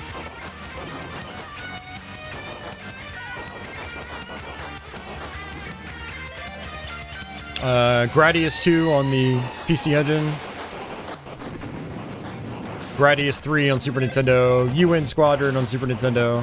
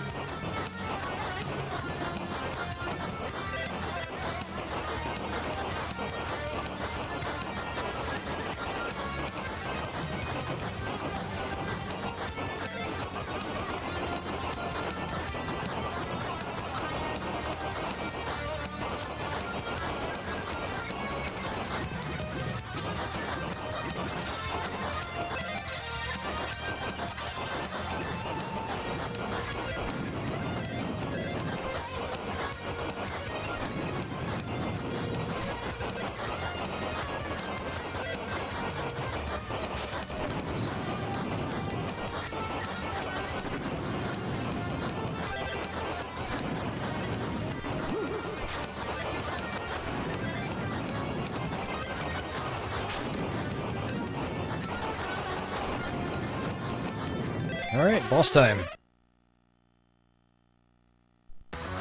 Oh, Stexer, you don't have a TurboGrafx. I figured you were just gonna use emulation or something, but yeah. The Sega CD version is not as well made. Like, there's a lot of cutbacks from this version. It's still an excellent game, though. And it's also easier, which is probably better if you've never played the game for the first time. Or if you've never played the game before, I mean.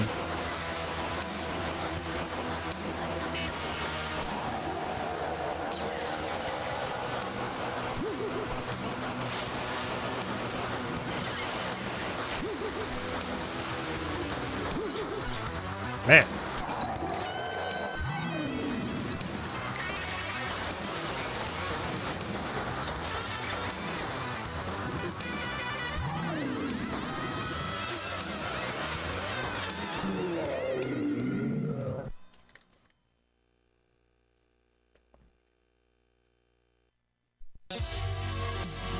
Right.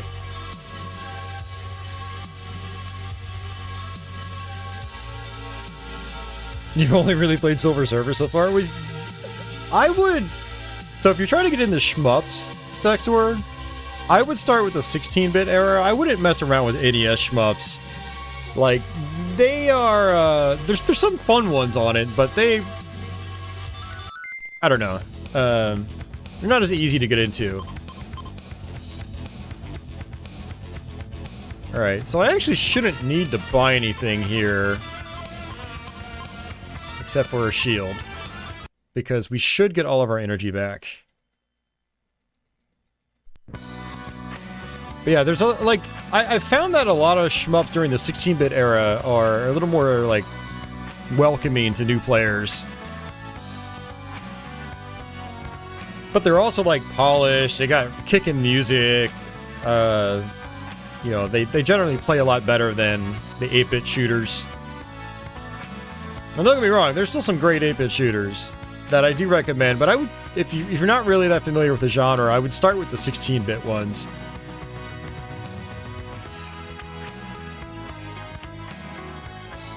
Yeah, there's a lot of classics between the Genesis, PC Engine, and Super Nintendo.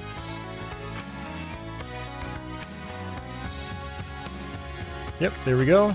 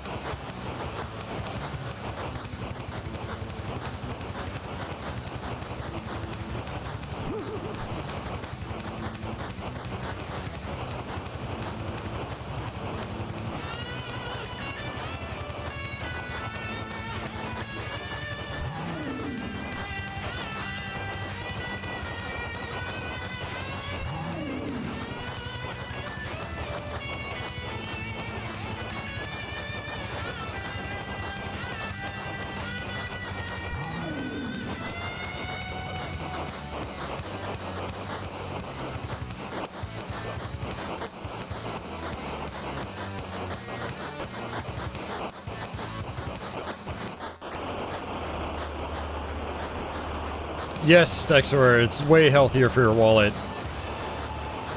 I'm not, like, against collecting, but with where prices have gone, I think it's just... You gotta find a good balance between buying the real deal and being financially responsible.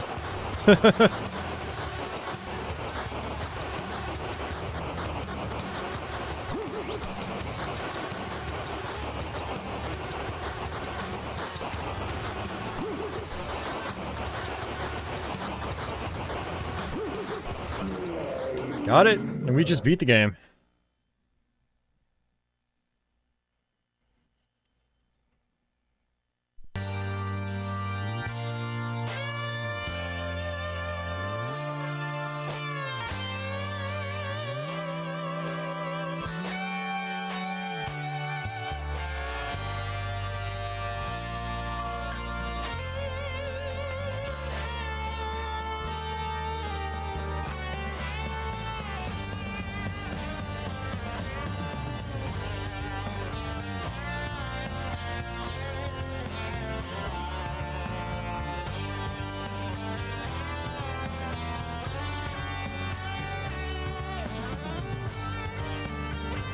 Alright, see you, Raiden Lord.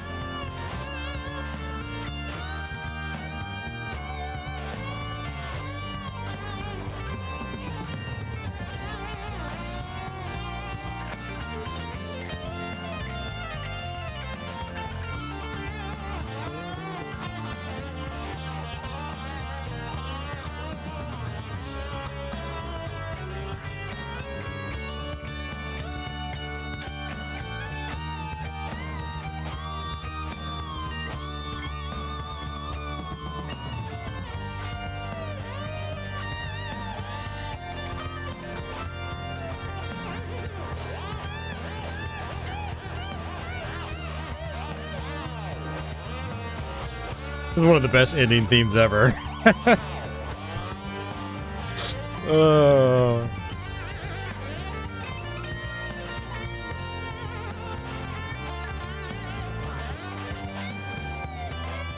Soulful heavy metal.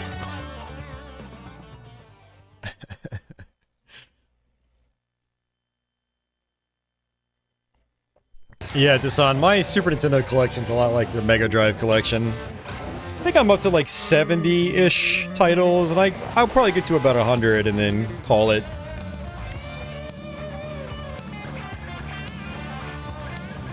Alright, well, hopefully some of you guys plan on hanging out a little bit longer. I have one last game, even though I should probably get out of here too, because it's 3 a.m. Well, let me pop it in.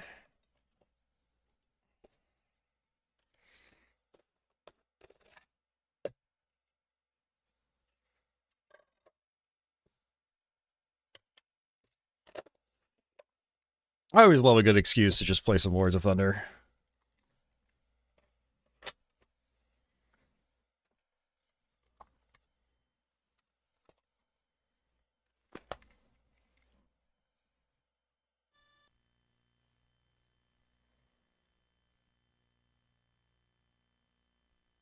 Zero's still rocking, though, falling asleep.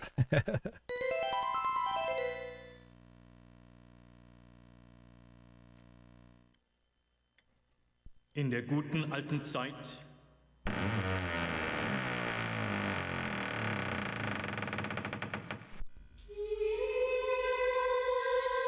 Alright, we're going to do stage select here. We're going to use an existing save file and skip the prologue. We'll go straight to stage 1. Yeah.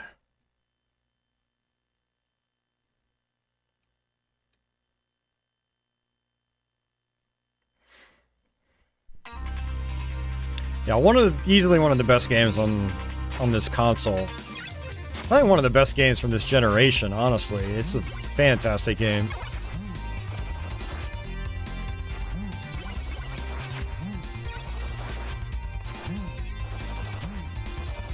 Man, this should be a pretty comfy playthrough.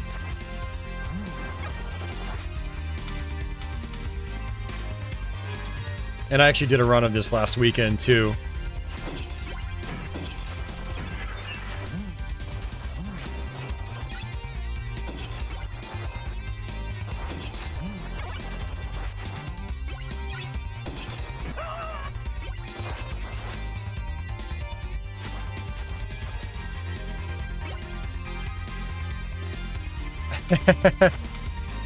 Yeah, Dasan, I mean, I know. I'm gonna skip that secret on the left.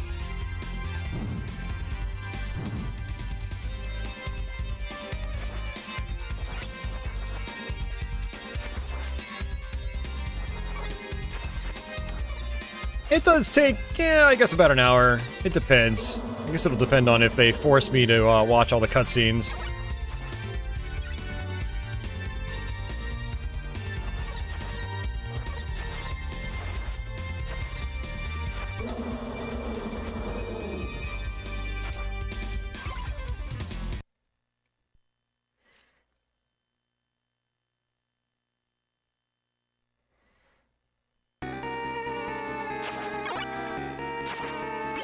I mean, hell, we could potentially finish this game, and then I'll just fire up something else, and before we know it, it'll be like a 10-hour-long stream.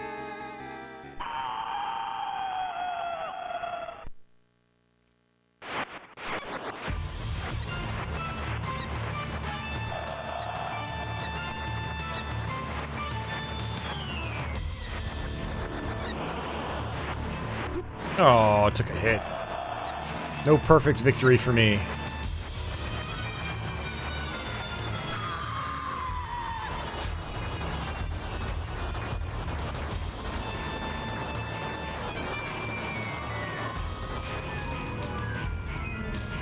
So if you hold down the attack button, you can actually moonwalk. Yeah, it's not really moonwalking, but you can walk backwards, basically. Do-do-do-do. Do-do-do. Ooh, nice!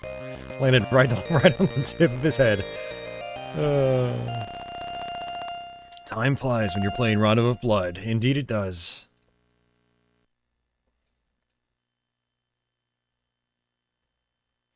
Pretty smooth first level. I mean, the first level is always really easy, but still, it's a fun level.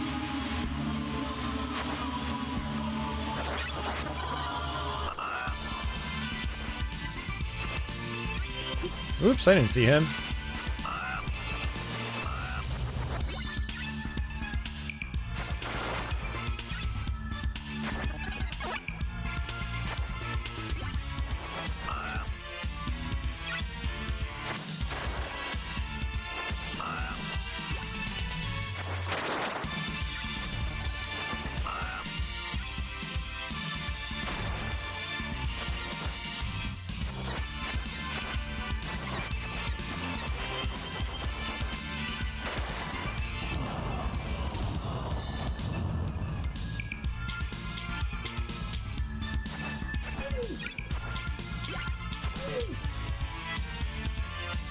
Now I'm going to actually just go straight through here. I'm not going to go for Maria, even though I haven't actually unlocked her yet on this save file.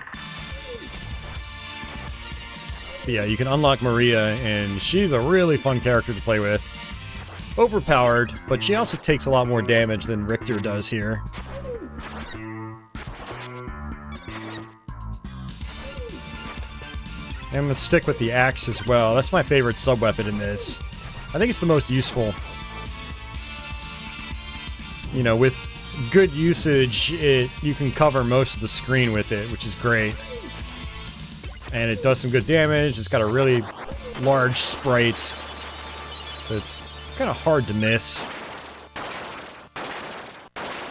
Oops. That's not good.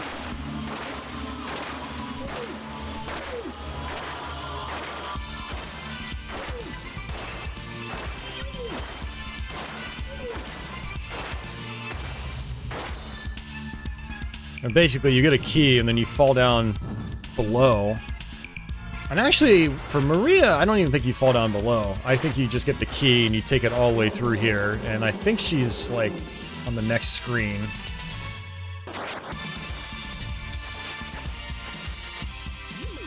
If I remember correctly.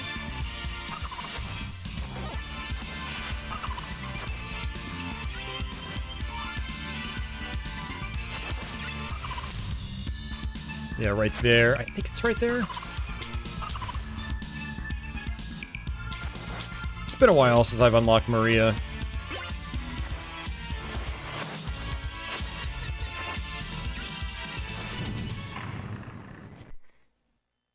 Is this, I think, the werewolf boss? Are we doing the werewolf? I always forget which path leads where. Yeah, this is the werewolf.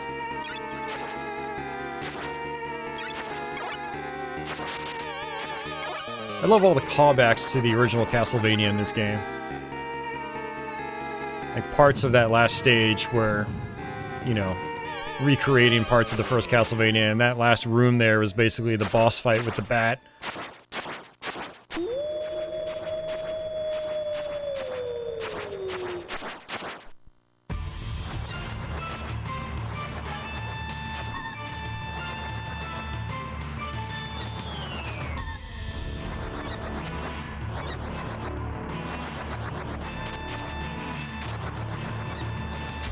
Whoops. Thought I could jump over that. What are you doing?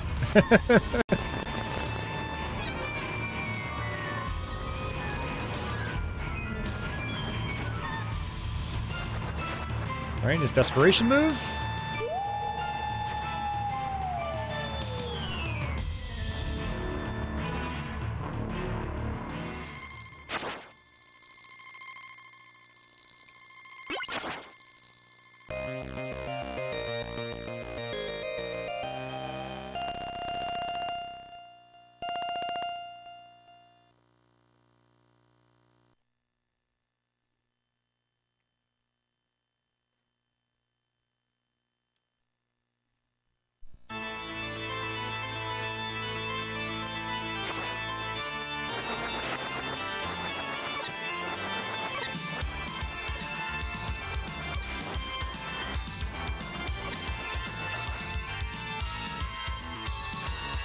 Another reason to like the axe, you can hit these guys from down below.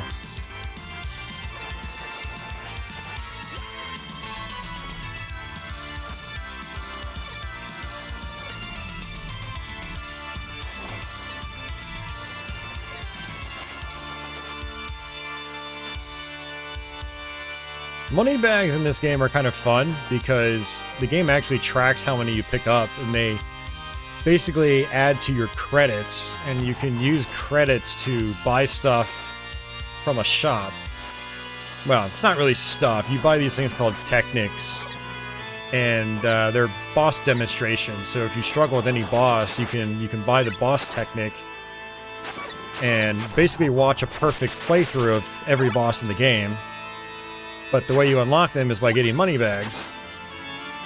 So the money bags in a playthrough, it's not just points, it adds to your credits, so you can unlock those boss strategy videos. It's pretty cool.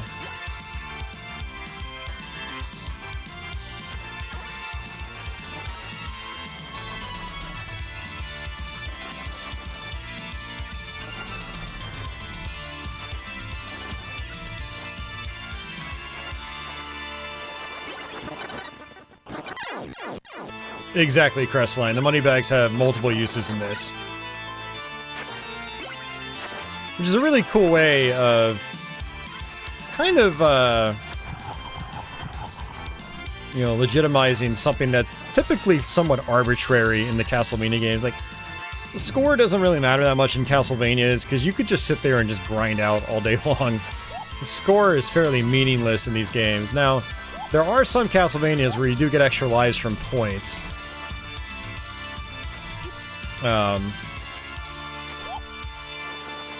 But even then, when you get good at these games, you don't even really need that.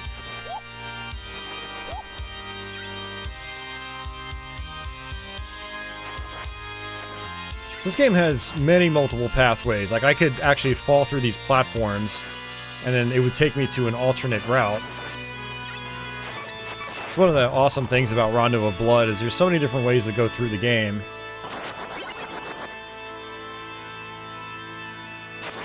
Okay, Medusa heads! I was not trying to fall down there! Damn it. Oh well.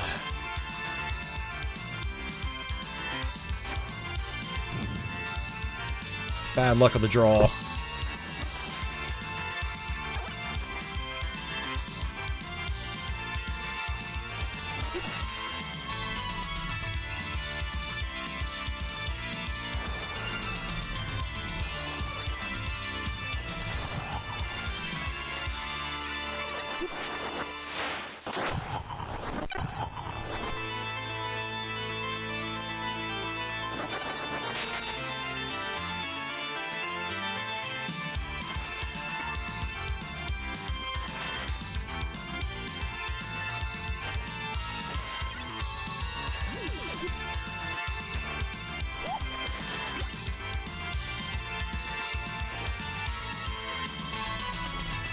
And you also have a thing called the item crash in this game. You press the select button, and it'll use up a bunch of hearts, and do a specialized attack for whatever weapon that you have. Can be pretty handy. Some item crashes are better than others. I typically don't use them.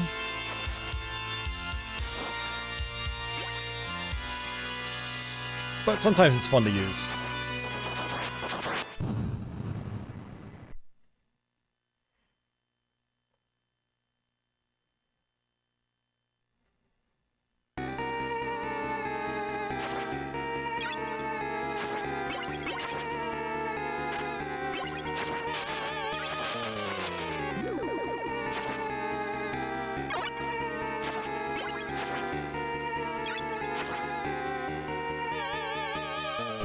Crestline, yes. If you don't have a sub-weapon equipped, your item crash will be a flame whip.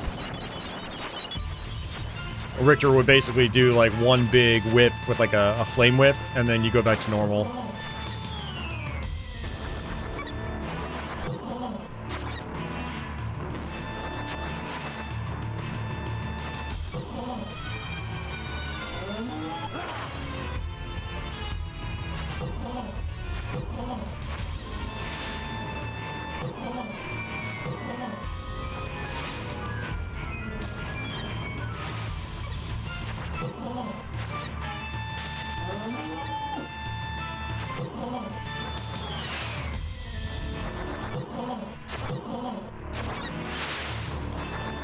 His desperation attack's gonna have him going flying all the way to the right-hand side of the screen. So this statue's there actually to avoid that.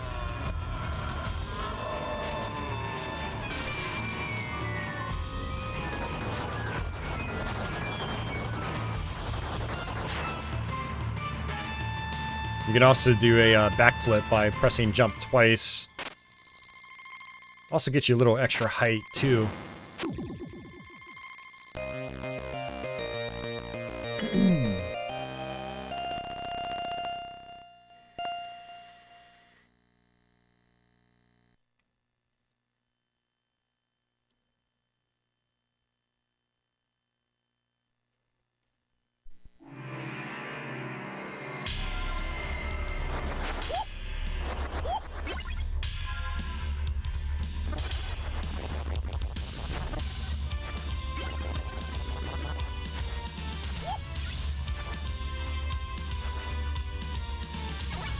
You do have slight mid-air control in this game, too. You can jump and then just tap forward. But you still have to commit to your jumps for the most part. I really love that you can turn mid-air. You jump over an enemy and then turn around and attack them. It's really nice.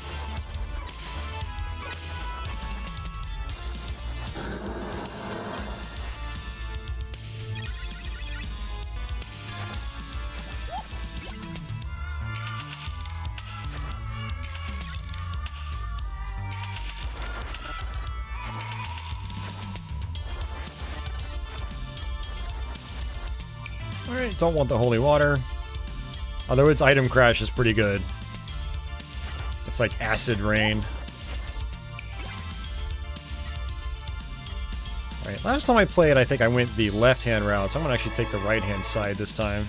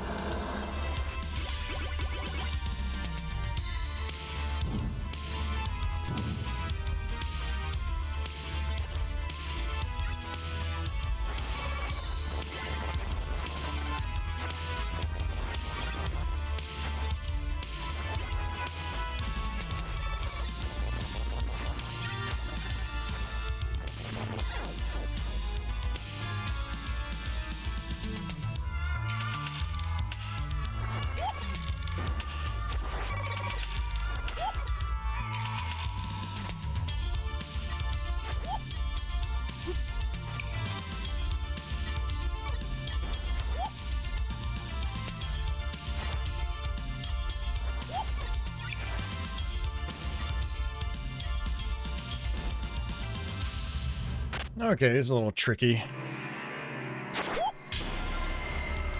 Oh, there we go. Okay.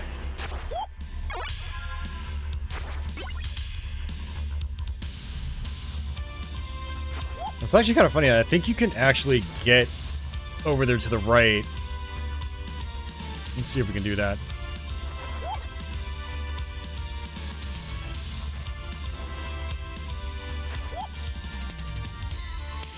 Yeah, so check that out. There's a dude there grabbing rocks. Or boulders. I actually do wonder if I can follow it down.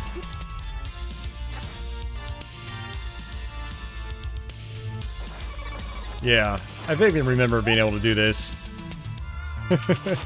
This is what's really cool about Rondo of Blood.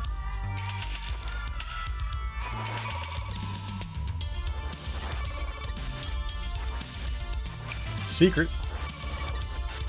Nice. Okay, so you get an extra life by doing that.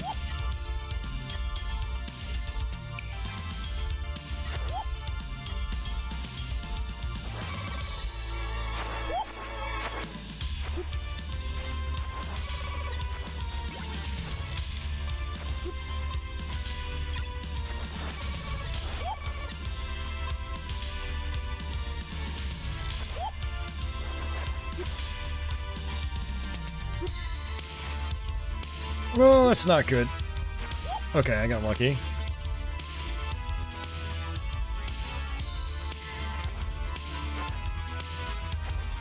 Wow, this is really interesting. I don't think I've ever actually gone all the way down that shaft. That's pretty cool. We're gonna end up dying trying to work our way back up to the top.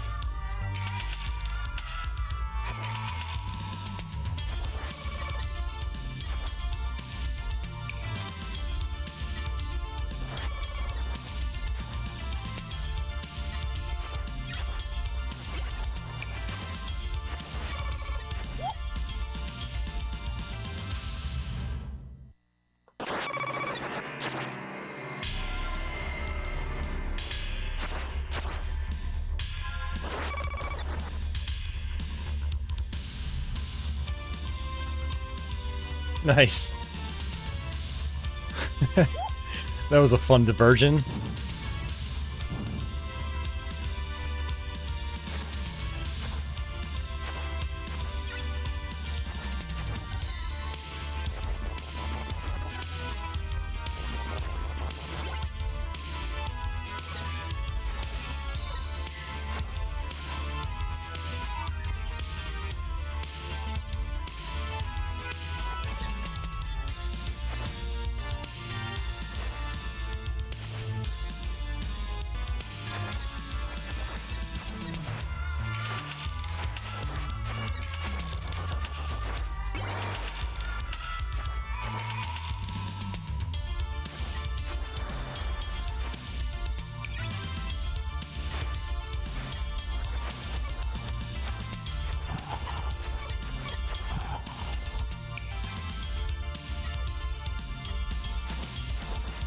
Oh, his shield is back.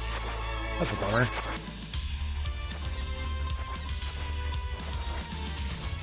You can just let him charge towards the platform, or the edge of the platform.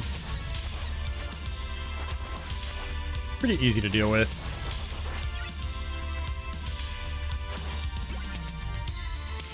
Ah, it's this guy. He always dives at you.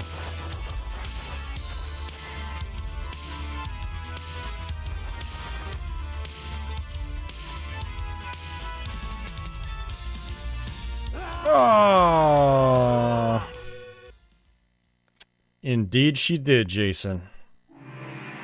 Indeed she did.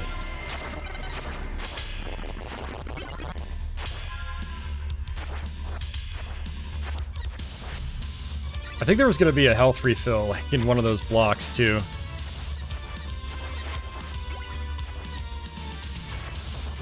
Oops.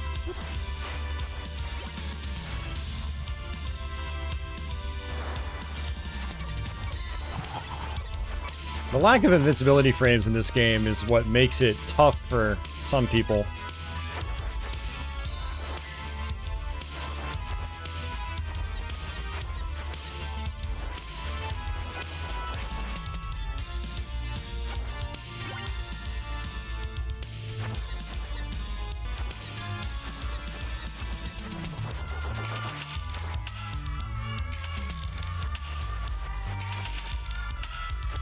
Yep, it was right there. Oh, man.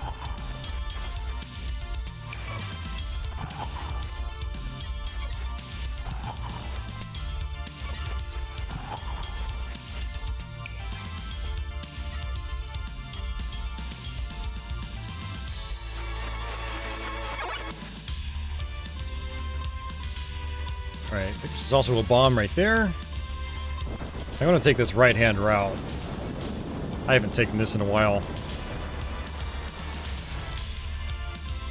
Yeah, so many different ways to get through this level specifically. I think it's one of the more complicated levels in the whole game.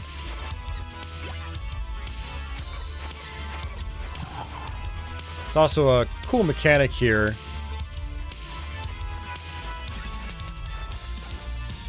Where, trying to watch out for that thing. If you duck right as you whip, you'll actually whip both high and low.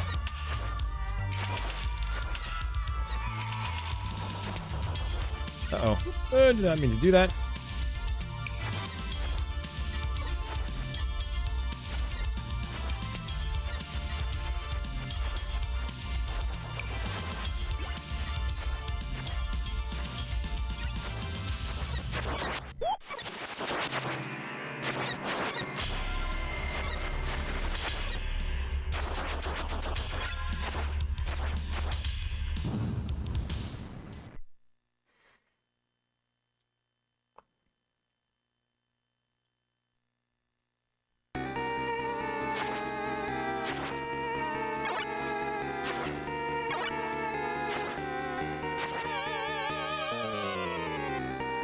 Alright, I think this is Carmilla.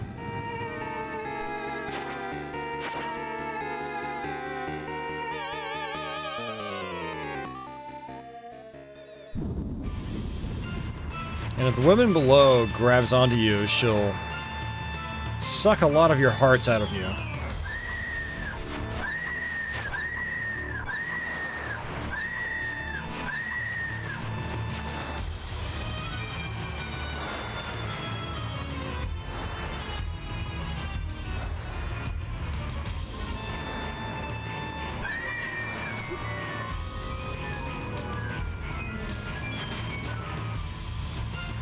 And the succubus.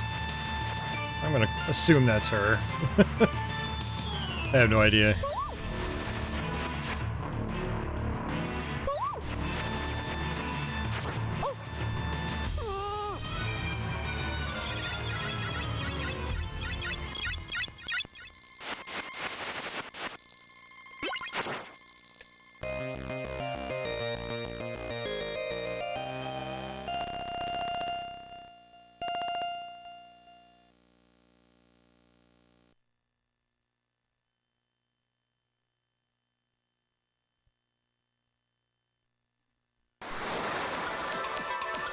Nice. So we're actually going the opposite direction.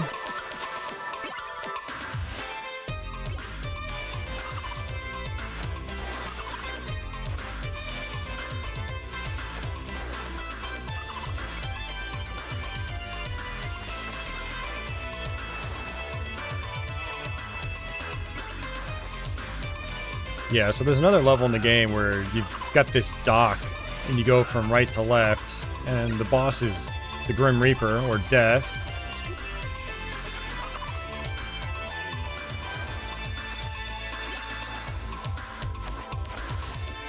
It's been a while since I've been to this variant.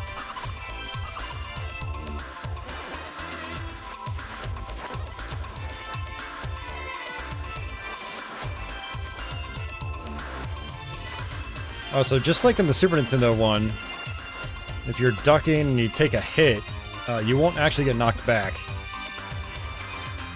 And I screwed that up. Oh, that's gonna...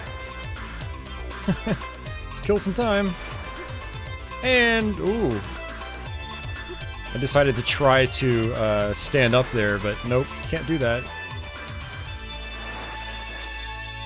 I think the bats will come out based on the side of the screen you're looking at. Yeah, just like first Castlevania NES. If I face left, it's a little bit easier to deal with the bats.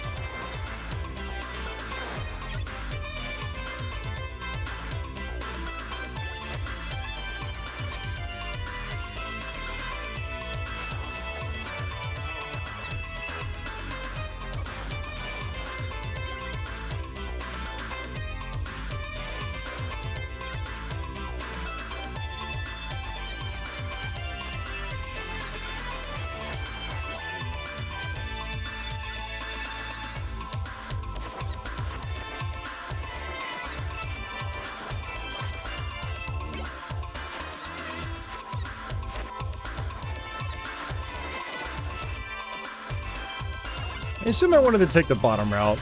I don't remember. It's been a while since I've done this. Oops.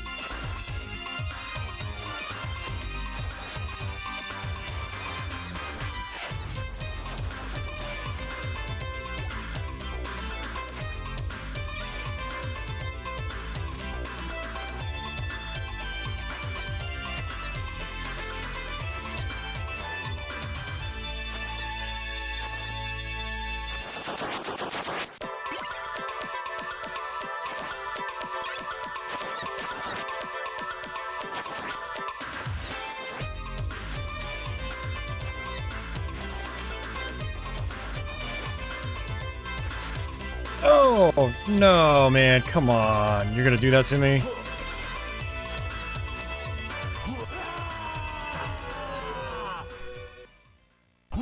That guy was basically blocking my, my meat.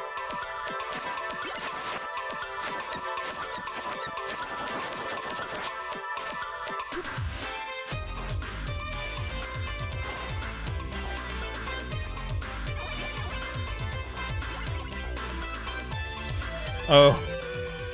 I jumped way too early.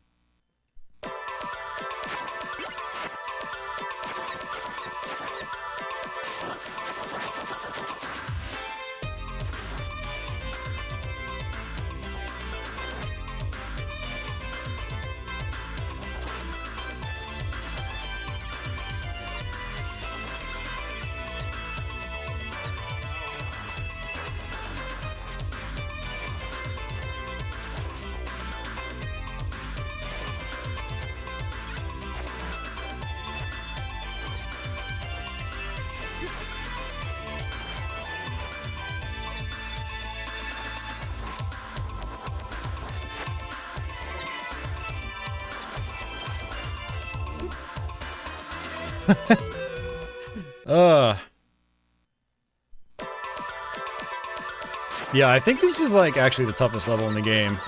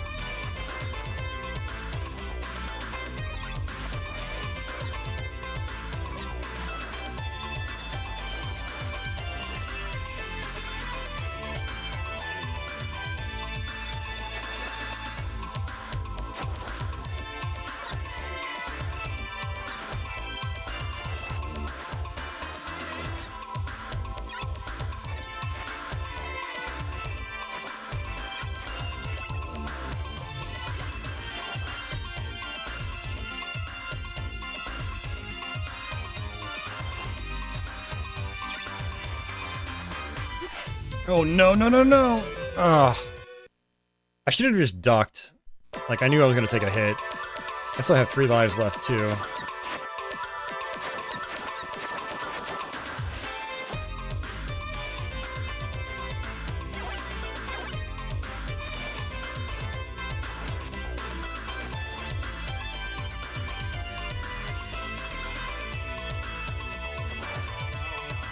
Probably actually easier to just take the top route and then drop down.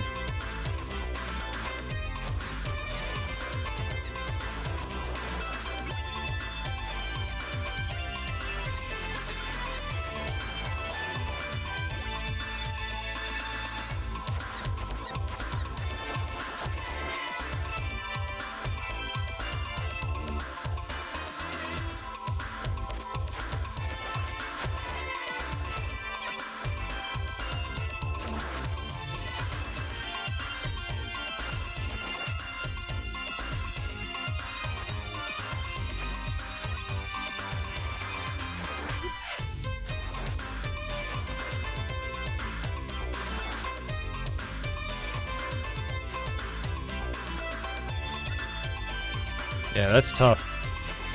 There's a lot going on.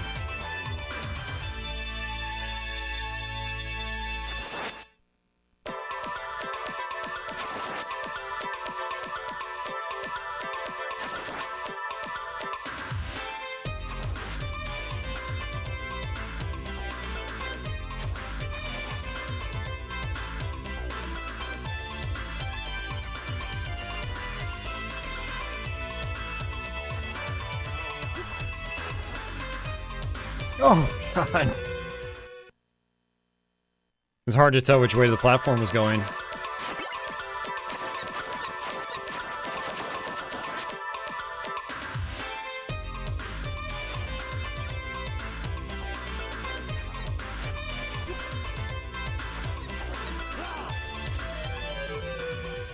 I'm getting wrecked by this level.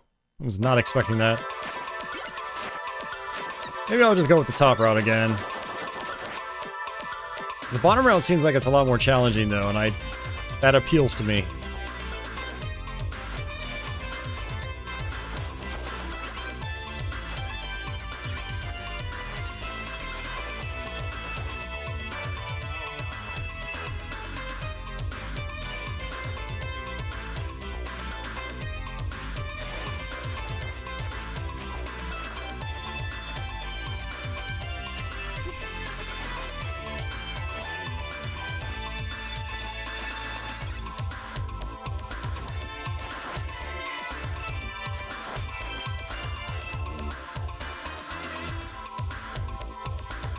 It's not helping that I'm tired and hungry right now.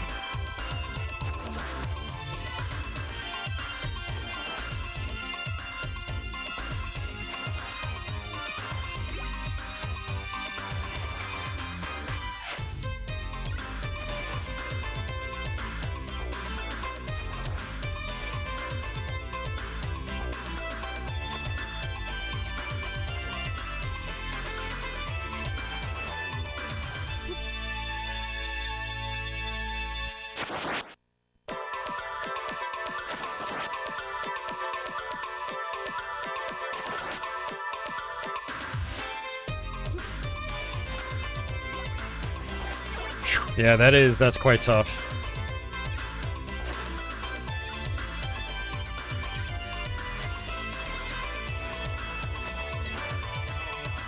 Hey, Douglas, you're tired and hungry too. That makes two of us.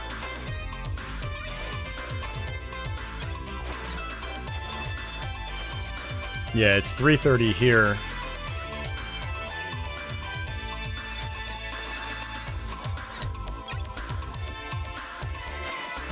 I'm just waiting for a gotcha moment here.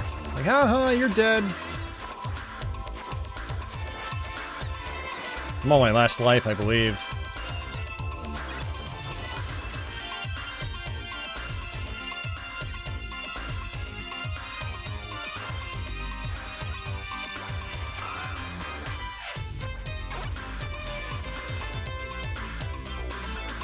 Alright, good.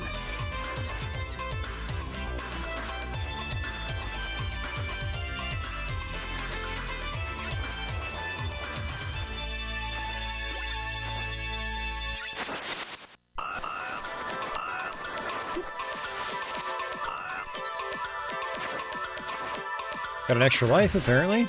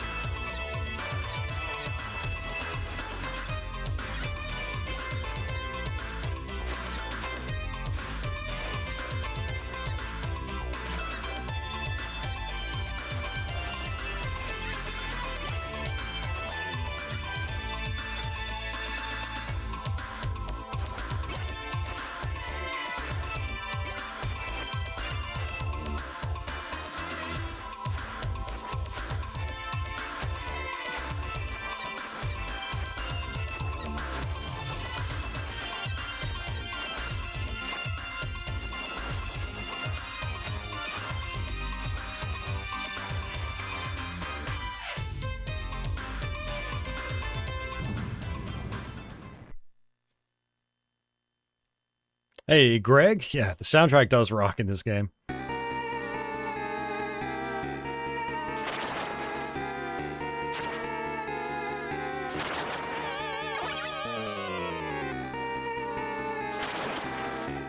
Yeah, so this basically just puts us right out at the shaft fight. It's also a boss rush.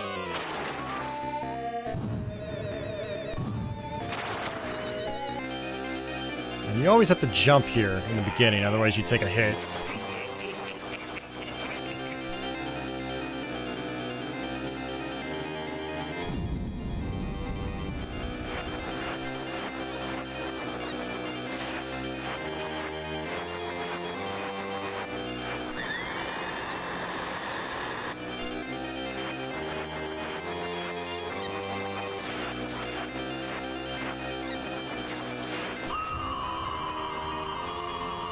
Cool looking boss, but pretty easy.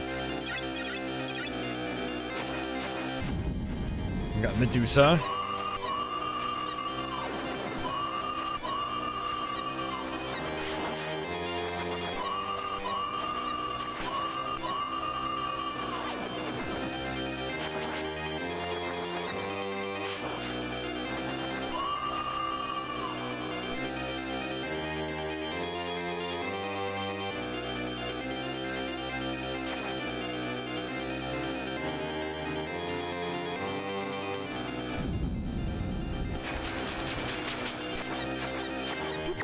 So if you've taken some hits, the mummy will actually give you health back after you defeat him.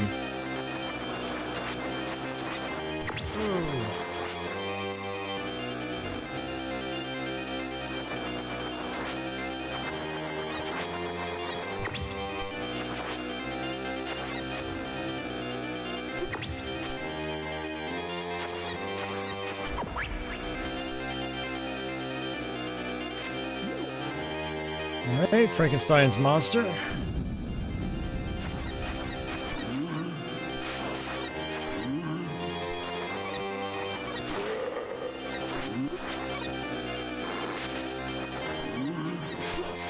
Oh, come on. Sloppy! Yeah, that was a really bad fight.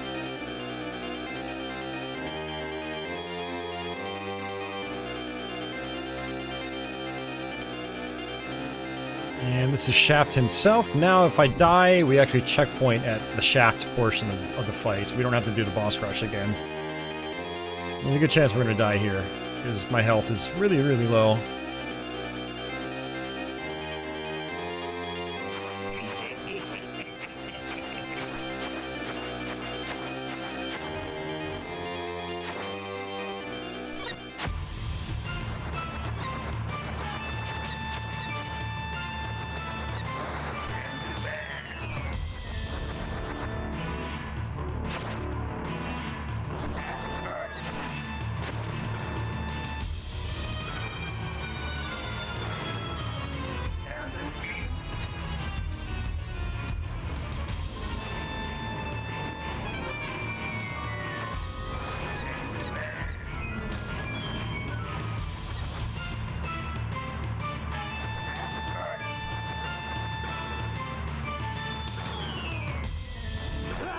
Yep, I knew that was going to happen.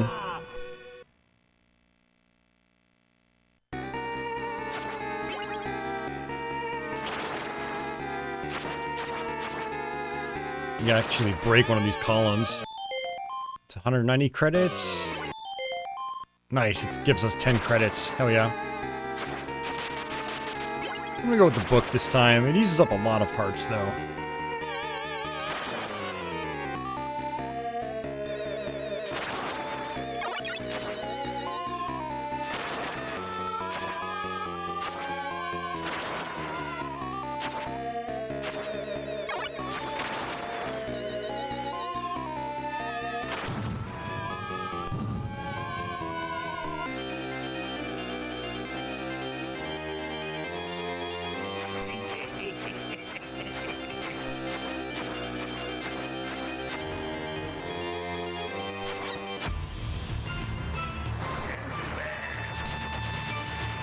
Alright, missed completely.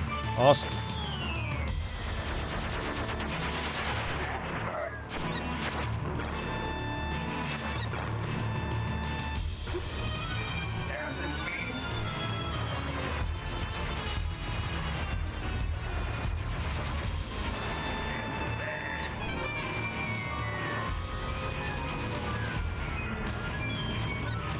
Man, the book was not a good choice.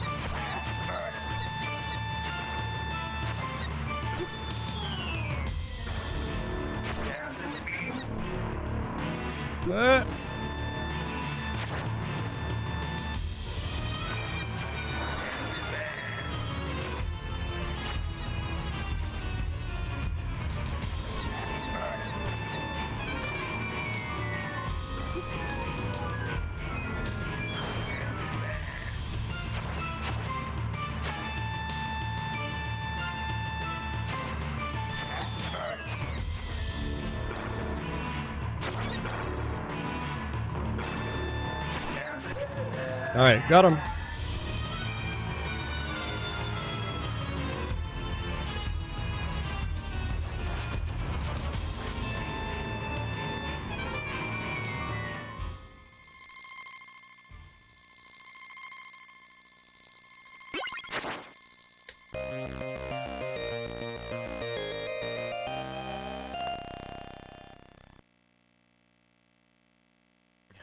Ten points for my life.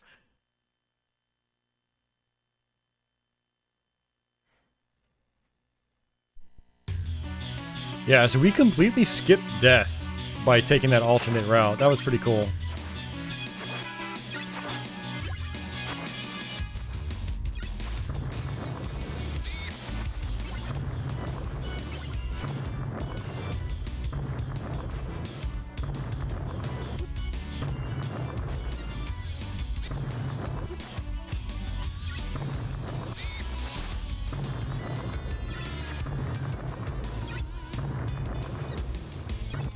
I like the axe for this part because it kills these bats in one hit. If you can actually hit them. Alright, that's it. Whew.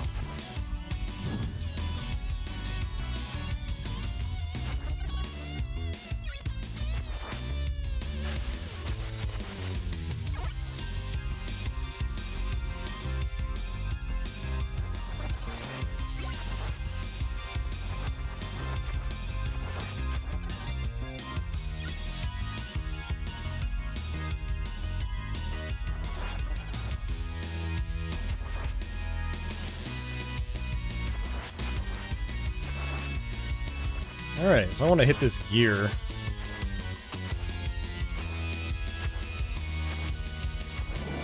The main reason I want to do this is just to get some health. And then walk out. You can actually kill that bird, get yourself a key, and that's actually used to unlock captured character. I already did that on my last playthrough though, so I don't really need to do it now. My goal is to just get to the end. But yeah, if you go there, you can still get some health. And that's where you would use the key.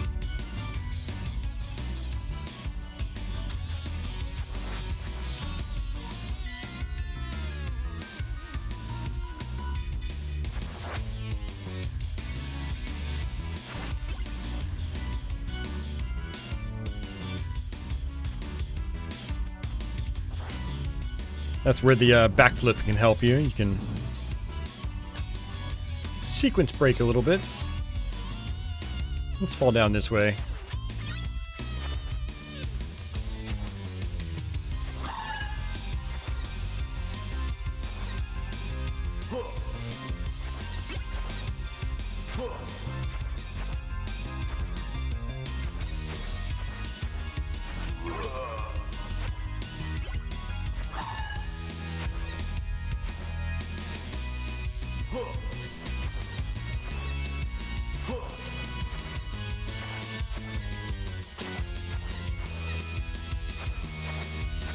Way more dangerous than the Symphony of the Night versions. Oh, don't want that.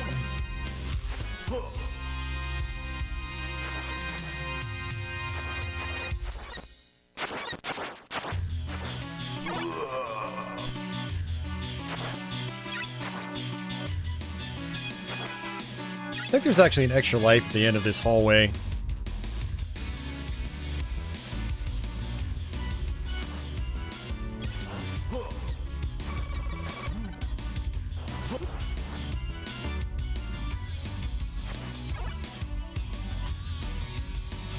Up here. Yep, one up.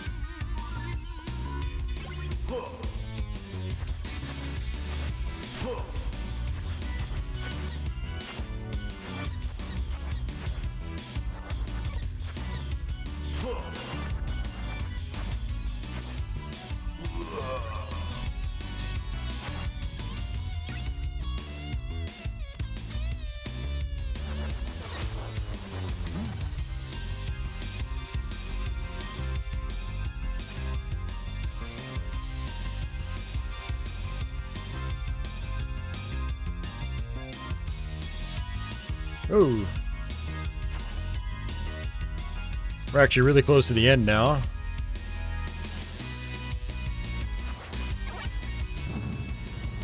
And we get to fight Shaft again. We get to fight Dead Shaft.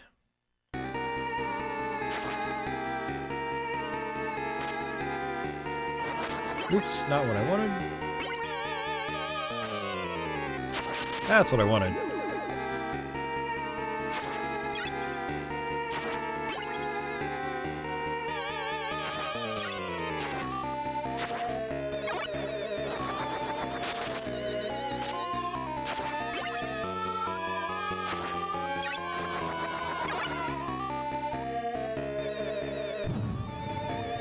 can actually get the stopwatch there, and I'm not even sure, like, why they give it to you. I don't even know if it's effective on any of these last couple of bosses. I still haven't tried, though.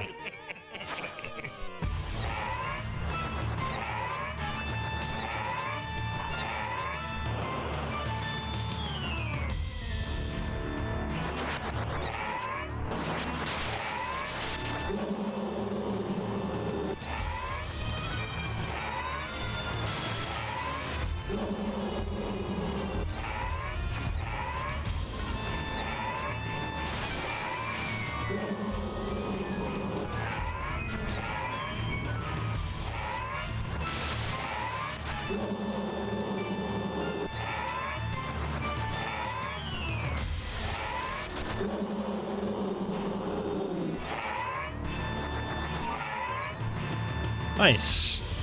That was a flawless victory. If you get a flawless victory and you avoid the desperation attack, you get an extra life.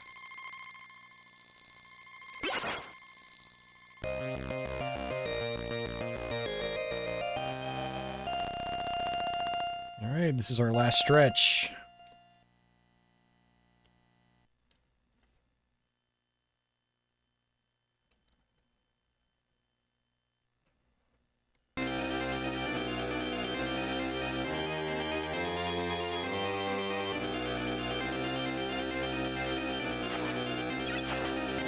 And fun little secret area right here. Invisible staircase. With lots of money bags.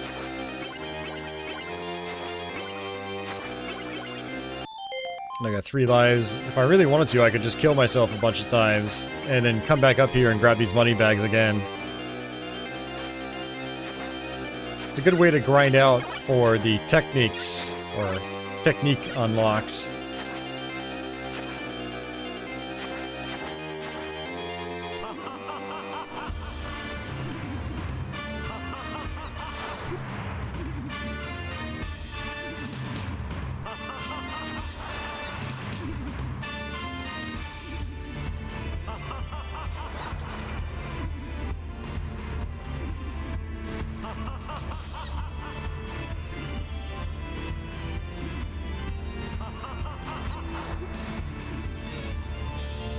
Gotta get the timing right here.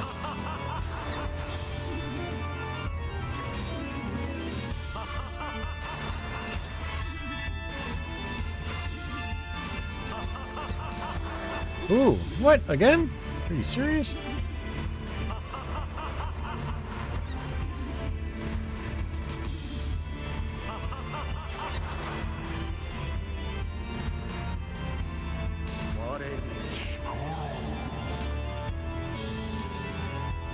Do you have air conditioning this on?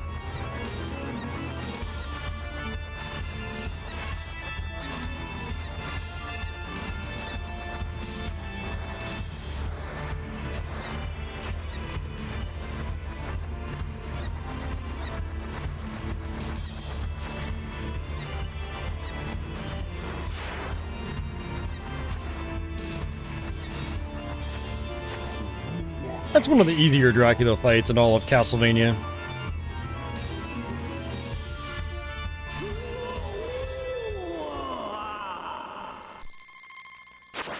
Oh, you're out. I thought you were at home.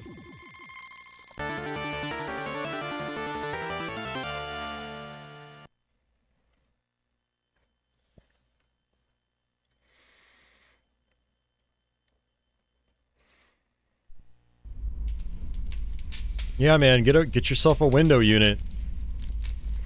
I think it was Red Dwarf or Red. He had the same problem years ago, and I think he got a window unit, and he was like, "That was the best decision I ever made."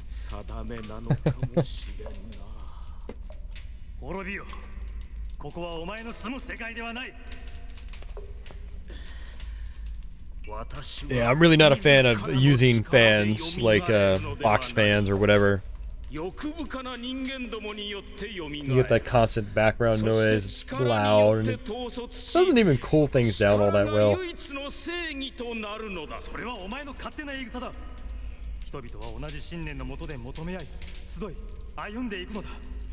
決して邪悪なものであってはいけないのだ。だが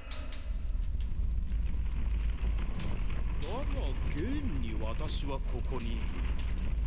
そなたには欲望というものがないのか。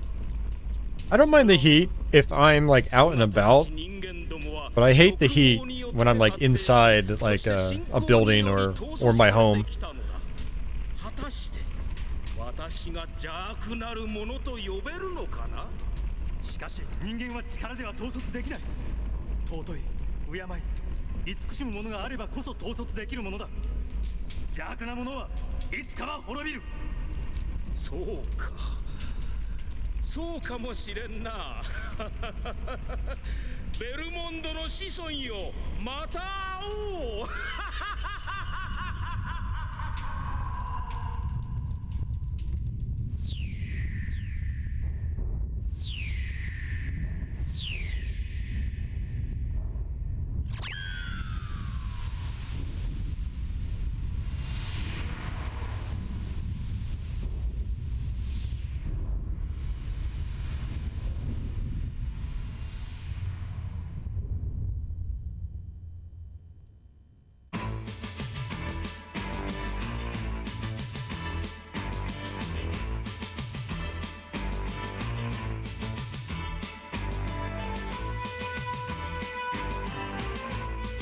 There you go, guys. That is Rondo of Blood.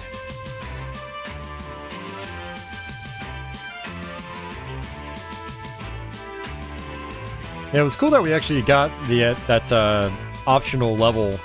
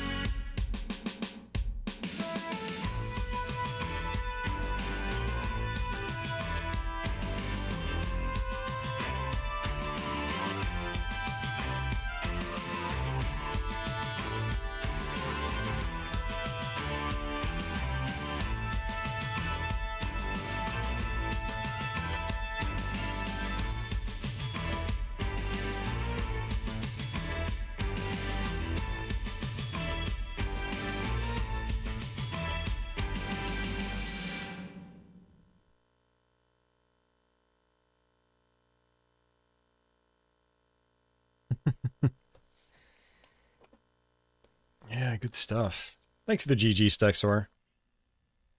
And Zero, and Dasan. Much appreciated, guys. I really kind of wish I had started this stream a little bit earlier, because then I would have gone longer, but it's 4 a.m. my time, so I am pretty much done.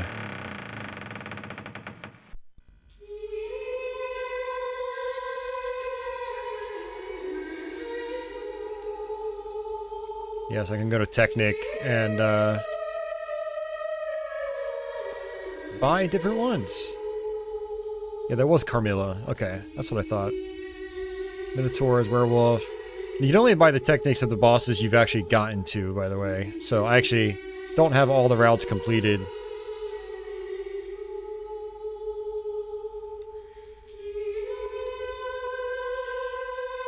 Yeah, it's good stuff.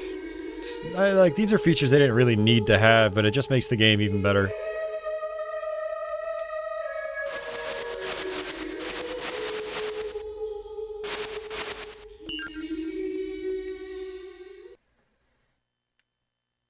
Yeah, that's gonna do it for me, guys. Thanks for hanging out. Just gonna put this on here just to have some music while I'm doing my outro.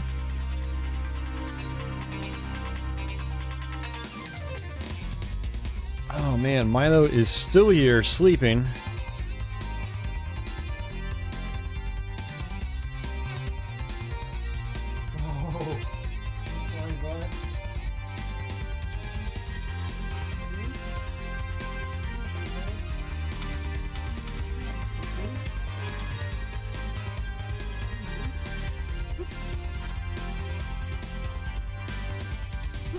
There's Patchouli! And Patchouli just joined.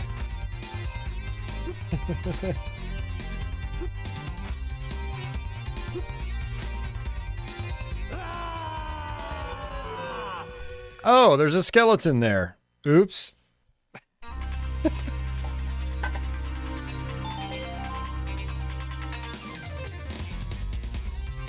There we go. Oh, man. Hi, Patchouli. Hey, Patchouli. Hi. How's it going?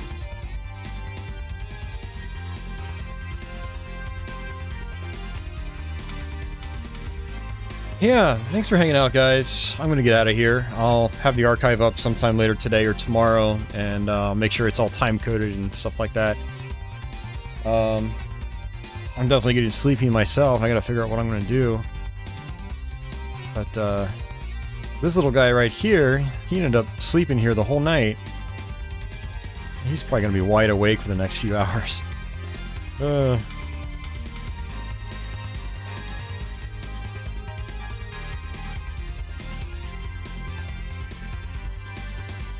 yeah, I do appreciate you guys hanging out. I will, I guess be back with another one sometime soon. Maybe I'll try to do another midweek stream. So, I don't know. We'll see how I feel. It looks like we lost the game audio. Great. Oh, no, it's back. This is so janky. I thought I had all this stuff prepared before going into this, but apparently not. There's definitely some loose ends. Oh, well. Alright, guys. I'm out. Have yourselves a good day or night wherever you are in the world. Stay cool. Literally. And until the next one, take it easy.